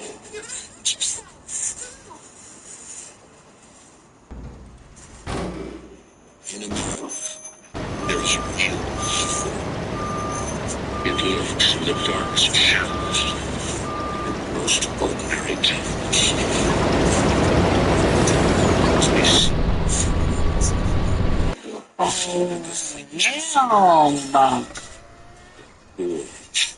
They are open. Nightmares become reality. That Mustang Just work. miles outside of San Francisco, along the coast of the Pacific Ocean, lies an idyllic California beach town. Pacifica is a quiet community, very friendly community. Everybody helps each other out. You can actually leave your doors open. Very low key, and everybody knows it.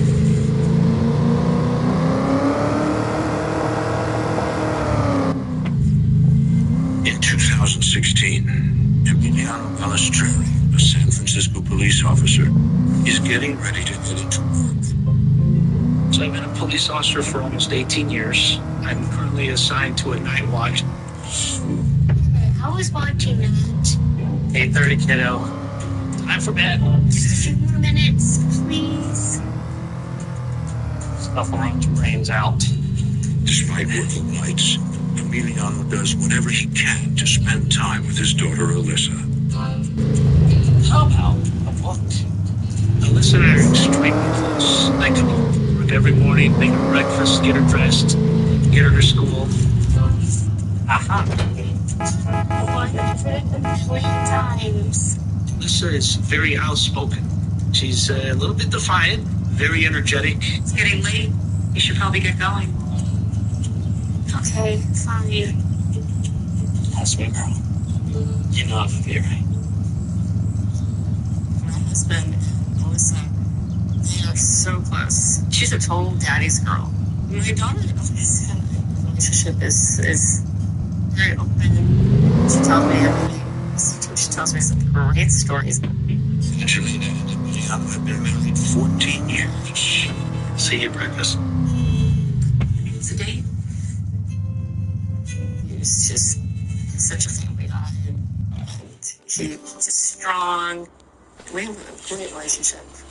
Angelina, Alyssa, and myself are a very tight family.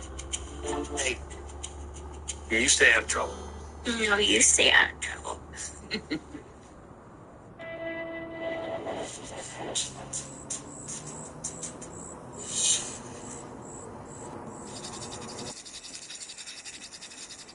Alone in the evenings, Angelina attends to her routine. When Angelina and I got married, I was assigned to midnights, so she's very used to me working at night. We have an alarm system, so she's secure in the house. My husband's always working. It was a little concerning for a little bit, but I got used to being home a lot.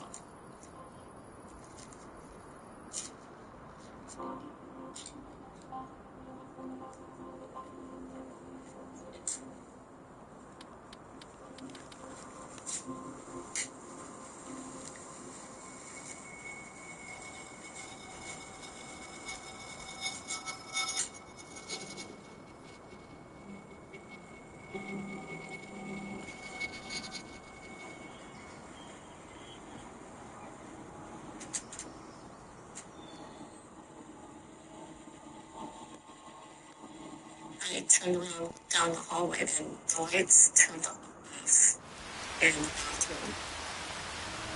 Hello?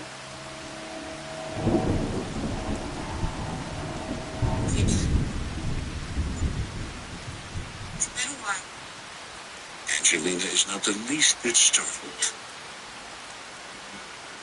I have always felt a presence in the house. The lights in the house were constantly on.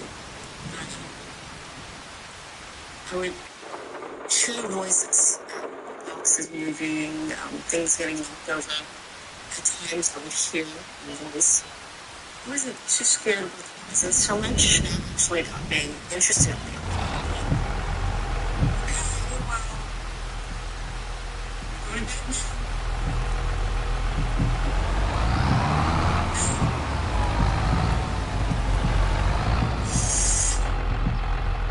Hey, it's late. What are you still doing up?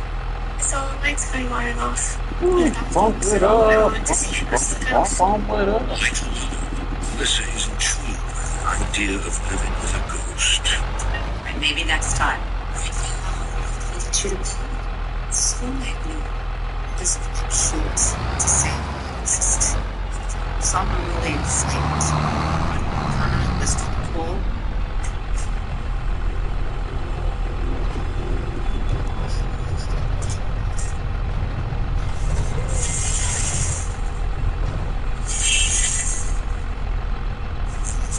Angelina picks up Melissa from school and pays her friend a visit. So good to see you. So, what do I owe the pleasure of this visit? Hope it's not about that little incident last week. You thought what was coming. Just relax. I'm not here to He was Alyssa's teacher. We just started a conversation, and actually, we just hit it off. You want to talk about ghosts? Please. We figured out we had common interests in the paranormal, and we just started a friendship. I was excited to know that he knew a lot about the book because I needed to know more. It's just starting to be educated about it. I was intrigued with him for so many years. Why don't you go get yourself Outside of his day job, Harvey has worked as a paranormal investigator for 20 years. So, I have a favor to ask you. Right, you know how we've spoken a few times about how I think my house is haunted? Yeah. Well, I really need to find out for sure. I was hoping you could help me with that.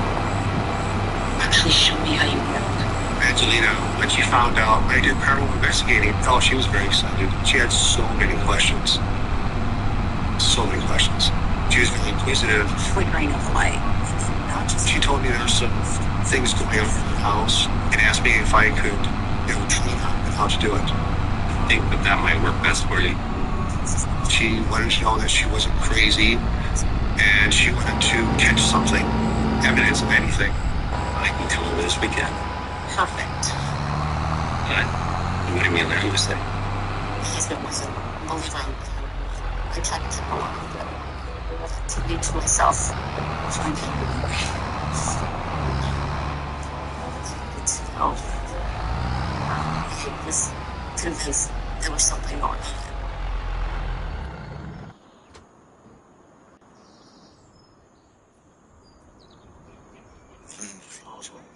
You should get better. You should wait more. What? Sure. You just watch.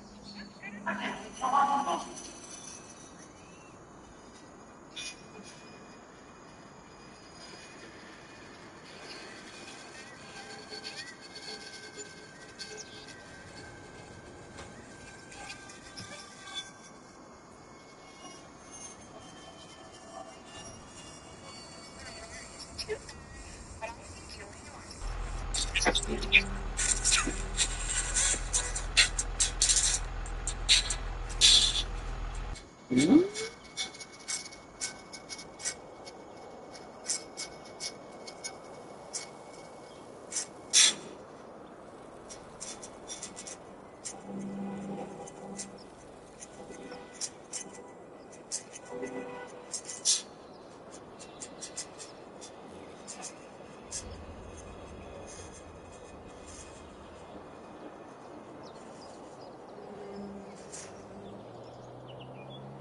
This is about as true as interesting.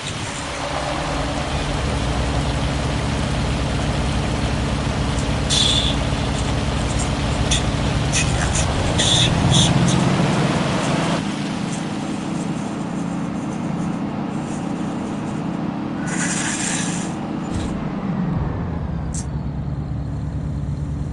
Dinner's ready, sweetie.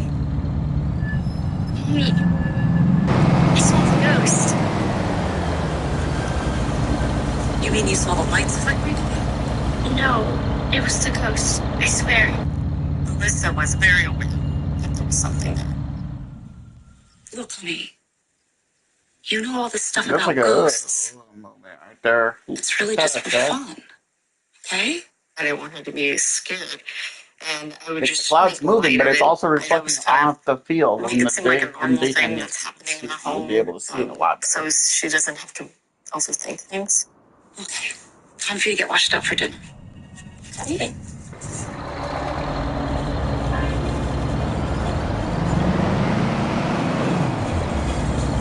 Is it a nice ghost?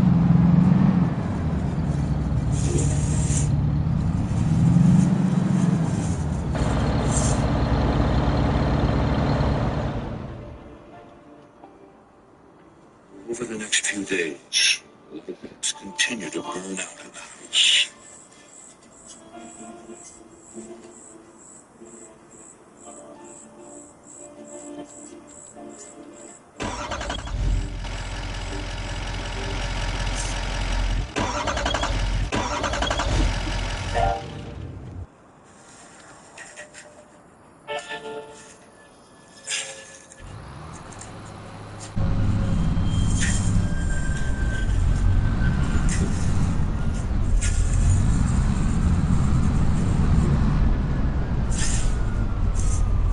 Are you scared? Alyssa, that's nice. So how was the party? Awesome. Yeah. Sister Harvey coming over soon? Tonight? Let's go look for the ghost. That's just great. I didn't like the fact that Alyssa was very much into the paranormal. Julina's into this. She's following suit in this. She's starting to believe things that are not true. How many times do we have to go over this? There's nothing in this house. Those do not exist, all right? Really? My husband was just we have to change this one. The lights would go out. I would replace it. The chain would go out. I would replace it. I believe that maybe it was a short in the system, maybe too much current running through. We're spending a fortune on light bulbs. You don't find that a little weird? Harvey says that that's a sure sign of paranormal activity. Makes a big change. Switch can use electrical energy. Fine. I don't want to be around. Don't want Alyssa around either. That's all I ask.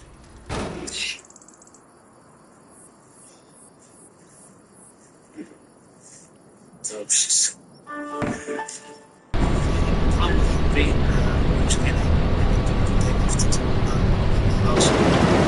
Just had nothing to do with it. If that's what they enjoyed, to you, just keep me out of it. That night, Some of these things are sensitive. It's just a joke. Field. I see this. It's like it's saying, making up sounds like let's take this. Just listen.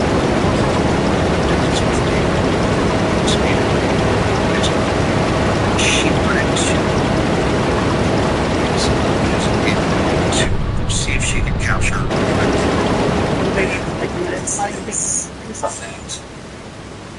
that is the K2. So this can pick up on the most sensitive electromagnetic fields in our home. This is probably the best tools of my kid. Okay. So Pretty much every single joking group did too.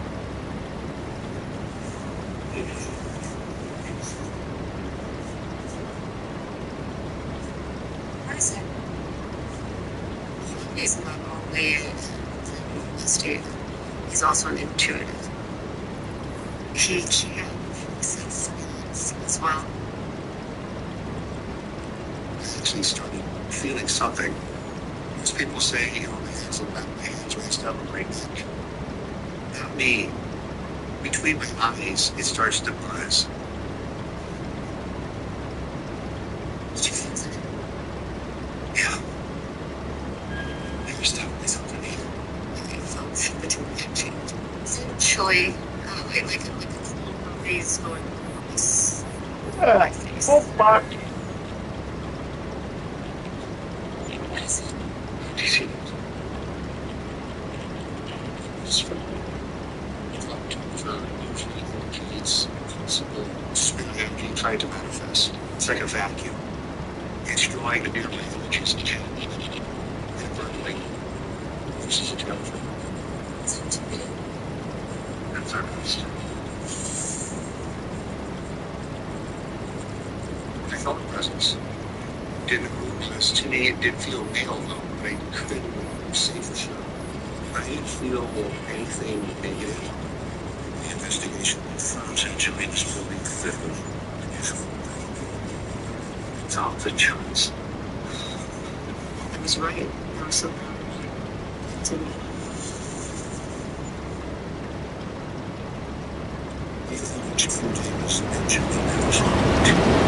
Experience. It fuels her interest in the world.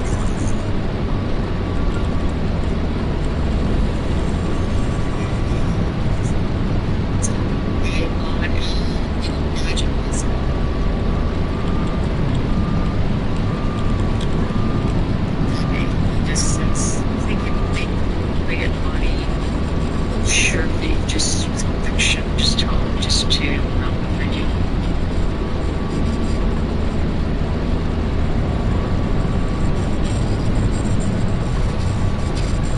The activity appears to be stronger in certain components.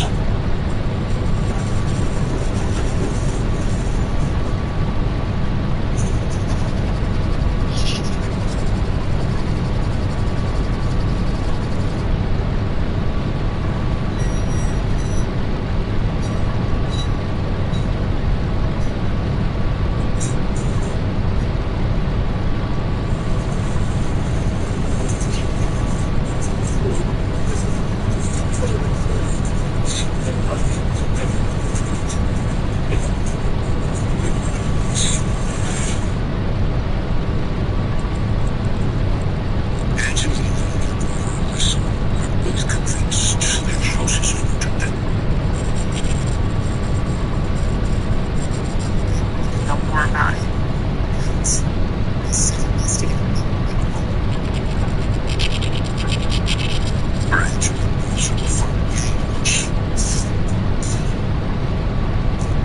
If you live in an Iowa zip code and have 0 DUIs in the last 5 years, listen carefully. I was an insurance agent for 30 years. What I'm about to tell you could save you up to 80% on your home. Listen, instead of to get a different experience.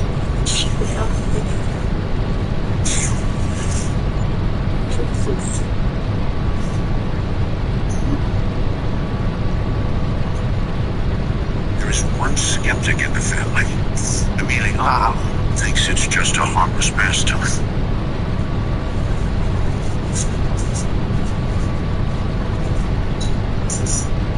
Angelina, if she enjoyed it, so be it, as long as she understood that it's not real.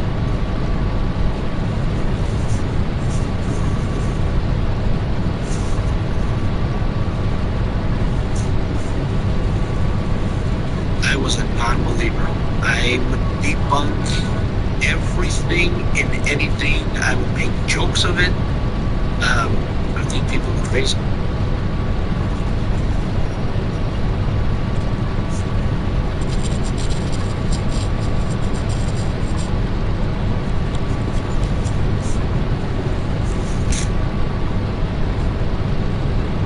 Because I work nights, it's very difficult for me to start to fall asleep. I kind of have to calm down.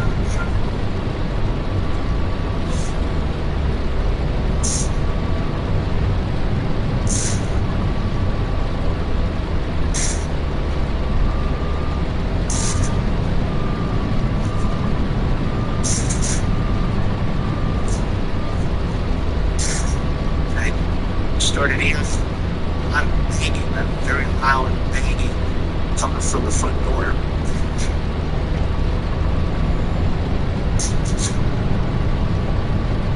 As if somebody's got actually sledgehammer and is trying to blow the door open. For safety, police officer, grab my gun.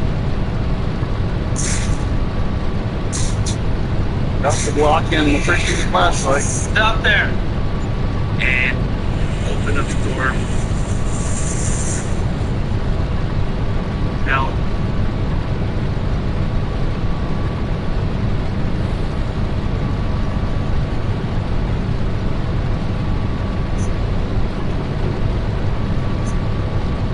right there.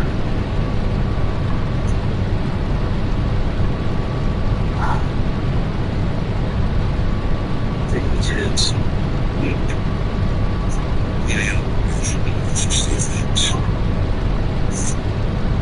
first initial thought was maybe high schoolers, kids, run around doing a prank.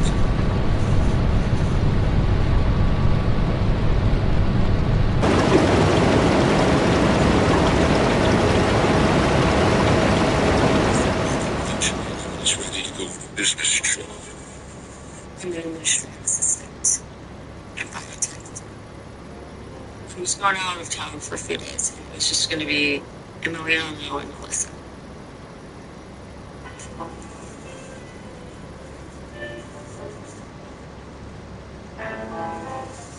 You should cancel. I really hate leaving her when she's not feeling well. She'll be okay. I took her time to ensure she doesn't have a fever. It's okay, I'll take good care. Emiliano reassures Angelina that he has a few days off work to look after Alyssa. I'll call you when I get there. Okay, be safe. Alyssa is lively, energetic, dancing, singing. This particular morning, she was very pale, very quiet. I knew something was wrong. I just didn't know what.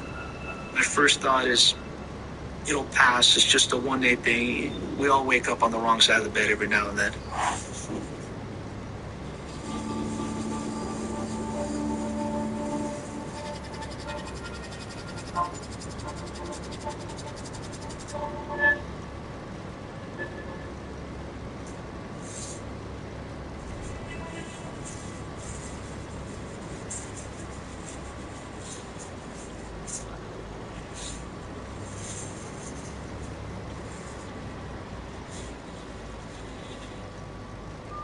I was sounding like heavy breathing.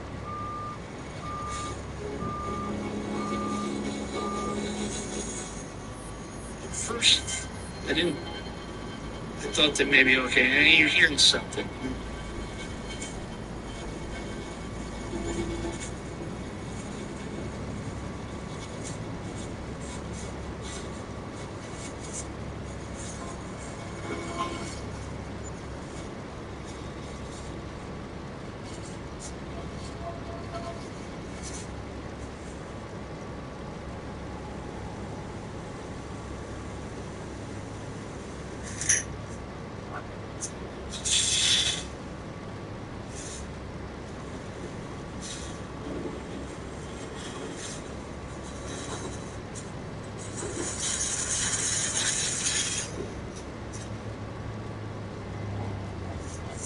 While his wife is out of town, Emiliano Ballestrari, a San Francisco police officer, makes contact with something he can't explain.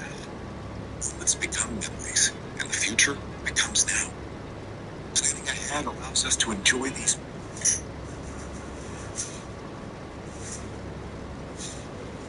It was sounding like heavy breathing. I thought that, okay, there is something behind me.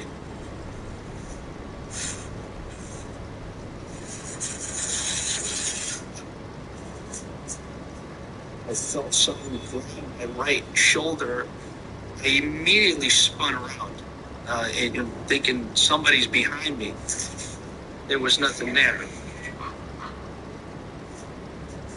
It stunned me. I was speechless for a few minutes. Just a lot of thoughts racing through your head. doing the job that I do, you have to solve problems. And this one here stumped me because I could not solve it.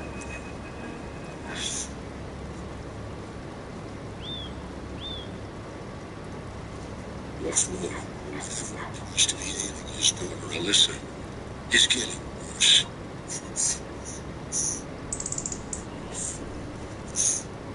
Stop.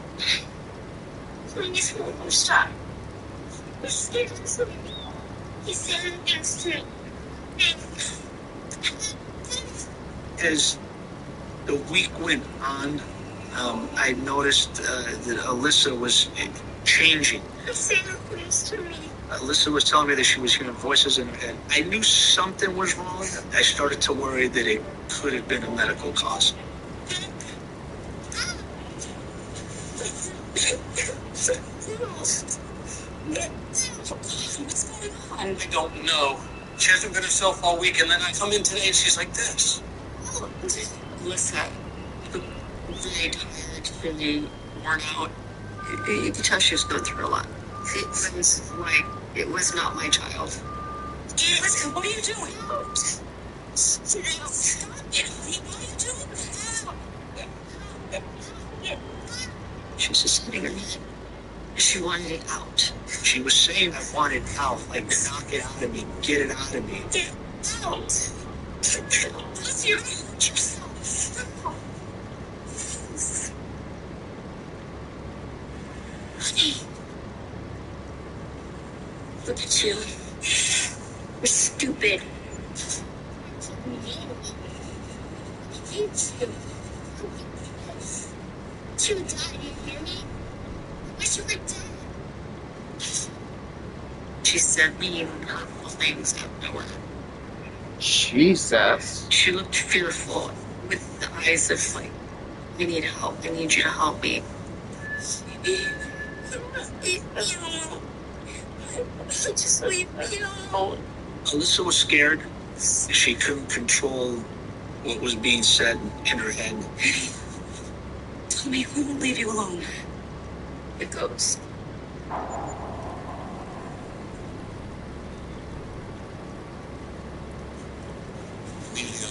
Janine, take Alyssa to a new nurse. The tests show that there is nothing medically wrong. They recommend Alyssa be placed under psychiatric observation.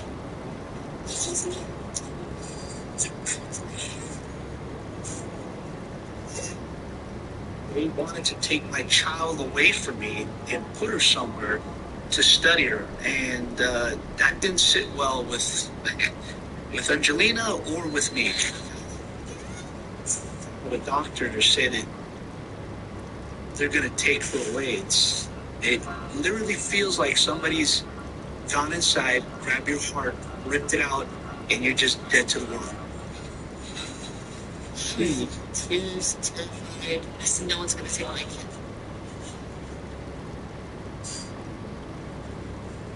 So why wouldn't you want her to do that to me? Alyssa's parents are beside themselves. It was heart-wrenching that we were comfortable enough to take her home. They let us take her home.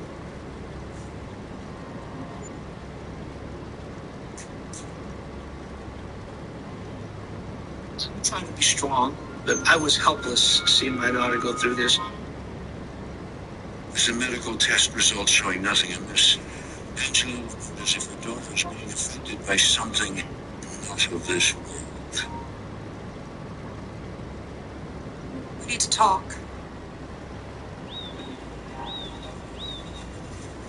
Please don't get angry, but I think what's happening with Alyssa is paranormal. I'm saying this, but you might be right. I sat down with Angelina and just giving all the facts. I said, you know what?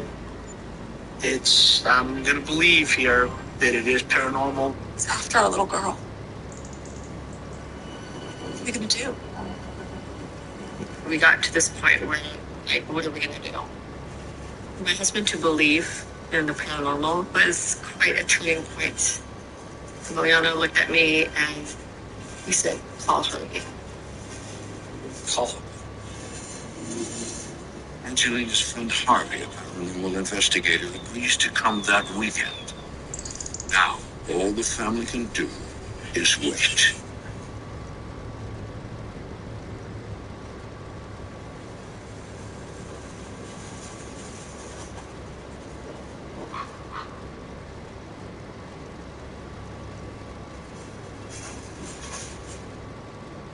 You've been working from home, but your roommate just took up percussion as a hobby.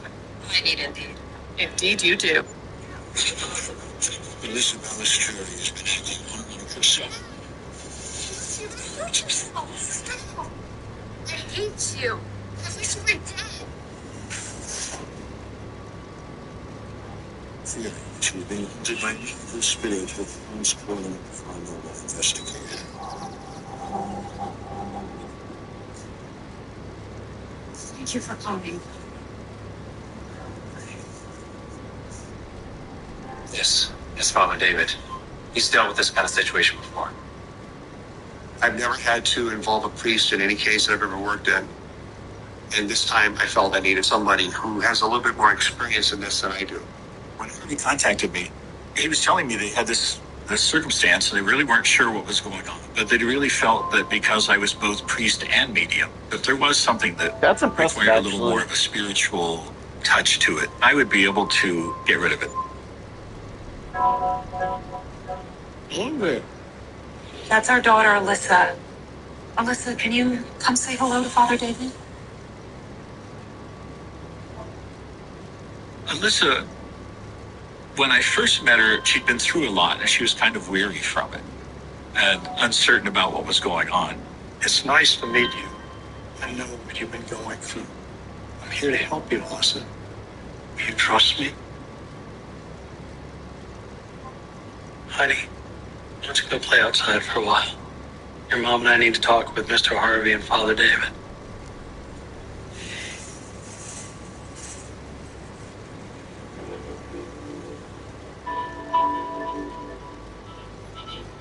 Okay. What exactly are we dealing with here? Is this some kind of demon? No. Presence I sense here, it's not necessarily evil in nature. Wouldn't you agree, Father? Yes. I feel anger, hatred, fear. It's dark energy, but it's definitely not demonic. Finding out from Father David that it was not demonic was a huge relief. But Alyssa, when she has one of these episodes, it's as if she's possessed. She's not under possession. She's channeling the spirit. Alyssa has the gift. For entities from the paranormal world, it's like moss through a flame. David had some interesting news for us that we have a sensitive child. She could see ghosts. I'm one of them. She could feel I'm a ghosts. sensitive as well. They come to her naturally. Okay. Are you saying our daughter is psychic? That's crazy. How is that even real? It's as real as being grabbed by something you can't see. Oh. Isn't it your right shoulder, Emiliano? With Father David looked at me and he says, you were grabbed. I almost passed out. I had told nobody about this. That was my secret. That point right there changed my whole outlook in life regarding the paranormal. Oh, yeah. This guy's the real deal. This is true. He's the OG. He's the OG. Yes, the spirit, it's...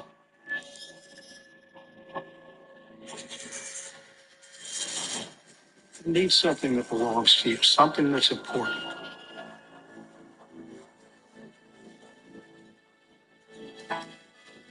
In the hopes of learning about the spirit, Father David employs a technique called psychometry, in which he draws information from an object. What the object does is it helps give me a place to focus. It's like being able to take a 360-degree view of the recent history of that person. what they've experienced, what their emotions were, who they encountered, those things sometimes can all be imprinted on that object. It was a young male entity, and it was an angry man. So there was something definitely that had happened to his face that had disfigured it. But he didn't allow me to see that clearly. My sense is that this spirit was a troubled young man. And he was masking that with a lot of anger. You're my son! Ever since this boy did not have a good father figure in life, he had been told repeatedly that he was worthless, he was a bad son. These men experienced very troubled or have led a pretty dark life. They're going to have that same energy where it's a really dark energy.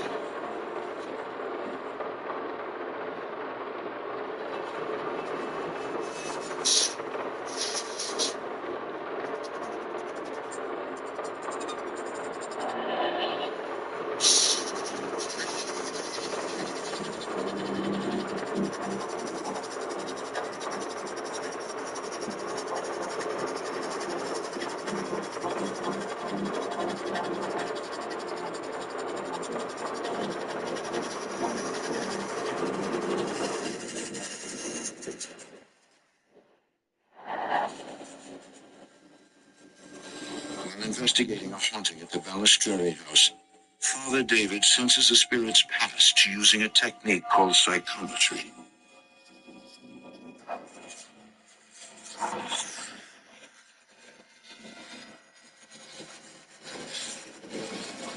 Roughly driving the 2000 Buick Alex.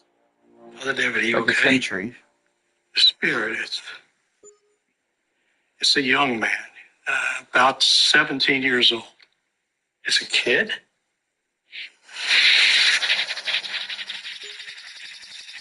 Like a Ford He died LX. in a horrible car crash. This boy had been driving a car at a high rate of speed on a winding road, and he had lost control of the car. The force of the accident just tore him apart. So he was dead in an instant. It was a horrific way to die.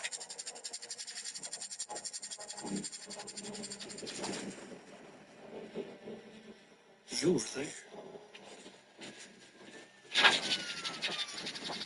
Yes. I remember him. Was it really him?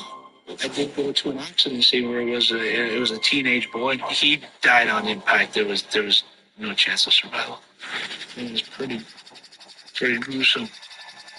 How would you know? He was scared. He doesn't know where to go. Emiliano was the first one on the scene, and this boy didn't believe he could cross over. So he saw Emiliano as a comforting presence and as a place where he could have stability. So he attached himself to Emiliano and followed him home.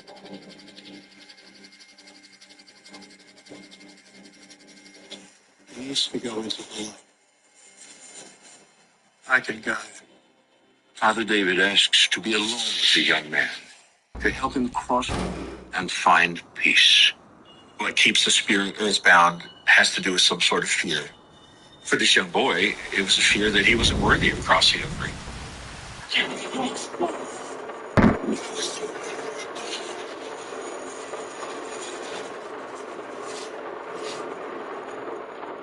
Don't be afraid. You're going to a place where you'll be safe, where you'll be loved. I promise you this. My process is to create a portal of light. Let him know that he could cross over.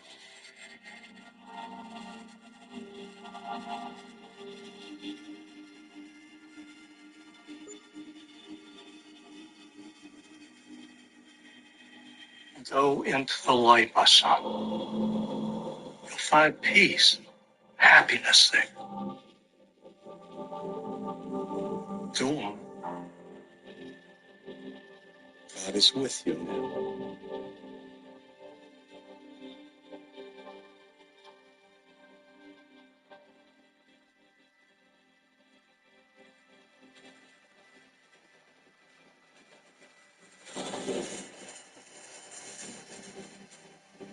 It took some convincing that The prospect of him being allowed to cross over was even real, but there was no hesitation at all.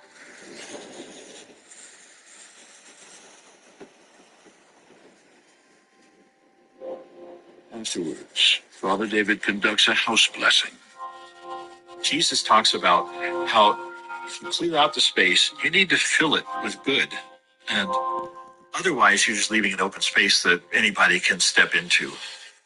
I'm Samantha, and I'm here to. Let's see. Weeks later, there is no sign of paranormal activity in the Balistreri house. After the blessing, the overall feeling of the house was lighter. We just exhaled, like, it's finally done. I got my daughter back. And my daughter was back to normal. The best feeling in the world is to watch your daughter sing, to watch your daughter dance. Not a peep comes out of her about what happened. Just vanished. It's like it was a dream. Oh, This whole ordeal has changed my life completely. I believe there's another world. I believe that there is a paranormal side. this experience has not changed my views at all. I'm still actively investigating the paranormal, and I accept it, embrace it. We love you. Love you too. As for Alyssa, she has a lifetime to explore her psychic abilities. So Father David had told us she's going to see things from time to time. You're going to have to deal with it. Break it in slowly to her. With Alyssa's new abilities, being a sensitive, she sees things. We kind of lightly have to tell her, hey, by the way, you have a gift that we'll explain to you when you're older, and it's okay. When life gives you overripe bananas, bust out your mixing bowl, grab a stick of Land O'Lakes butter, and bake the best darn. The best part about that, the spirit moved on.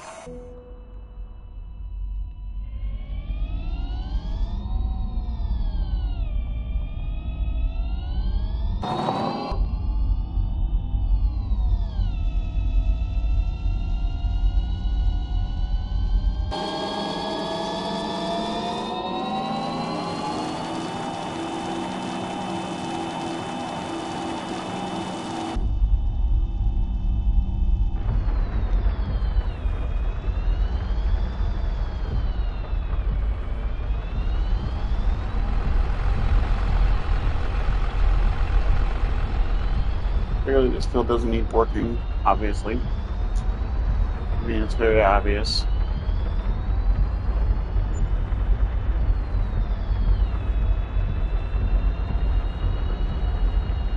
Oh, crap.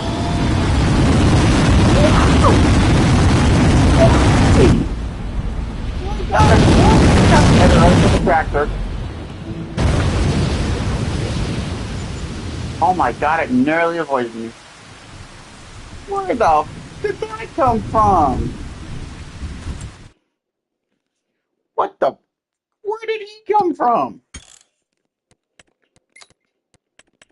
Bro came in like an RKO out of nowhere. What the hell?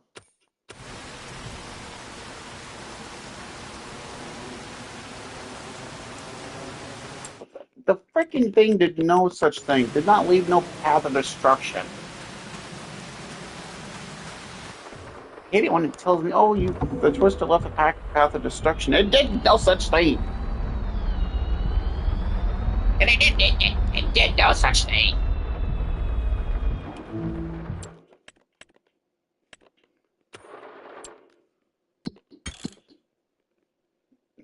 There's no damage to it. What does it mean by damage?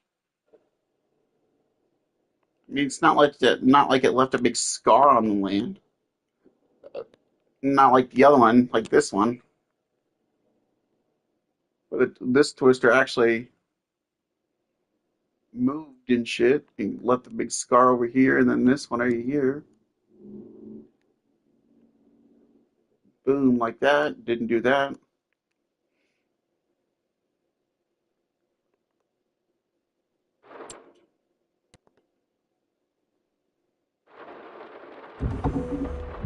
So I guess there's always that too, I guess.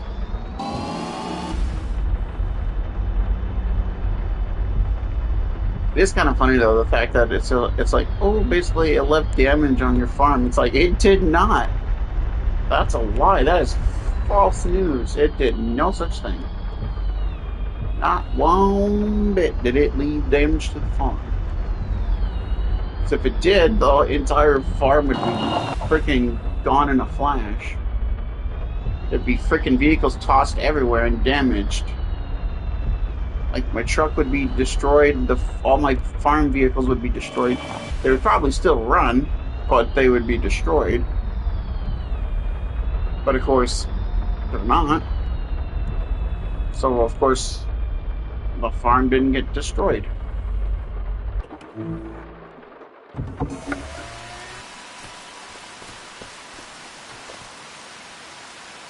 Which is honestly kind of funny.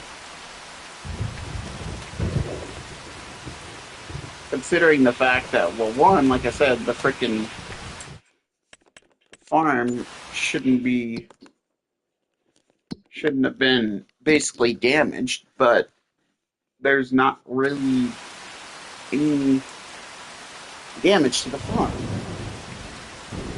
Sure, it might have tapped it might have bumped my John Deere a little bit out in the field.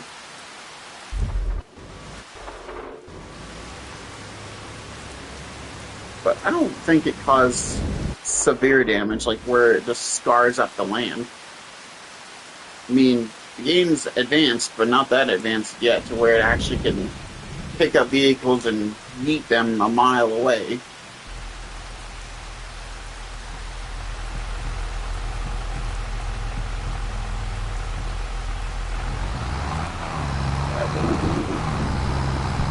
It's obvious this tractor doesn't need to fucking work, apparently, because either it doesn't want to work or it doesn't need work. The field doesn't need work.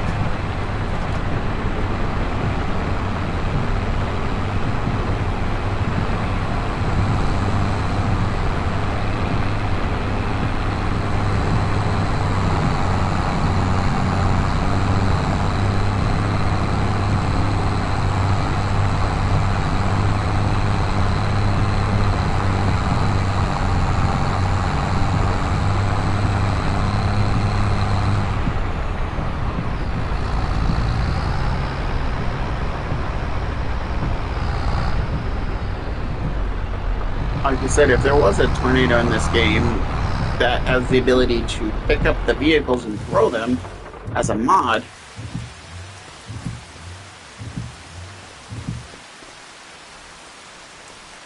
so technically this John Deere right here should be absolutely destroyed and totaled. Along with the garage with my farm nozzle these two should have been launched and destroyed. But as you can see, they're in mint condition. Not even a speck of dirt on them. So technically, they're not really. So technically, they're not basically in that light. Oh wait, blinker on. It's blinker on, doesn't it? Which one has its blinker? Is my forklift? Oh, it is. My forklift's got it. Or my loader's got its blinker on. The green light, it just stays on, I guess. All the time, I guess.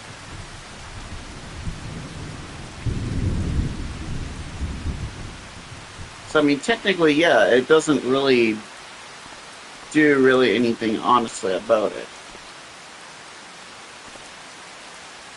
And even if it did, yeah, my tractors would still be destroyed. Like, my farm tractors would be destroyed.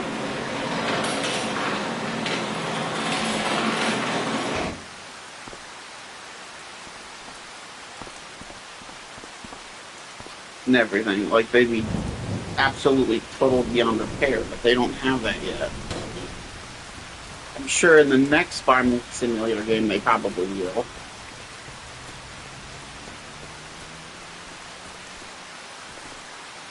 Yeah, see, like, these would have gotten destroyed if the Twister would have came by.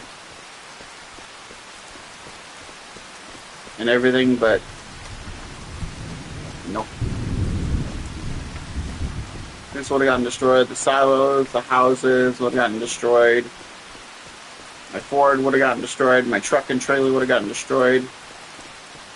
This probably would have blown up and all that stuff, so...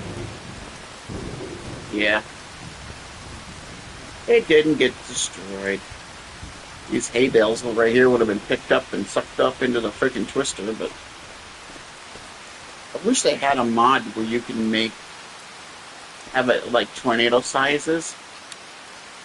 I also wish that they also had the ability to like if it's a tornado, it actually picks up like your farm vehicles and actually throws them like they do in real life. Like they cause damage to your vehicles and stuff. So like this truck right here, say if it was in the middle of the path of that tornado that spawned earlier, it would be crumpled up and damaged and windows would be broken out and all that stuff.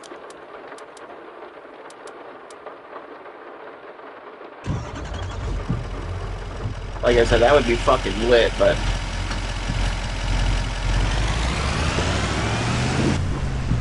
honestly, the odds of that happening are very slim to none.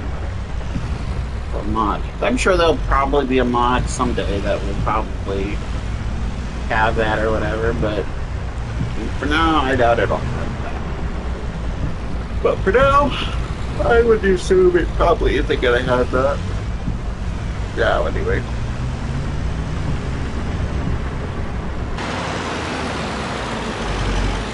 I think these scratchers are open too. These scratchers right here would actually open right down there. It's part of the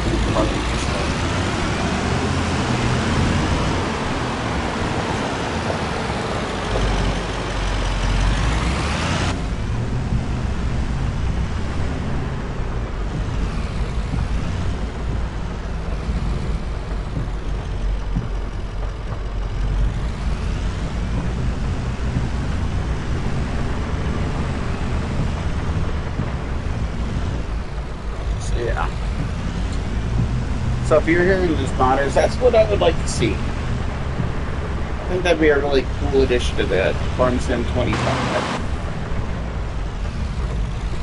I mean, you have rice fields, for Christ's sake, and tornadoes, but yet there's no really tornado siren mods either, or like weather trucks that you can bring out that will like track the tornadoes and stuff. So like if you get in, like say this one. It'll say like Blizzard Silverado 6500 weather truck, and it can track like the storm and where it's going. Like it has a full-fledged built-in map and all that stuff. Preferably a Dodge Ram would be a really nice addition to it. Like a Twister pack or something like that. That'd be really fun. That would actually be pretty fucking. That would actually be pretty fucking lit. I ain't even gonna lie. But yeah. Well, anyways, ladies and gentlemen, we've spent 5 hours playing this. Don't forget to leave a like and please subscribe if you want to see more like this on the channel, and we will see you in the next one. Bye!